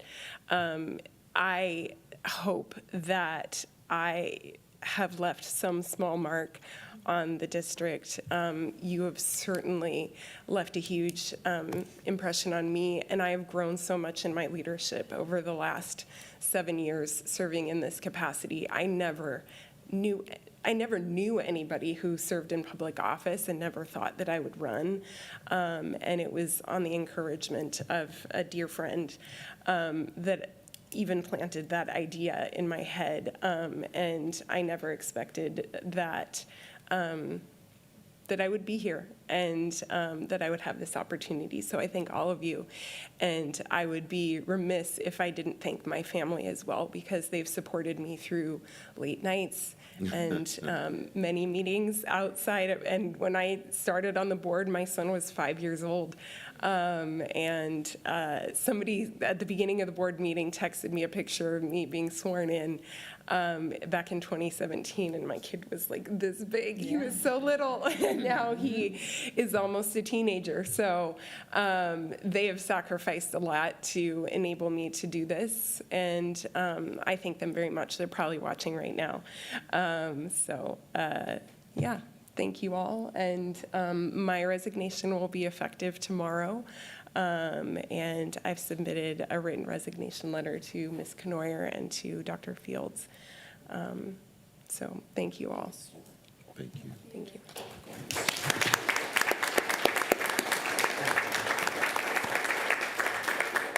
You are definitely going to be missed. We started out as baby trustees together, and I appreciate the perspective you've always had to bring to the board and how you've helped move us forward during your tenure here. So I thank you for that. We'll vote in just a second to accept your resignation, but I would like to talk a little bit about the procedure to replace you, and that's hard. How do you fill those shoes? Before we get into that, can I just say thank you? Absolutely. Okay, gotcha. I had to write it down, Ms. Rodriguez, because there's so much to say that I didn't want to miss something. On behalf of the Judson ISD community, we extend our gratitude and for your dedication to the service to Judson ISD. Since May of 2017, you have been an exemplary trustee. You represent our district with integrity, with passion. You defend us, and we thank you for that. Your contributions to our community have been invaluable. Your commitment to education spans over 2 decades. I mean, you still go, do you still go to China during the summer and teach over? No, we did that one time. Oh my gosh. So you have positively impacted countless of students in Judson ISD. You've consistently demonstrated a strong commitment to the betterment of Judson ISD schools. You've advocated for higher standards and supporting initiatives and fostering academic excellence and personal growth for all of our students. Your support and leadership has been instrumental in shaping the success of this district. As you relocate to this new opportunity for you, we want you to know that you take the appreciation of the entire Judson ISD family. We wish you and your family, we have grown to know them and love them, the very best as you leave. And know that we will always be one home, one family. We will miss you, Ms. Rodriguez. Thank you so much. Thank you. Thank you. Yes, ma'am.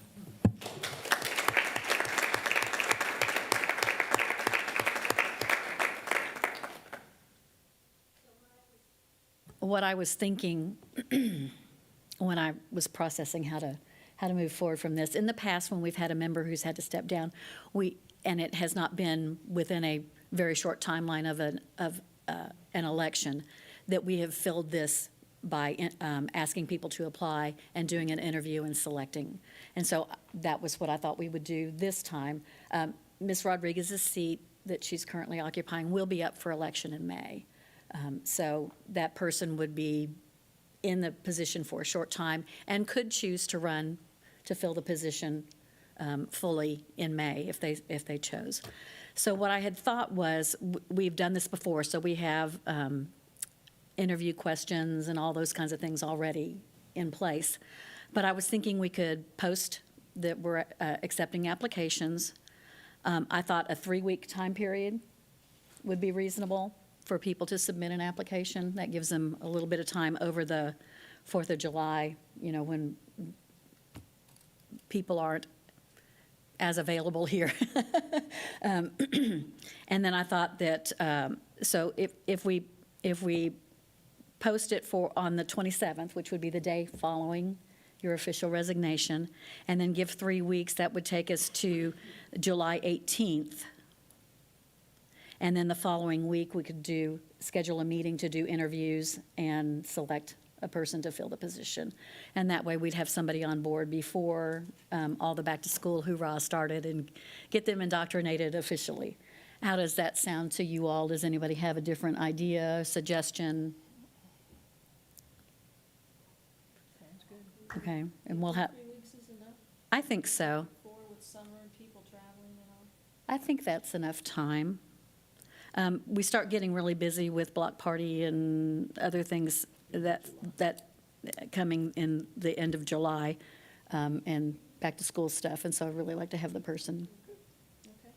Does that sound all right? And then I'll ask Ms. Holmes to call around and set up a date for the week of July 22nd for us to meet and do our interviews and everything.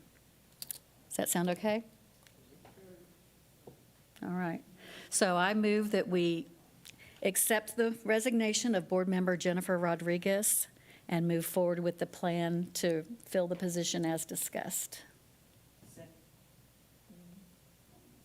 Any other discussion? Go ahead and vote. You can or you can abstain. It's your choice.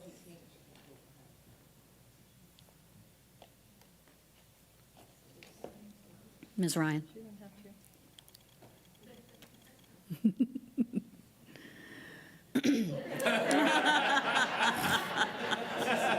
knew he was going to do that. Motion passes. 3, 4, 5, 1, and 1 abstention. Okay. And for the record, we're going to take just a quick little break so that we can celebrate Ms. Rodriguez and have a moment to thank her for all her time.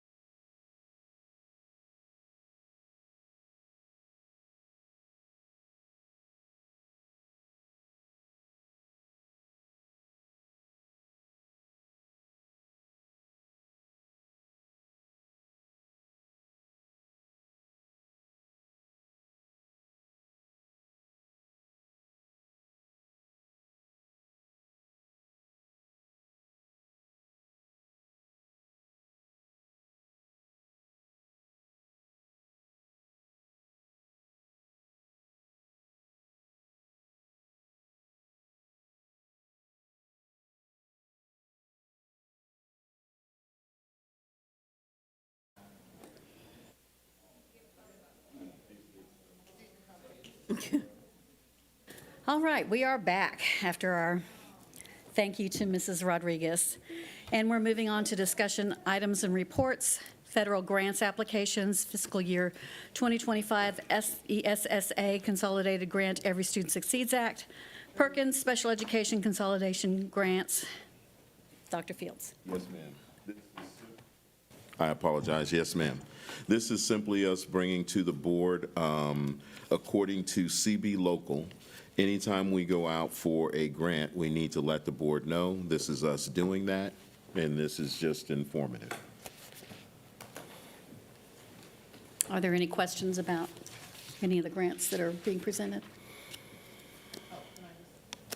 No, I just want to say thanks to the committee that put this together. I was just a fly on a wall one day while they were doing the last one, and we have a lot of our staff that come in and sit here for 2-3 hours on a weeknight in order to put this stuff together. And really, that's true of a lot of our committees, right? Like, people aren't getting paid to be here and be part of it, but people want to step up and help put this stuff together.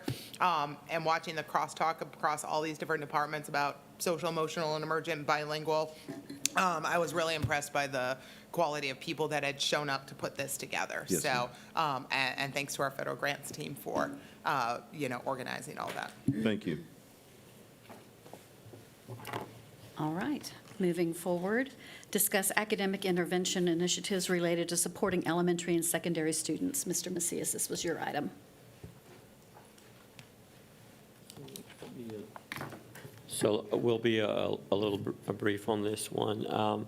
This is just a continuation of, I guess in my mind, the whole effort that we're doing, and I think Dr. Duarte-Toppin said it's definitely top of mind. Dr. Fields, I guess the only thing I would say on this one is if you're able to just kind of brief the board on innovative strategies for this. It's something I know the board's asked or stated a great deal. What can we do to support? And so obviously just keep that cognizant. We'll obviously look at data as we go forward. Today, the MOI and BOI was helpful, but certainly we want to move the needle, just Yes, like sir. you do. Yes. So I don't have anything more I to say. appreciate that. All right, thank you. Policy update 123 affecting local policies, first reading. Yes, ma'am. It's simply the first reading for the policy updates on 123, and we'll be back later for the second. So make sure all of you look through that. Jeff, 2024 second quarter update. Oh, I'm sorry, wait. I did want to make a comment on that. Oh, okay. I'm sorry, I didn't see you press the button. I noticed that the grievance policy is in there, and I know this is a first reading, but there's an interest in maybe revamping the grievance process, kind of revisiting it, and looking at maybe ways to make it, I don't know, better somehow. So I know this is just a first reading, but I just wanted to say that there's a consideration to maybe look at reworking the grievance process. Is there a particular area, Ms. Stanford, that you're thinking about? Several areas. Yeah. In terms of what? One is the time frame, 15 days, but I mean, we're not deciding anything now, right? So I Well, just, now's the time to get the feedback so we could look into it, but I think this is more of a legal, Yeah. this isn't The a time local restraints policy. are legal. This is a legal policy. It's a local policy, but the time constraints come from the legal recommendation, correct? You pay TASB Policy Services to draft your local policy. TASB recommends standard, policies. That's what this is. So I haven't been involved in the Understood. discussion, but you pay for this TASB policy service to do this work. And then you can amend it, obviously, however you see fit. Yeah, But yeah. because it's your local policy. If she wants to amend it, it's a local, so unless there's a law against it, But certain currently- parts of local can be amended. Well, definitely, but currently ours is in line with other TASB's policies, recommendations. TASB's recommendation and other policies across the state. Yeah, TASB sends us the shells for all of our things, and some of them we have amended and changed. Other well, than- I didn't come prepared to Oh, make a understood. presentation, but only the two things that came to my mind was the time frame, because that's been a challenge for people at times. And another that comes to my mind is if someone has a grievance against the person that hears the grievance on the level 1 or maybe even level 2 as well, that someone else should hear the grievance. It seems like a conflict of interest that a person is sitting in front of the very person that they have a grievance against, and that person is negotiating with them for a resolution. And it just seems like we could make it friendlier to have someone else, maybe from another campus, sit in on that instead of that person. And I know we're not voting on this right now. Those are the two things I had in mind, but was planning to look at this more next month, actually. Yes, ma'am, understood. But at least that gives us some stuff to look at. Those were just two things. Got it. Ms. Faulkner? So I hear what you're saying, but number one, the 15 days, I mean, to me, if you have a grievance, if you're that dead set, it should be done immediately, because the last few grievances we've heard, some of them were automatic because they were outside of the timeline. So the other thing is, it's tough when your grievance is against your administrator and they're the level 1. But at the same time, if we tie the hands of our campus administrators, then really we're giving teachers a way to, or staff, a way to bypass sharing what the cause is in the beginning. And that's why we have the level 2 opportunity. If they don't meet what their requirements are, then they go to level 2 and have someone else hear it. Just my thought. Ms. Eaton? Well, excuse me, the objective should always be to handle things at the lowest possible level. So you have to start out with the at the campus level or wherever they work at to get the process going. So, yeah, that's perfectly fine. Thank you. Ms. Ryan?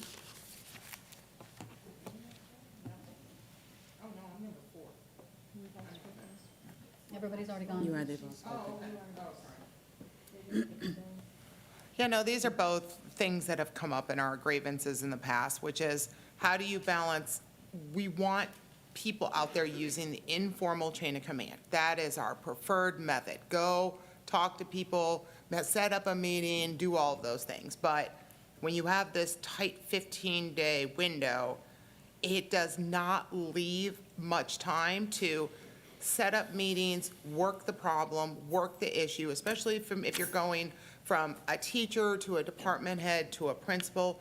You don't know your issue isn't going to get resolved through informal. It often does not happen till after 15 days. You don't know, you can go grieve, especially in terms of parents and other things. And some of that, we don't want people to go from 0 to ballistic in the first couple days after something happens. But that's what it feels like our policy unfortunately encourages the formal process while discouraging the informal process, only because of how tight the timeline is, and they've seen how things have gotten dismissed within the timeline. So, but it also, again, in the real civilian world, not education, it's your first, when you enter a formal process, it's never with the person you have a confrontation with, right? That's what the informal is, when the person who wronged you, you sit down, talk to the person who wronged you. Then if you can't work that out informally, then it goes formal and it goes to their boss. So I do think it's counterintuitive if I'll pick on Dr. Arredondo because she's my kid's principal. Dr. Arredondo did me wrong and something's horrible, and it's not one of her people. It's like something with me and her. Then my grievance going to her, that's very counterintuitive, right? Like, she can't, I need you to fix yourself. Like, that's just silly, type thing. I understand principals are the level ones when we're dealing with everybody else who works for a principal, but if the principal's the issue, I think the way the policy letter is currently written, which is the first person who has the ability to affect the remedy, right? So if the answer is fire Dr. Redondo, well, she can't fire herself, type thing. So, it'd be nice if we could just get some more input on. Another campus. Yeah, yeah. Another principal. It'd be nice to just look into any other wording. Another principal wouldn't be able to fire a principal either. No. Or make So it a is up at- recommendation for it. Yeah. No. Yeah, so yeah, I don't know. There's just, I want to still be able to be out there and encouraging the informal process, while still preserving people's rights to formal if they've really, really tried to resolve their issue. So I don't know how we do that in policy. I don't know. Mr. Macias. Yes, I definitely see the intent. One of the things that I hear from a lot of folks that are filing grievances are the intimidation factor. They're intimidated and they feel like it's hopeless, when honestly the grievance policy is a due process that every employee or every parent is allowed to have.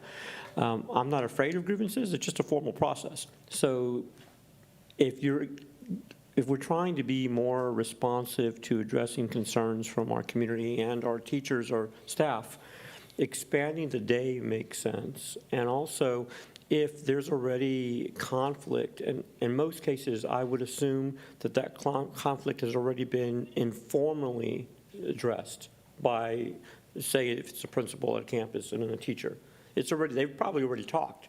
Now the teacher wants to file a formal grievance, and they got to go talk to him again just to say, I don't agree with you, get out.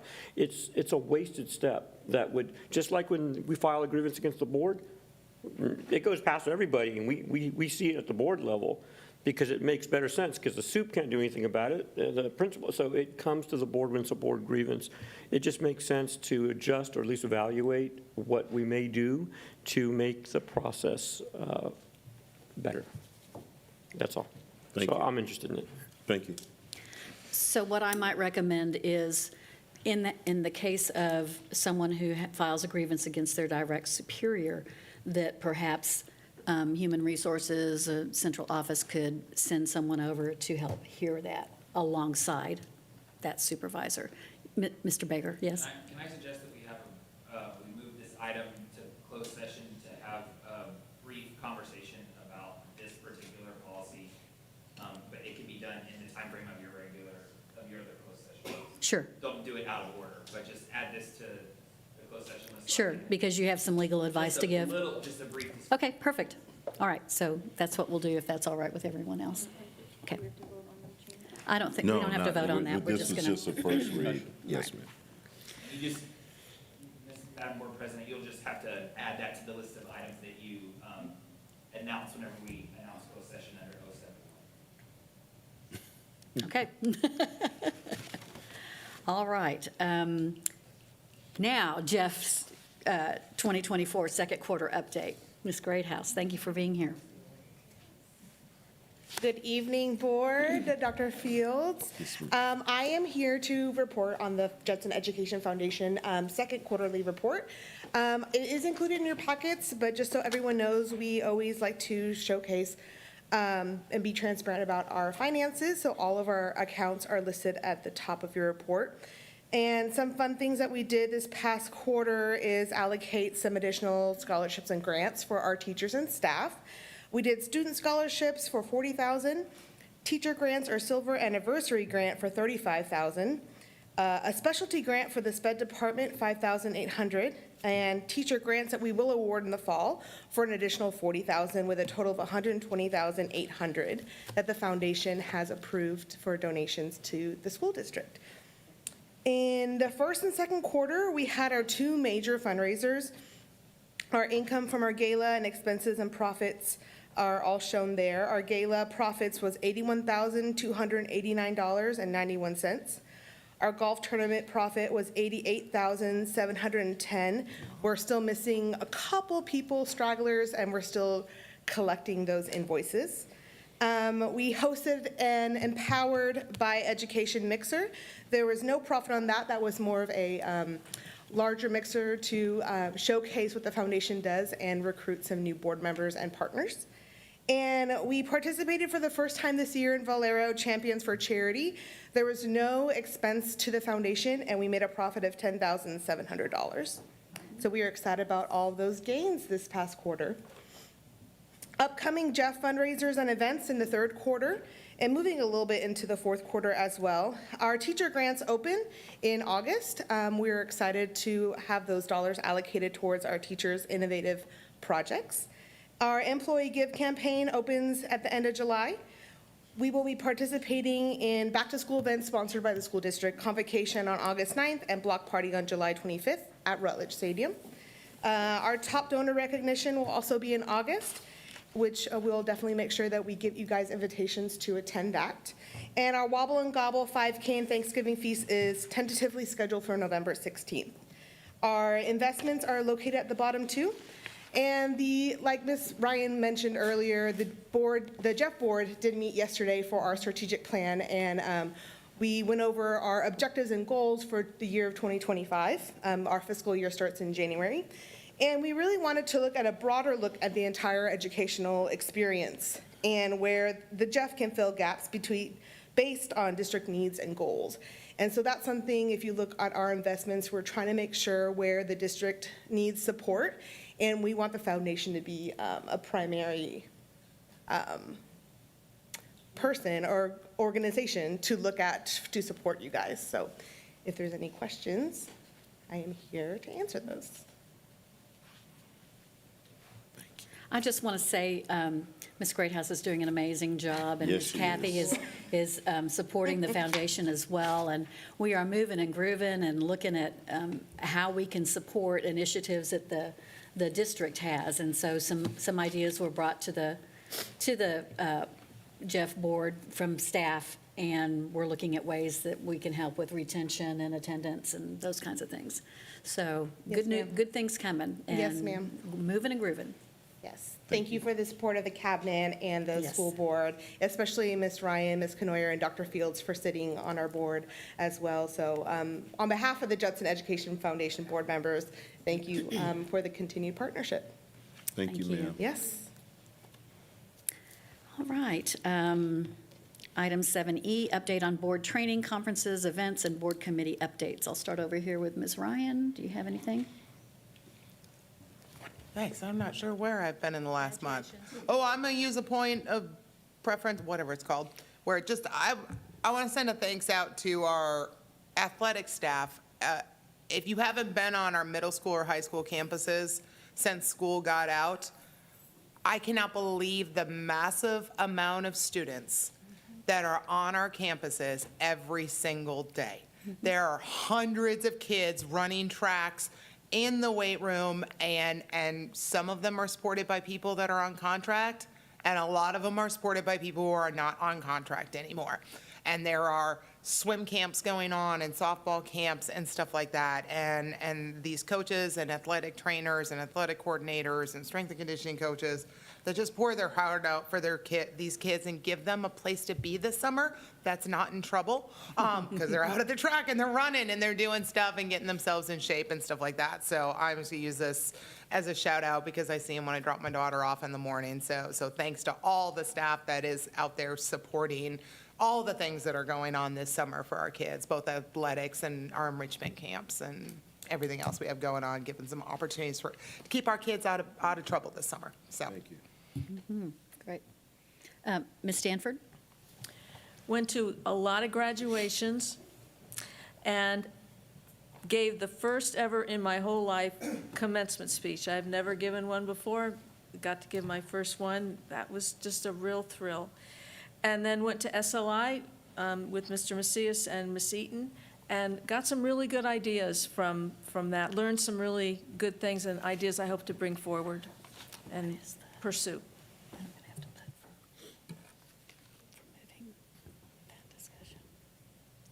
Yeah, Ms. Faulkner, sorry. So graduation, yeah. Gave my first commencement speech, too. to Wagner. But I also attended the virtual presentation that Principal Rose Saunders gave for the STEM Academy at Kirby Middle School. It was a cool watch party. It was very, very cool. She had a big crowd of people watching, and she did an outstanding job of capturing not just the community and the need of the students, but she had an outstanding outline of what she's going to develop at that campus. And then today, I went to Pichelle to the Bilingual Academy program. That was the cutest thing ever. These little kids drumming. It was just, it was so cool. And they took so many groups. She had this music teacher took this group of kids that was only at school for 2 weeks, and she taught each group a drum routine to perform in front of their parents. And I could not believe that each parent brought food. I didn't stay for the food because it was my lunchtime, but I went on my lunch hour. But they all walked in with food, and I'm like, oh my God, they're gonna have a feast. It was like Thanksgiving. I mean, it was amazing. It was so much fun. That's it. Great, thank you. Mr. Macias? Yes, I'd like to say I really did enjoy that this afternoon as well. It was really good to see still some good activities happening. And Bonnie does a really good job, Anderson, with her percussion. But I also attended SLI, and it's always a joy to reach people and have conversations. You know, we always try to bring back some best practices that are happening out there in Texas. But one thing I will say is that there's just enormous concern regarding deficit budgets. I think it was how far are you guys in deficit type of conversation everywhere. It really is, it feels universal, but it's the state of Texas right now. And we're doing our best to address that. But no, it's top of mind, and we'll have more conversations about it. And I think the most interesting session I attended was the social media session that we attended, and very helpful in outlining some things. And the laws are continuing to evolve and change, so a very timely session. Thank you. Mrs. Rodriguez, do you have something to share? I went to many graduations, as did everybody else, and I think that's it. I've been winding things down. I had to miss a couple of board meetings because of work commitments that had me traveling out of the state, so. Yeah. Ms. Eaton? Graduations, all of them were fantastic. I love the way our graduations go, you know. We stay focused on the students because it's about them. And again, I received a lot of compliments about our board. You know, people are really amazed that we have so many educators on our board. And it just feels good, you know, because I get to rub it in a couple of people's face in Chicago, you know, but it's all good. SLI, the leadership, it was excellent training. The class, one of the classes that I was in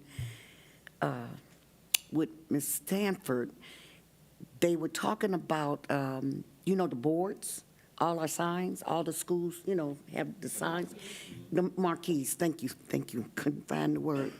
Anyway, they were talking about how it's a good time of year to be advertising things like how many miles our buses drove over the school year, you know, accident-free.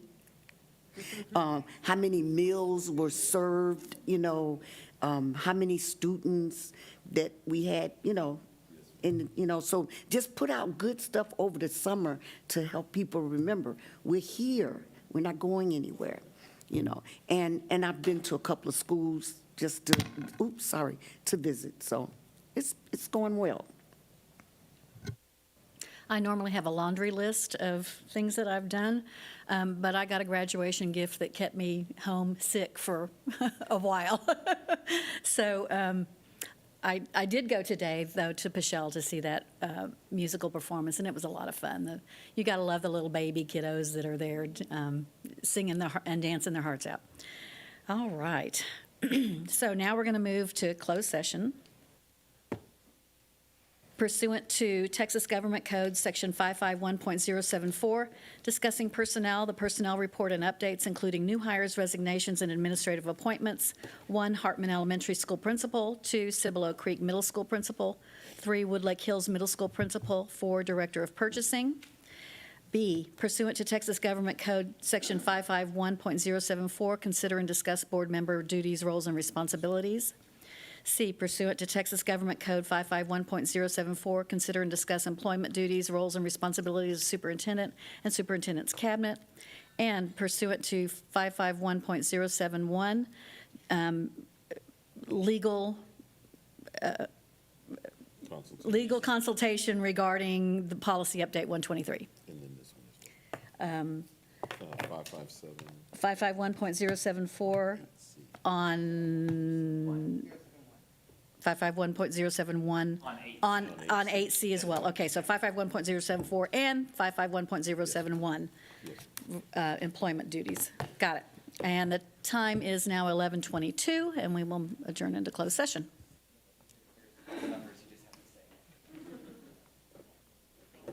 Yeah, sorry, Betty here.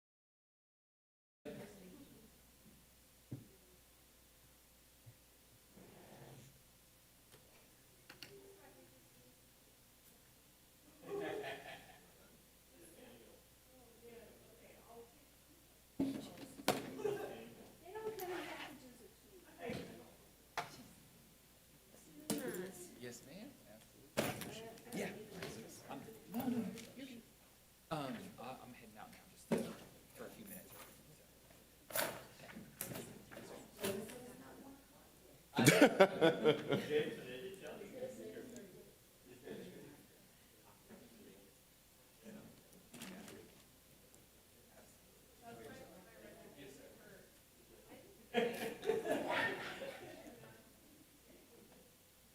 great to see you all again. Good to see you, man. Hey, Jameson. Yes, sir. It really was good to see you. Absolutely. Take It care was of nice. yourself. It was nice to be back. I missed We're you. shrinking. Absolutely.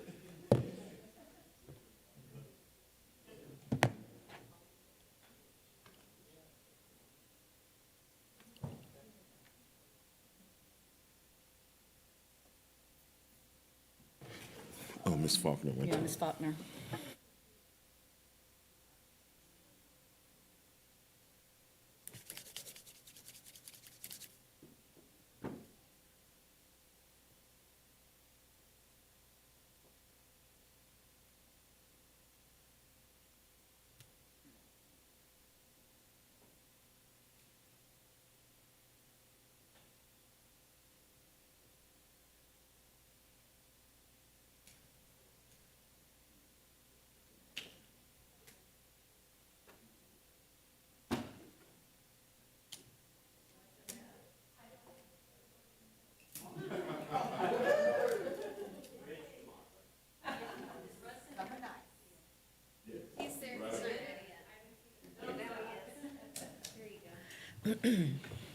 All right, the board will now reconvene in open session. The time is 12:35.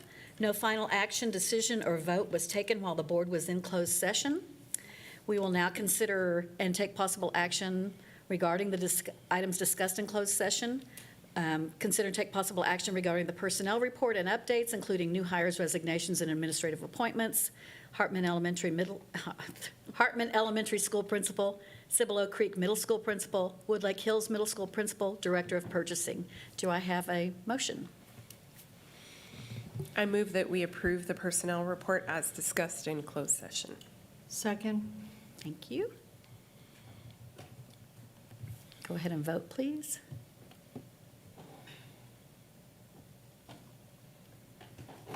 Motion passes 7-0. Dr. Fields, would you like to make an announcement? Yes, ma'am. The new principal, the principal for Woodlake Hills Middle School will be John Griffin. For Hartman Elementary School will be Rosalba Martinez from Laredo ISD. The principal for the new Cibolo Creek Middle School will be Gregory Brower from JECA Principal. And the new Director of Purchasing will be Lynn Trevino.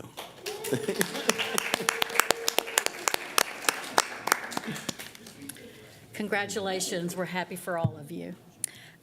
With no further business, this meeting is adjourned at 12:37. Thank you.